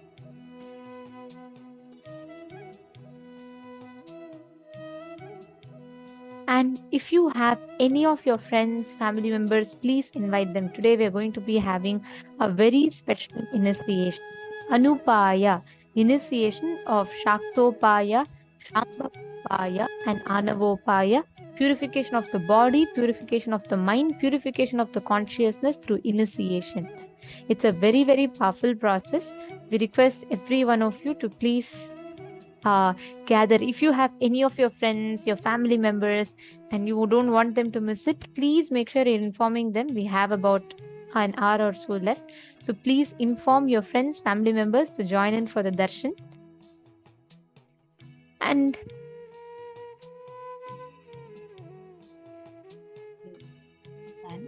a very important thing. Today's initiation is also going to help us to break free from the time loop, meaning the time, whether the impacts and influences of your past, present, future, which is sitting on you, basically the impact of your past, which is sitting and suffocating your present and not letting you experience your present or manifest the future the way you want. You being free from it. The initiation is going to be really, really powerful. And we request all the participants to invite your family members who would be, like who was having some kind of issues with managing time and they are looking to have a breakthrough in this, you can definitely invite them. So it's a very powerful initiation that's going to be there today. And Swamiji explained how through this Anupaya initiation, you will start experiencing the multidimensional activities. Means you will break the barriers of time. You don't have time, you're stuck in time, you're only able to do one thing at a time. You will break all of this and you will manifest that Paramashiva in you. Means you will be able to do multiple things at the same time, simultaneously, spontaneously. Yes. Now, let us all enter into a very, very important session to prepare ourselves for the initiation today.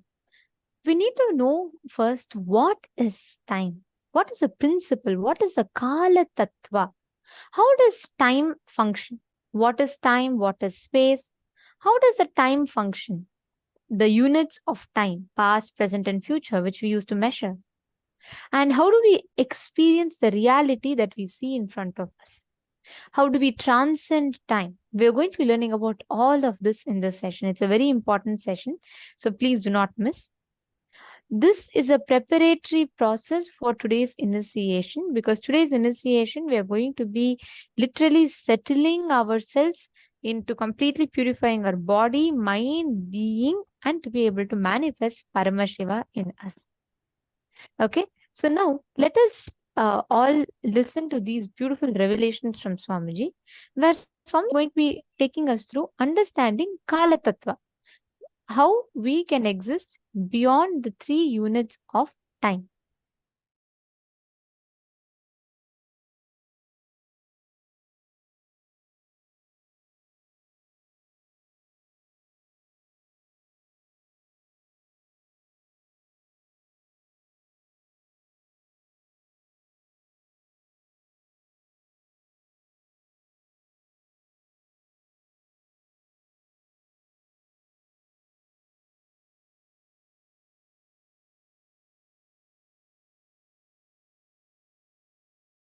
Bondage is not mandatory in Shaiva tradition. Actually, in the real cosmic spiritual tradition, which is Vaidika Saivam, Shuddhatvaita Saivam, in Vedic tradition, bondage is not mandatory. The unnecessary sanctity granted to the man-made laws is responsible for all confusions. Unnecessary sacredness associated to the man-made laws, unnecessary sanctity granted to the man-made laws is responsible for the confusions, and human beings started believing that bondage is mandatory. Not only bondage is not mandatory, it is actually non-existence.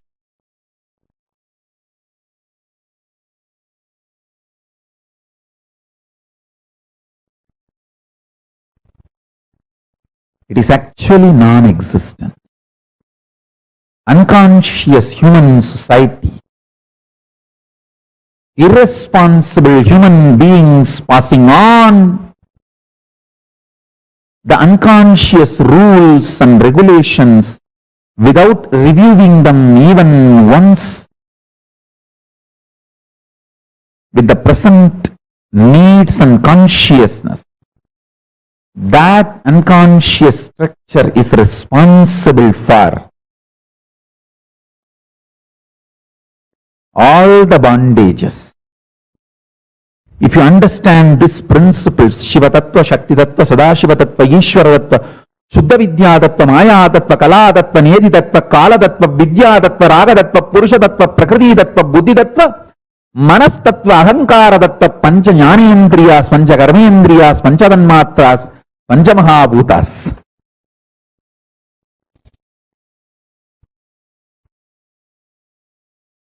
You will know bondage as a light up to you.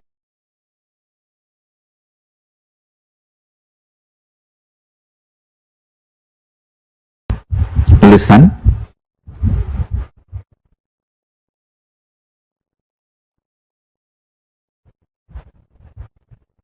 The basic principle I want to explain is, in every aspect of life, all these 36 principles are different aspects of life. Today, I am giving you an example of Kala Tattva, time principle. How the unconscious ordinary human being, how they grasp time. Maximum they are able to grasp only these 3 units of time. Earth, rotating itself, making one day. Chandra, moon, going around the earth, making 1 month. Earth going around the sun, making 1 year. Only these 3 basic units of time, unconscious human mind is able to grasp.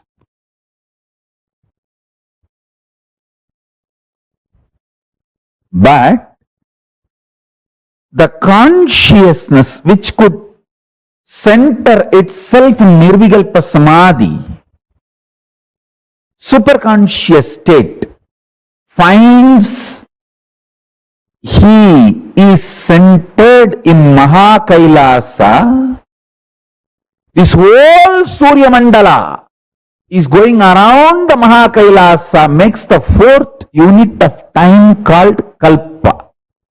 Listen. When you don't understand the 4th unit of time, Kalpa,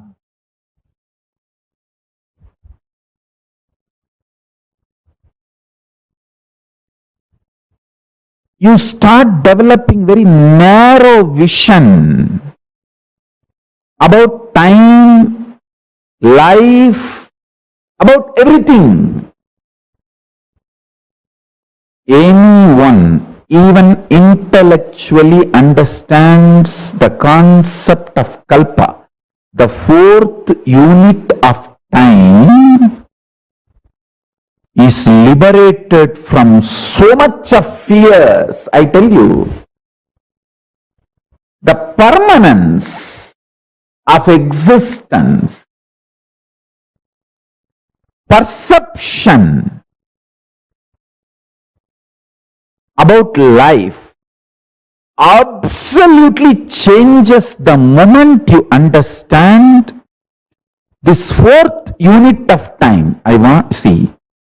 I'm just revealing some of the superconscious principles. I want a long Vakyartha Sadas to happen in every level.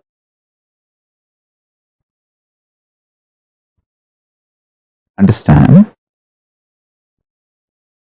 Because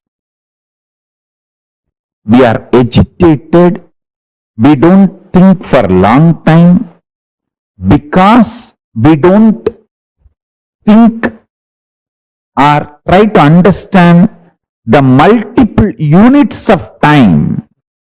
We are just stuck with 3 units of time. That is why all our planning, all our ability to connect with the time, all our ability to understand time stops with the units of years. Whether you calculate for 10 year or 10 million year, whole thing is just within the unit called year. Time for you to master Kayakalpa. Listen, the idea you have about time is responsible for certain chemicals to be released in your body. If you understand the 4th unit of time, a unique special chemical released inside your body, that is called Amrita.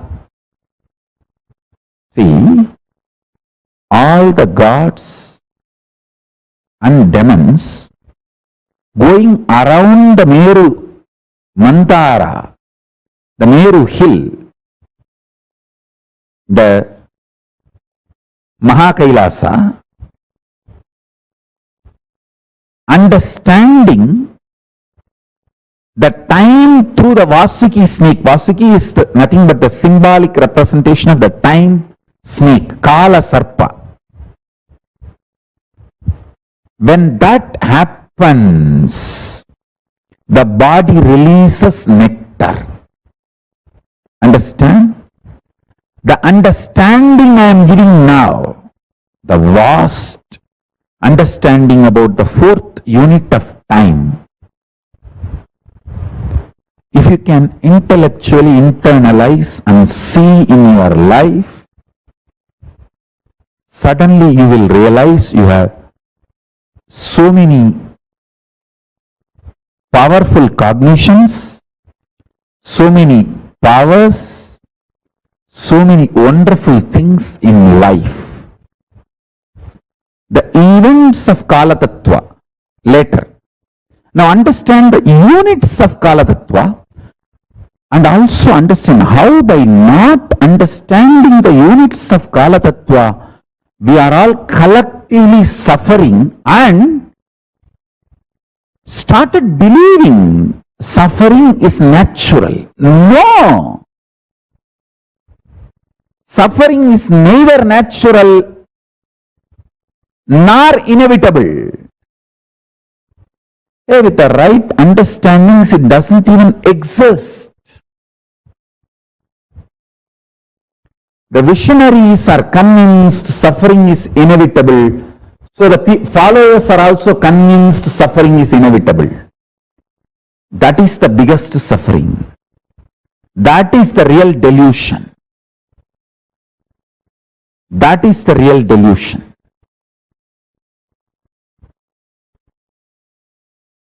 Now, let us look at only the fourth unit of time. The fourth unit of time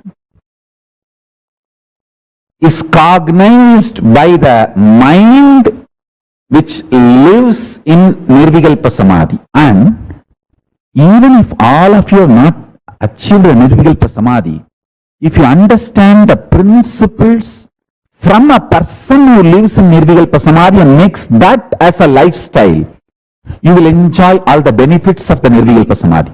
For example, Einstein's theory, all of us may not understand, but many benefits derived from that theory, we are all enjoying in our life because we decided to accept his theories.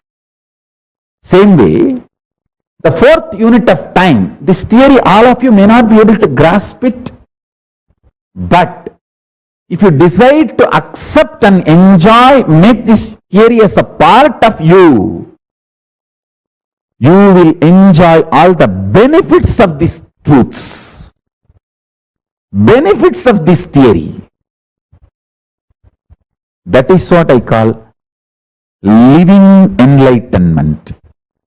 Till you realize personally, individually, as your own enlightenment, living it because your Guru has revealed it, making that as your vision because your Guru has revealed it, is living enlightenment.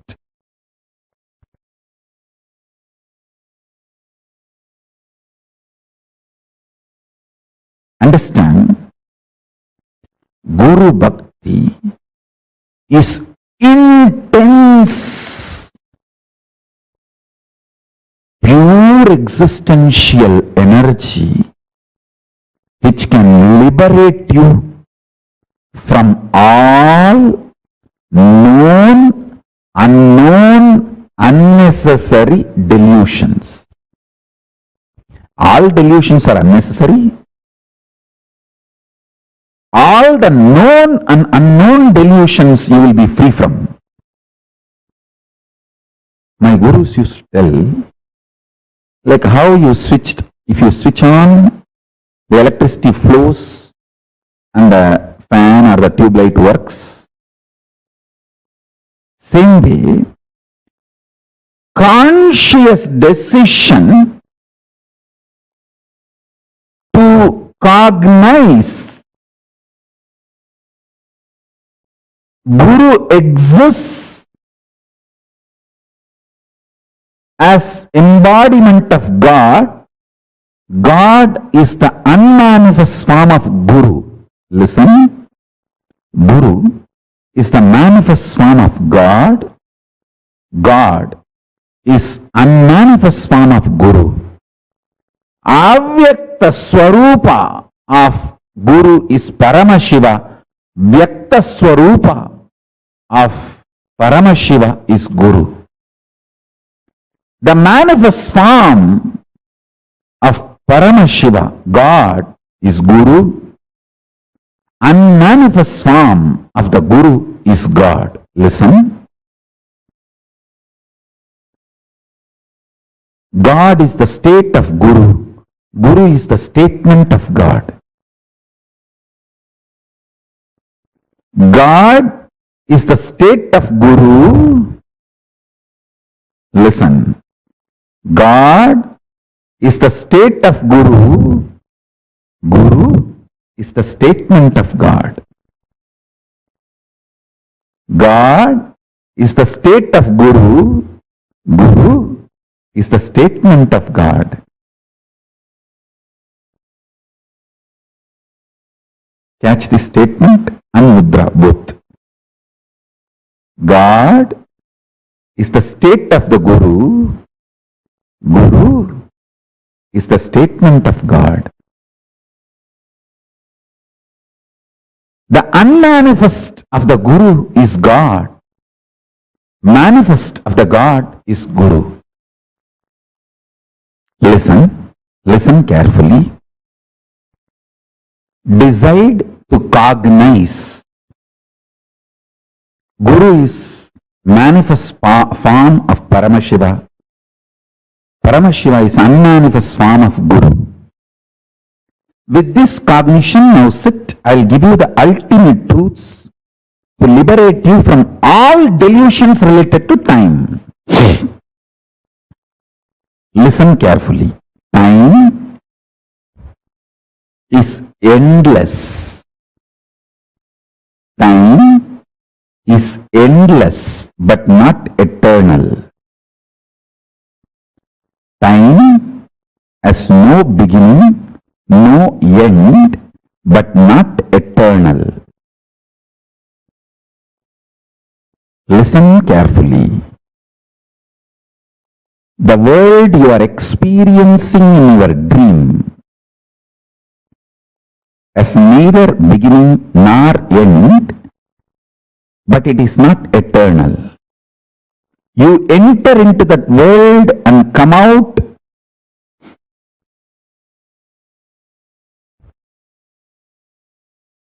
but even by existence that world is not eternal. Swapna loga, la loka, the world you experience in your dream is not eternal. It has no beginning, no end. Its beginning and end are beyond your comprehension, but it is not eternal. Same way, time neither has beginning nor has end. Its beginning and end do not exist as you comprehend something beginning and ending.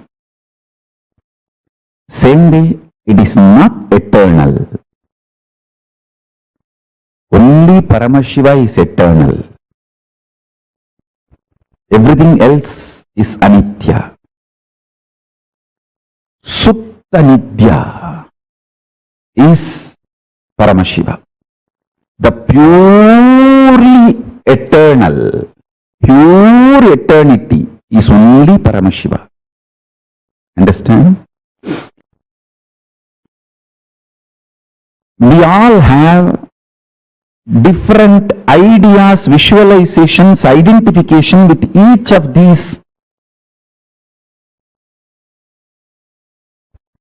technical terms. Each of these technical terms like a time, beginning, ending, eternal, ephemeral. We all have some ideas, visualizations. Time is beyond your idea of beginning and ending. Listen carefully.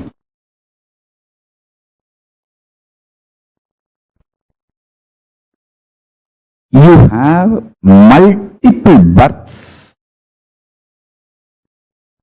and deaths.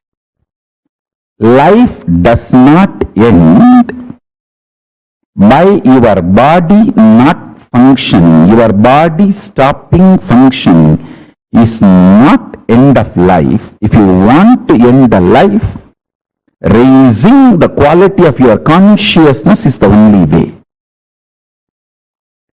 Awakening to the fourth time, Turiya Kala, Turiya Loka, Turiya space is the only way to free yourself from birth and death. If you want to free yourself, you can consciously play with these births and deaths. You can take the birth as you want.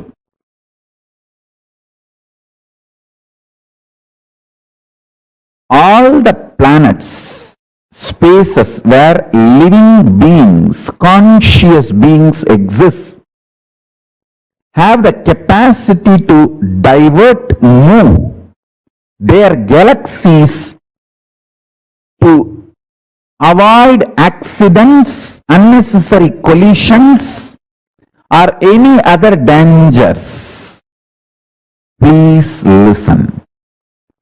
Conscious beings are capable of changing the direction, are capable of driving their whole galaxy. One single conscious being is capable of driving their galaxy smoothly, changing the directions, flows consciously to avoid unnecessary collisions or events. Please understand. So the movements are neither elliptical nor rotational. They are not something very definitive. Because your perception is small, how you always feel earth is flat? Because your perception is small. When your perception becomes large, you start feeling earth is round. Same way, because our perceptions are small, we are trying to give certain shape like a circular or elliptical for the movements of the Surya Mandalas. Actually, there is no rhythmic or permanent movement, shape exists for Surya Mandala. So next, listen. This is the most important revelation. You need to know. One conscious being can avoid any accidents possible in Milky Way among the planets. He can avoid any collision just by his existence. He can drive the planets. Please understand, I am talking sensibly.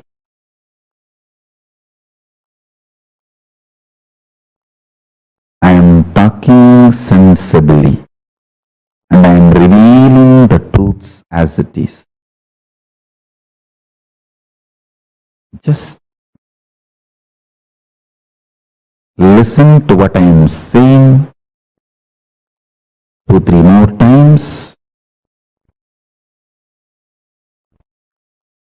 and meditate on it. Pray to Kala Bhairava to help you to cognize the truths he is revealing now through this body. So, you can be liberated from all the delusions related to time. Please understand.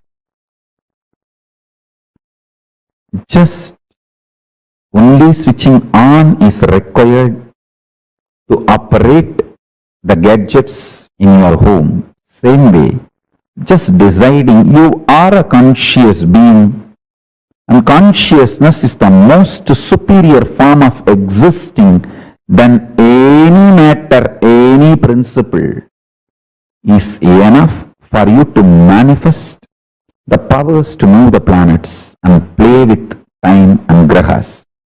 Please understand, destruction and rejuvenation is one and the same.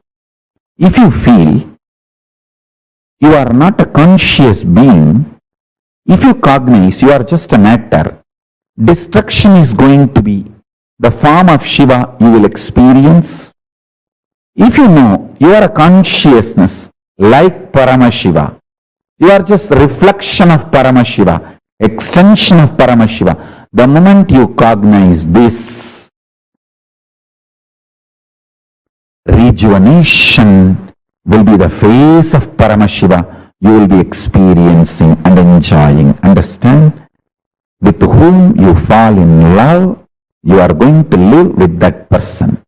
If you cognize you are just matter, you are going to fall in love with matter and materialistic pleasures. Some are going to be having that same quality of life. If you fall in love with Paramashiva, if you cognize you are extension of Paramashiva, if you decide consciously you are an extension of Paramashiva, you are going to experience the rejuvenation phase of Paramashiva. Whether matter, see, please listen, matter has to experience destruction as end. Consciousness has to experience only rejuvenation as its end, or life, or death. Life or death is a rejuvenation for consciousness. Life or death is just death, the end for matter, destruction for matter. Let me repeat, destruction is end for the matter, rejuvenation is the end for consciousness.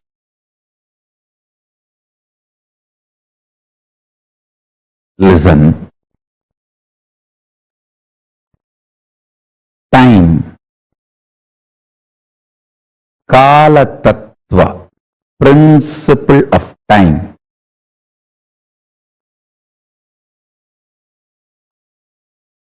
Once internalized, you just become Kalatita. Understand? Your body is a complete, listen to this word, complete mechanism to convert any powerful cognition into power. Let me repeat, your body, which is alive, if you are listening to my satsang and you are able to cognize, you are alive. Your body, which is alive, is a complete mechanism. The mechanism is perfect and complete and capable of converting any powerful cognition into powers. Listen. Now listen intensely.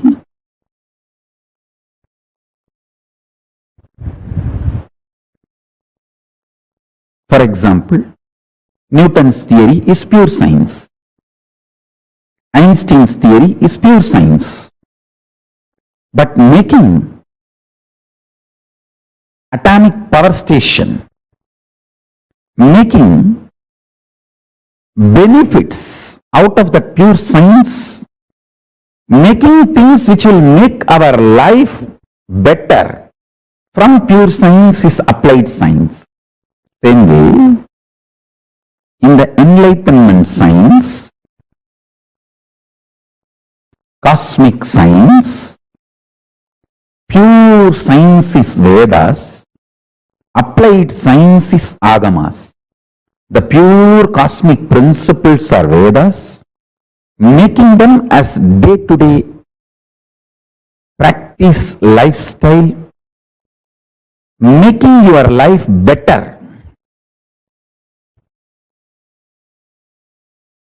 through the pure science is the applied science, making your life better using the pure cosmic science Vedas into applied cosmic science is agamas. Listen, in the cosmic science, science of enlightenment, Vedas are pure science, agamas are applied science. The next important revelation, listen to this carefully. Your body is a complete, perfect, already a complete mechanism which does not need anything extra now. The mechanism is perfect mechanism for receiving any powerful cognition and converting them into powers. For example, if you understand you are beyond time, even intellectually, if you cognize your body is capable of manifesting all the powers to stop and play with time. Listen. Whenever I am proposing something which is beyond your logic, have little sympathy for yourself, not for me. I have achieved what I am talking. I am talking from my experience. If you are little sympathetic towards my words, you will achieve. Understand? If you are a pious fraud, oh, all these are true, but not for me. I don't think I am capable. All the time, so dirty-minded. How can relax? Somebody is straight away denying me and my great revelations are fraud. Somebody is denying through their self-doubt, self-hatred, self-denial is pious fraud. That's all. If you deny me straight, you are naturally fraud because you are going to lose this great science in your life.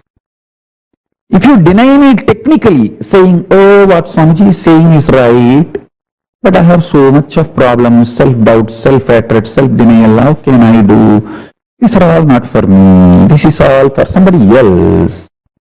Then you are pious fraud. I tell you, fraud or pious fraud, you are a loser. Don't be fraud or pious fraud. This great cosmic science is too simple, too easy to practice.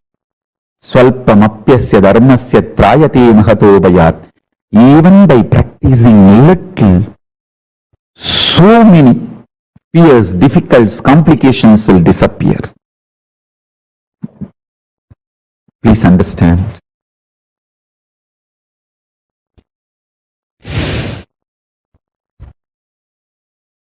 Real enlightenment science is far more superior and powerful.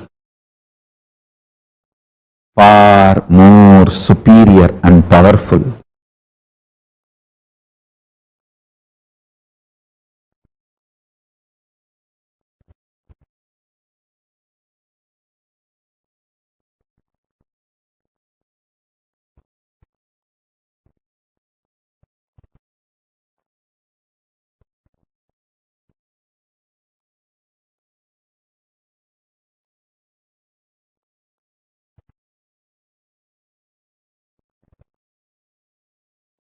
I wanted to add this one powerful cognition in you.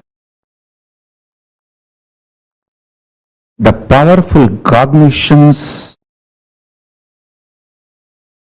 have power even to break your self-doubt, self-denial, self-hatred.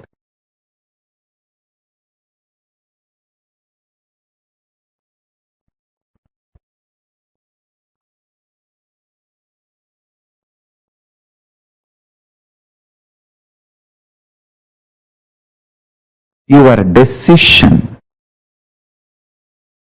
to cognize Guru is the statement of God. God is the state of Guru.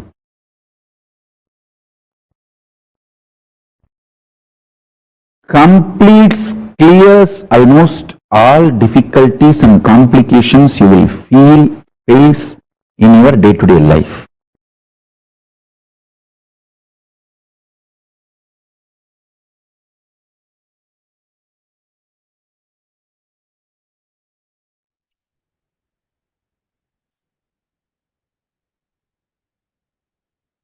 Now, what we all just learned and understood is literally the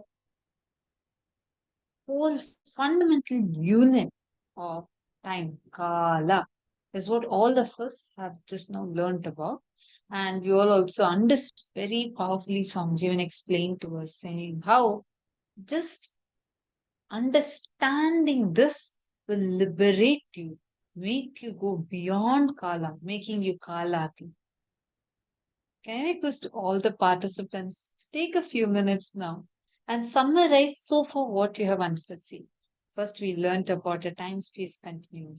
Then we learned about how to conquer time. And now we learned about the Kala Tattva. What does Kala mean?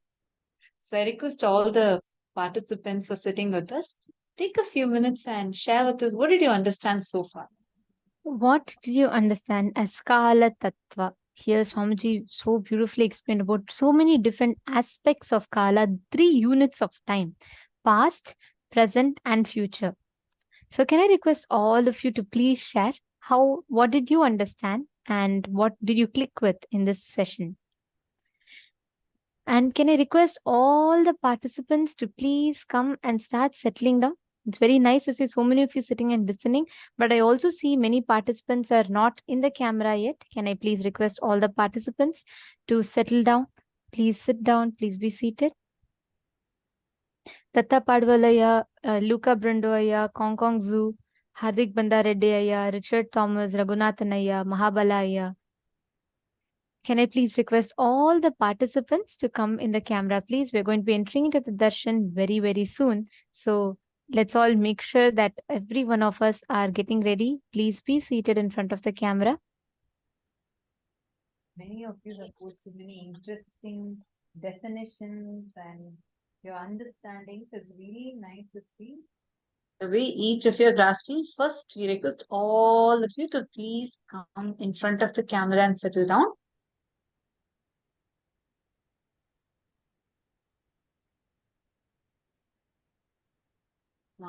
Devi, Guru is a statement of God.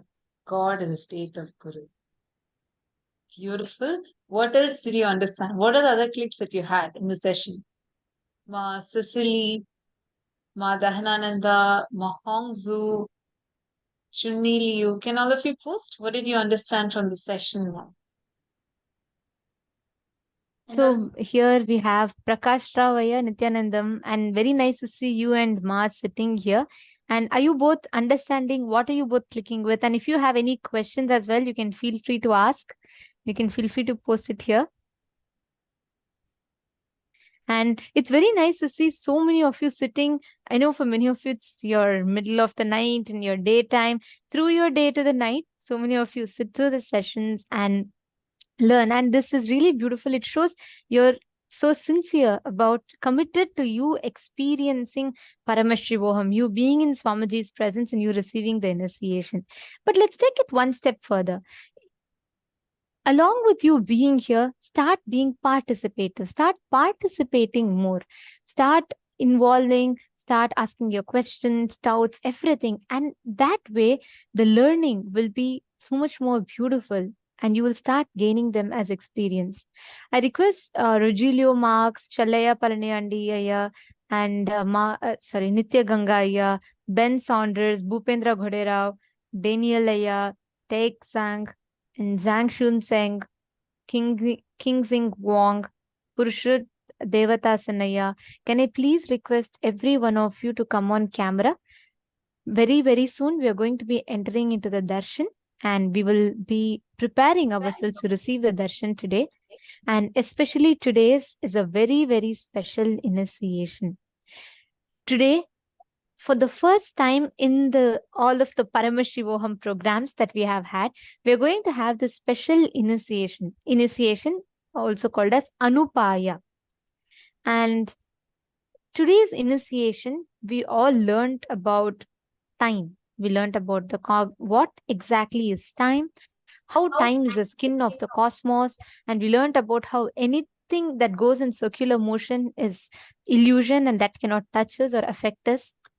We learned about Nityatva, Nirantaratva, the seven aspects, how time is, and how the whole cycle of time occurs to all of us. And we learned about how you can conquer time, how you can go beyond boredom and tiredness, how you can stretch and play with time however you want. We learned about what is the unit of time, the principle of time, the Kala Tattva. Now, we are all going to be receiving collapsing time through the power of consciousness as an initiation. Today, all of us are going to be initiated to be able to go beyond the barriers of time. Whether you're stuck with boredom, whether you're stuck with tiredness, you're not able to navigate through, you feel like there are so many things there, but I don't have enough time to do it. We are going to be having one of the biggest breakthrough, transcending time. How just by transcending time, you can go beyond all of these struggles, the basic struggles or the so-called struggles of life, and you can master the dimension of time itself. And along with that, we're going to be receiving a very, very powerful initiation. Swamiji tells beautifully, for you to be able to do multiple things at a time. We all listen to the session where Swamiji is explaining, right? That one, as long as you're bound by this logical time, you will be stuck with the thought current that only one thing at a time we can do. But through this initiation today, we are going to be infused with the energy to experience Paramashiva, Swamiji as Paramashiva, the Nija Avatara. And through that, seeing our own higher reflection, and through that feeling our purifying our body, mind, consciousness, transcend all the binding bondages of time. We are going to be experiencing the East methodology for enlightenment. And through that, Swamiji will initiate us Navopaya, Shtopaya, Ambavopaya. Anupaya is basically cleansing of the body through initiation. Shtopaya is cleansing of the mind. Ambavopaya, cleansing of the very conscious, tuning with the very consciousness. Anupaya, Swamiji is going to Anupaya initiation. So going to be awakening all cleansing our body, mind, and conscious, purifying it for us to radiate Paramashiva energy as Swami's powerful is in us. So shall we all get ready for the initiation?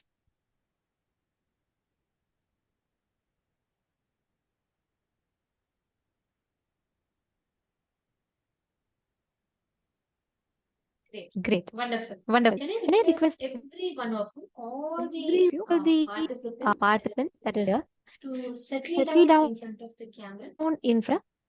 See, during the darshan, it is very important that you are seated in front of the camera, and please make sure you're having your full legal name or your spiritual name. Of course, if you receive your spiritual name, you can put your spiritual name as well. And make sure there's no virtual backgrounds. Make sure that there's nothing, you're just completely visible in the camera. There's enough light.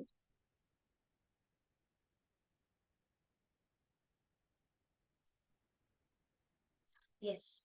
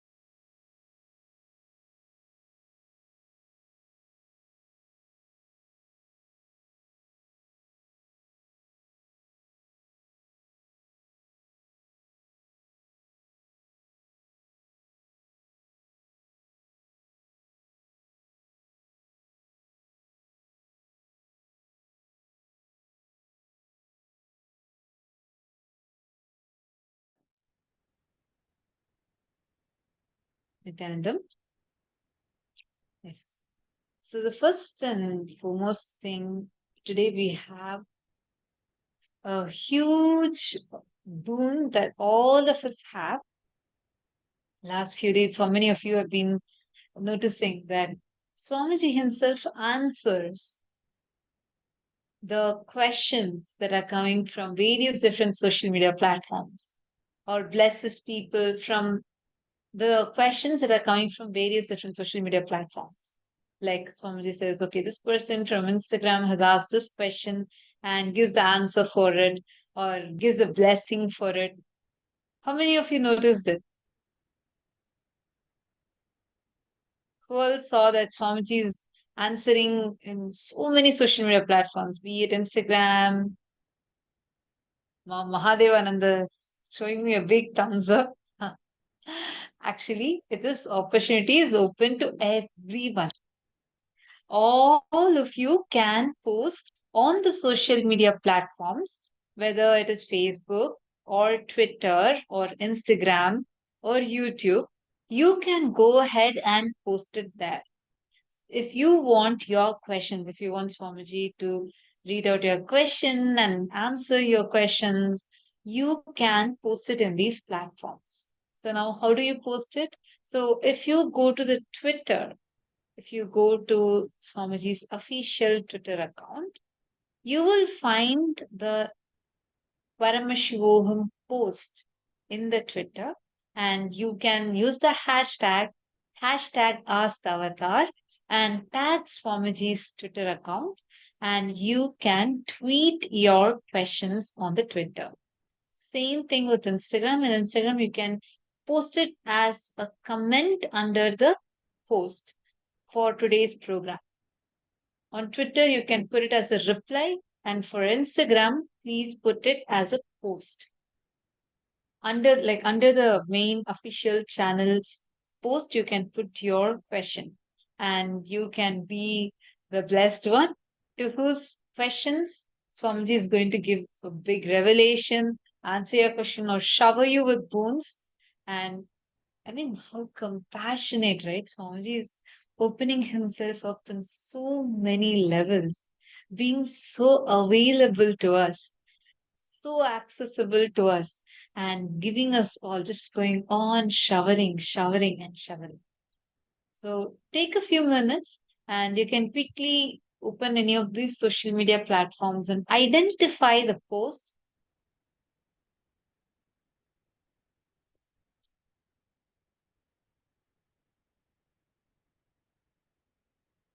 so that you can go ahead and post under that.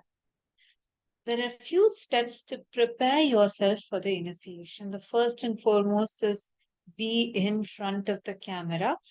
Throughout the darshan, do not move out of the camera, because if you go out of the camera, our digital security team would be having to put you in the waiting room.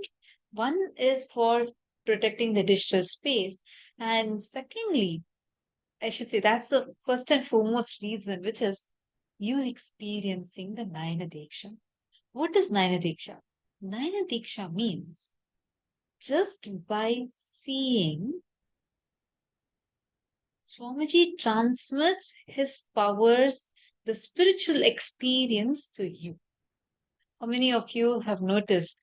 Just you would be sitting in the darshan. You won't try any effort, nothing.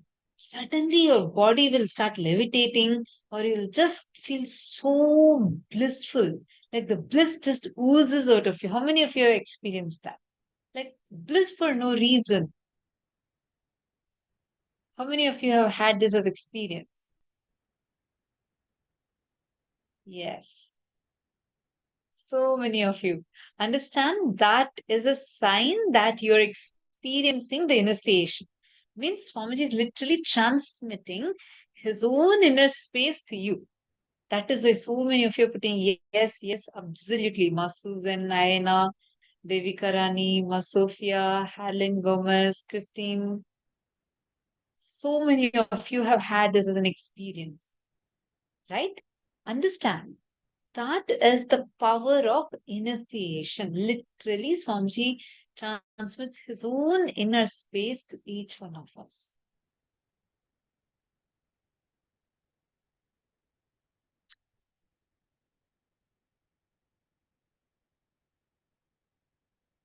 So let's all get ready. Please, can you all quickly settle down in front of the camera?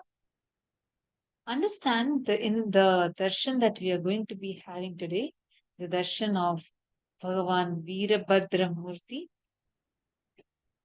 Okay, Mahansa is asking, where and how to send the questions to Swamiji on Facebook?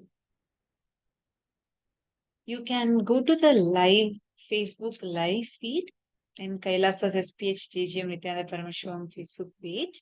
And once the darshan starts, you can post your questions in the comment section. And Mahongzu, share the social media live feed with all your timelines and pages too. And invite your friends also so they can also watch the darshan along with you. I see you've been very sincerely sitting and participating in last few seasons I've been noticing. So definitely take a few minutes to share your experience with others. I request all the participants now, come on, let's all take a few minutes and share you all can go to the YouTube channel, Swamiji's official YouTube channel, and take this live feed that you're seeing and share this with all your friends. Take a quick few minutes and let's do that now. I request every one of you to that, and especially today with the so many powerful truths that we learned, like the time loop, and we understood about how the time is a skin of the cosmos, and especially about that circular motion. So I'm just explaining how anything moving in circular motion, and that can never touch you. That's an illusion. And Swamiji explained about how we are only a reflection of Paramashiva, that Paramatma, and we are not touched by anything that is any ripples or anything that's created in the pond that we are reflecting. So, like this, there are so many phenomenal truths that Swamiji revealed today. And many of you had questions. Many of you are like, oh God, I would like to know deeper in this. And even yesterday, you all had shared about how this number universe was like a breakthrough revelation. Today, Swamiji himself has opened up this beautiful opportunity for us. Any one of you can ask questions. So when we say questions, it is not just blessings and boons. It is not just, you want to manifest something. We also get this wonderful opportunity. I know Q&A sessions with Swamiji is something that all of us enjoy. It is one of our most favorite and one of the most coveted sessions, because when we sit in Q&A, Swamiji always says, I don't answer the question, I answer the questioner. And every time Swamiji gives unique revelations, such profound revelations for even the most simplest of questions we may ask. So don't think, oh, my question, is it okay, good enough?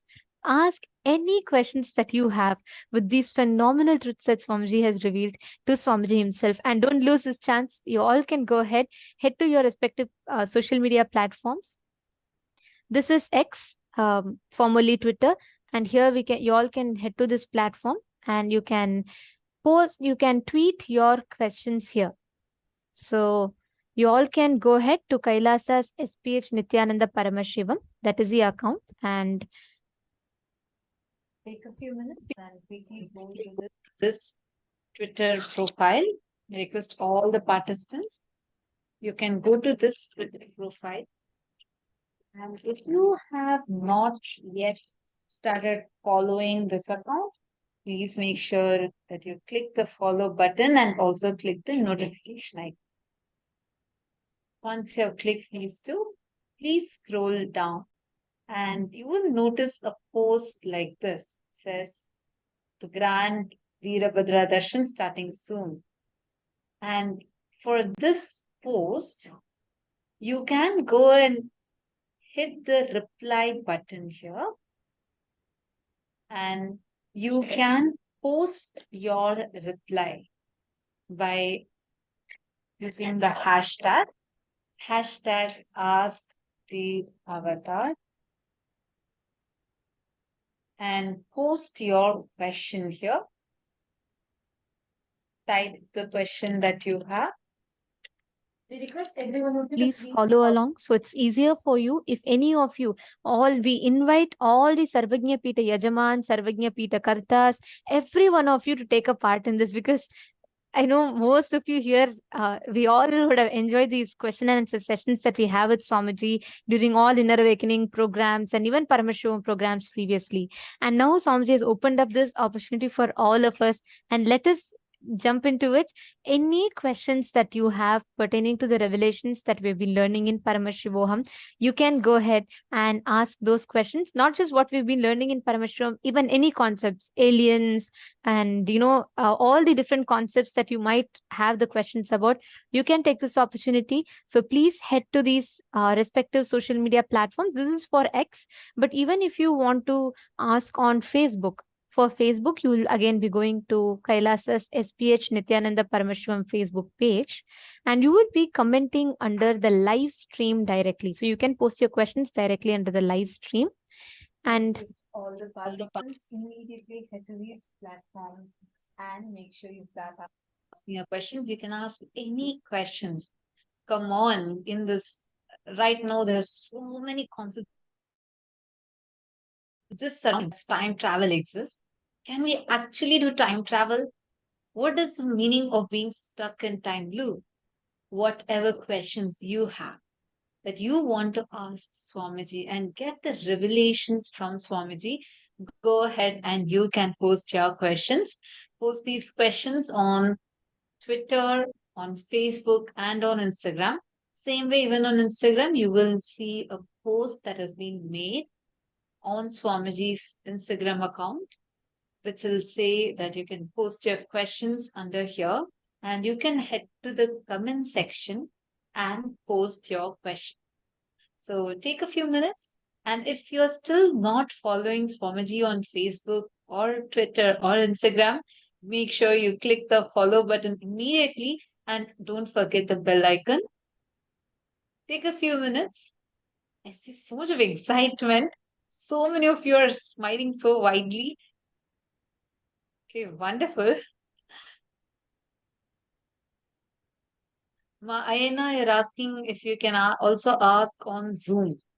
So in Zoom, you can post any boons or prayers that you have. For questions specifically, please ask it on the social media platforms. We highly recommend you to post your questions on the social media platforms. And no, let us all get ready to receive the darshan. Today, we're all going to be receiving the darshan of the most beautiful forms of Bhagavan Veerabhadramurti, Daksha Yajnahara Murti, Aghorastra Murti, Jalandhara Vadamurti, Kamadahana Murti, and Kankala Murti.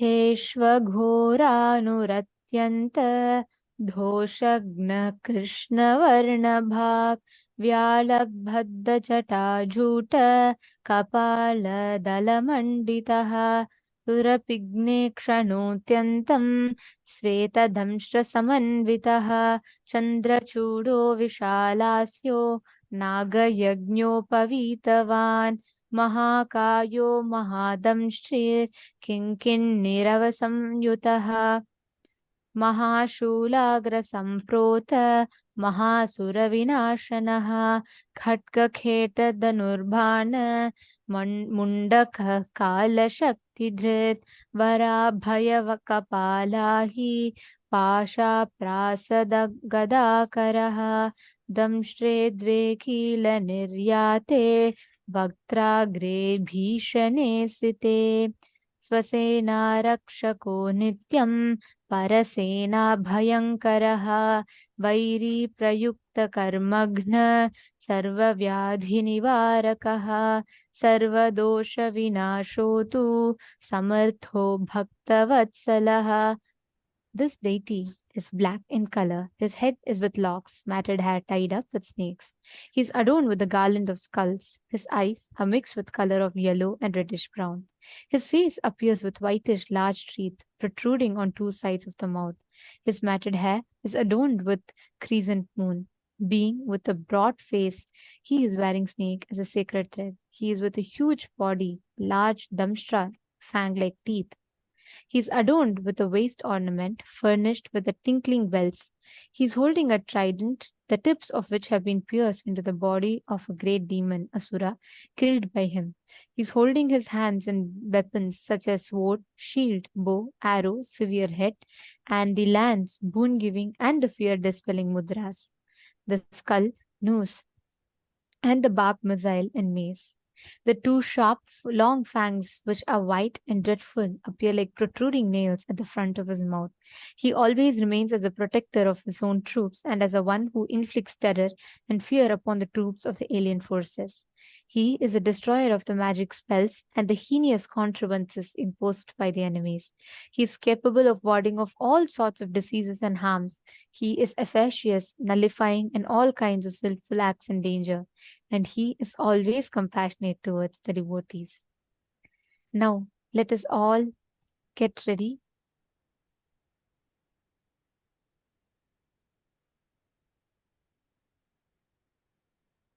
to receive the initiation. And all of you today you all can even keep another device open and ask questions in all the different platforms. You can ask on Facebook, you can ask on Twitter, you can ask on Instagram, you can ask in any of these platforms and ask in all of these platforms. And Swamiji will be addressing. Swamiji can answer your questions from whichever platform. So do not miss out your opportunity on anything. Make sure you ask on all the platforms possible, and we have the opportunities open for you right now, whether it is on Facebook or on Instagram or on Twitter. So go head to the three platforms right away, and you can go to the topmost post that says that you can ask your question. And right under that, you can post your comments. And be sure to use the hashtag Ask the Avatar. And Ma Hilde is asking where to post on Facebook or under the live stream. You can go ahead and comment, Ma. Just right under the live stream. So you can make the comment during the live, and Swamiji comes, you all can make the post. And just go to the live stream and you can make the comment there. Yes, all the Sarvajñapita Yajamans and the Sarvajñapita Kartas also, we invite all of you to take a few minutes. You all also can ask your questions, and it's always fun, and I'm so eagerly awaiting to listen to the revelations from Swamiji today. So let us all take a few minutes and head to Facebook, X, and also on Instagram. You can ask the questions on all of these platforms. Now, let us all get ready for the darshan. During the darshan, if you would like to post any prayers, you can go to the Zoom itself and you can post your boons, prayers, blessing requests, anything that you have, questions that you have, you can post it on social media. Here is for Facebook. So please head to Kailasa's SPH Nithyananda Paramashivam, the official Facebook page, and then you can head to the live stream on Facebook. So don't forget to follow and please head to the live stream. Yes.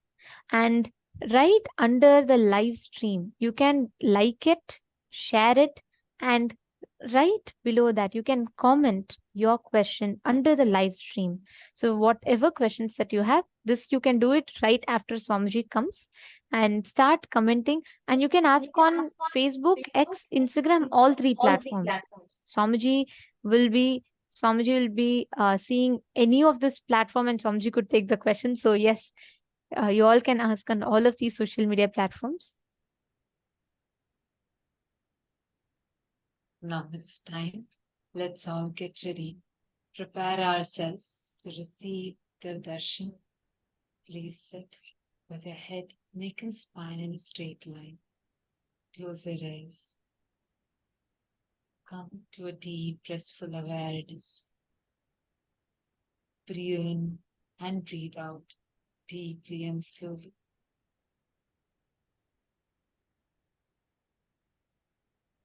Close your eyes.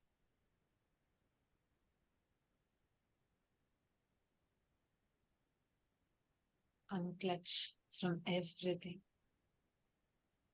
prepare your inner space to receive the darshan.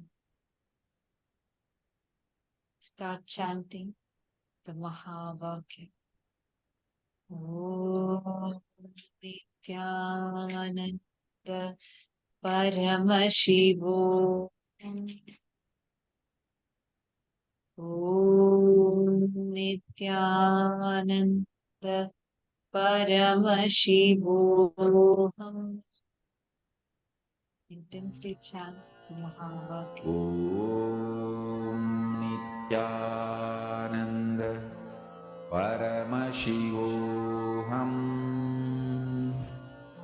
Om Nithyananda Paramashivoham. Om Nithyananda Paramashivoham. Om Nithyananda Paramashivoham. Om Nithyananda Paramashivoham.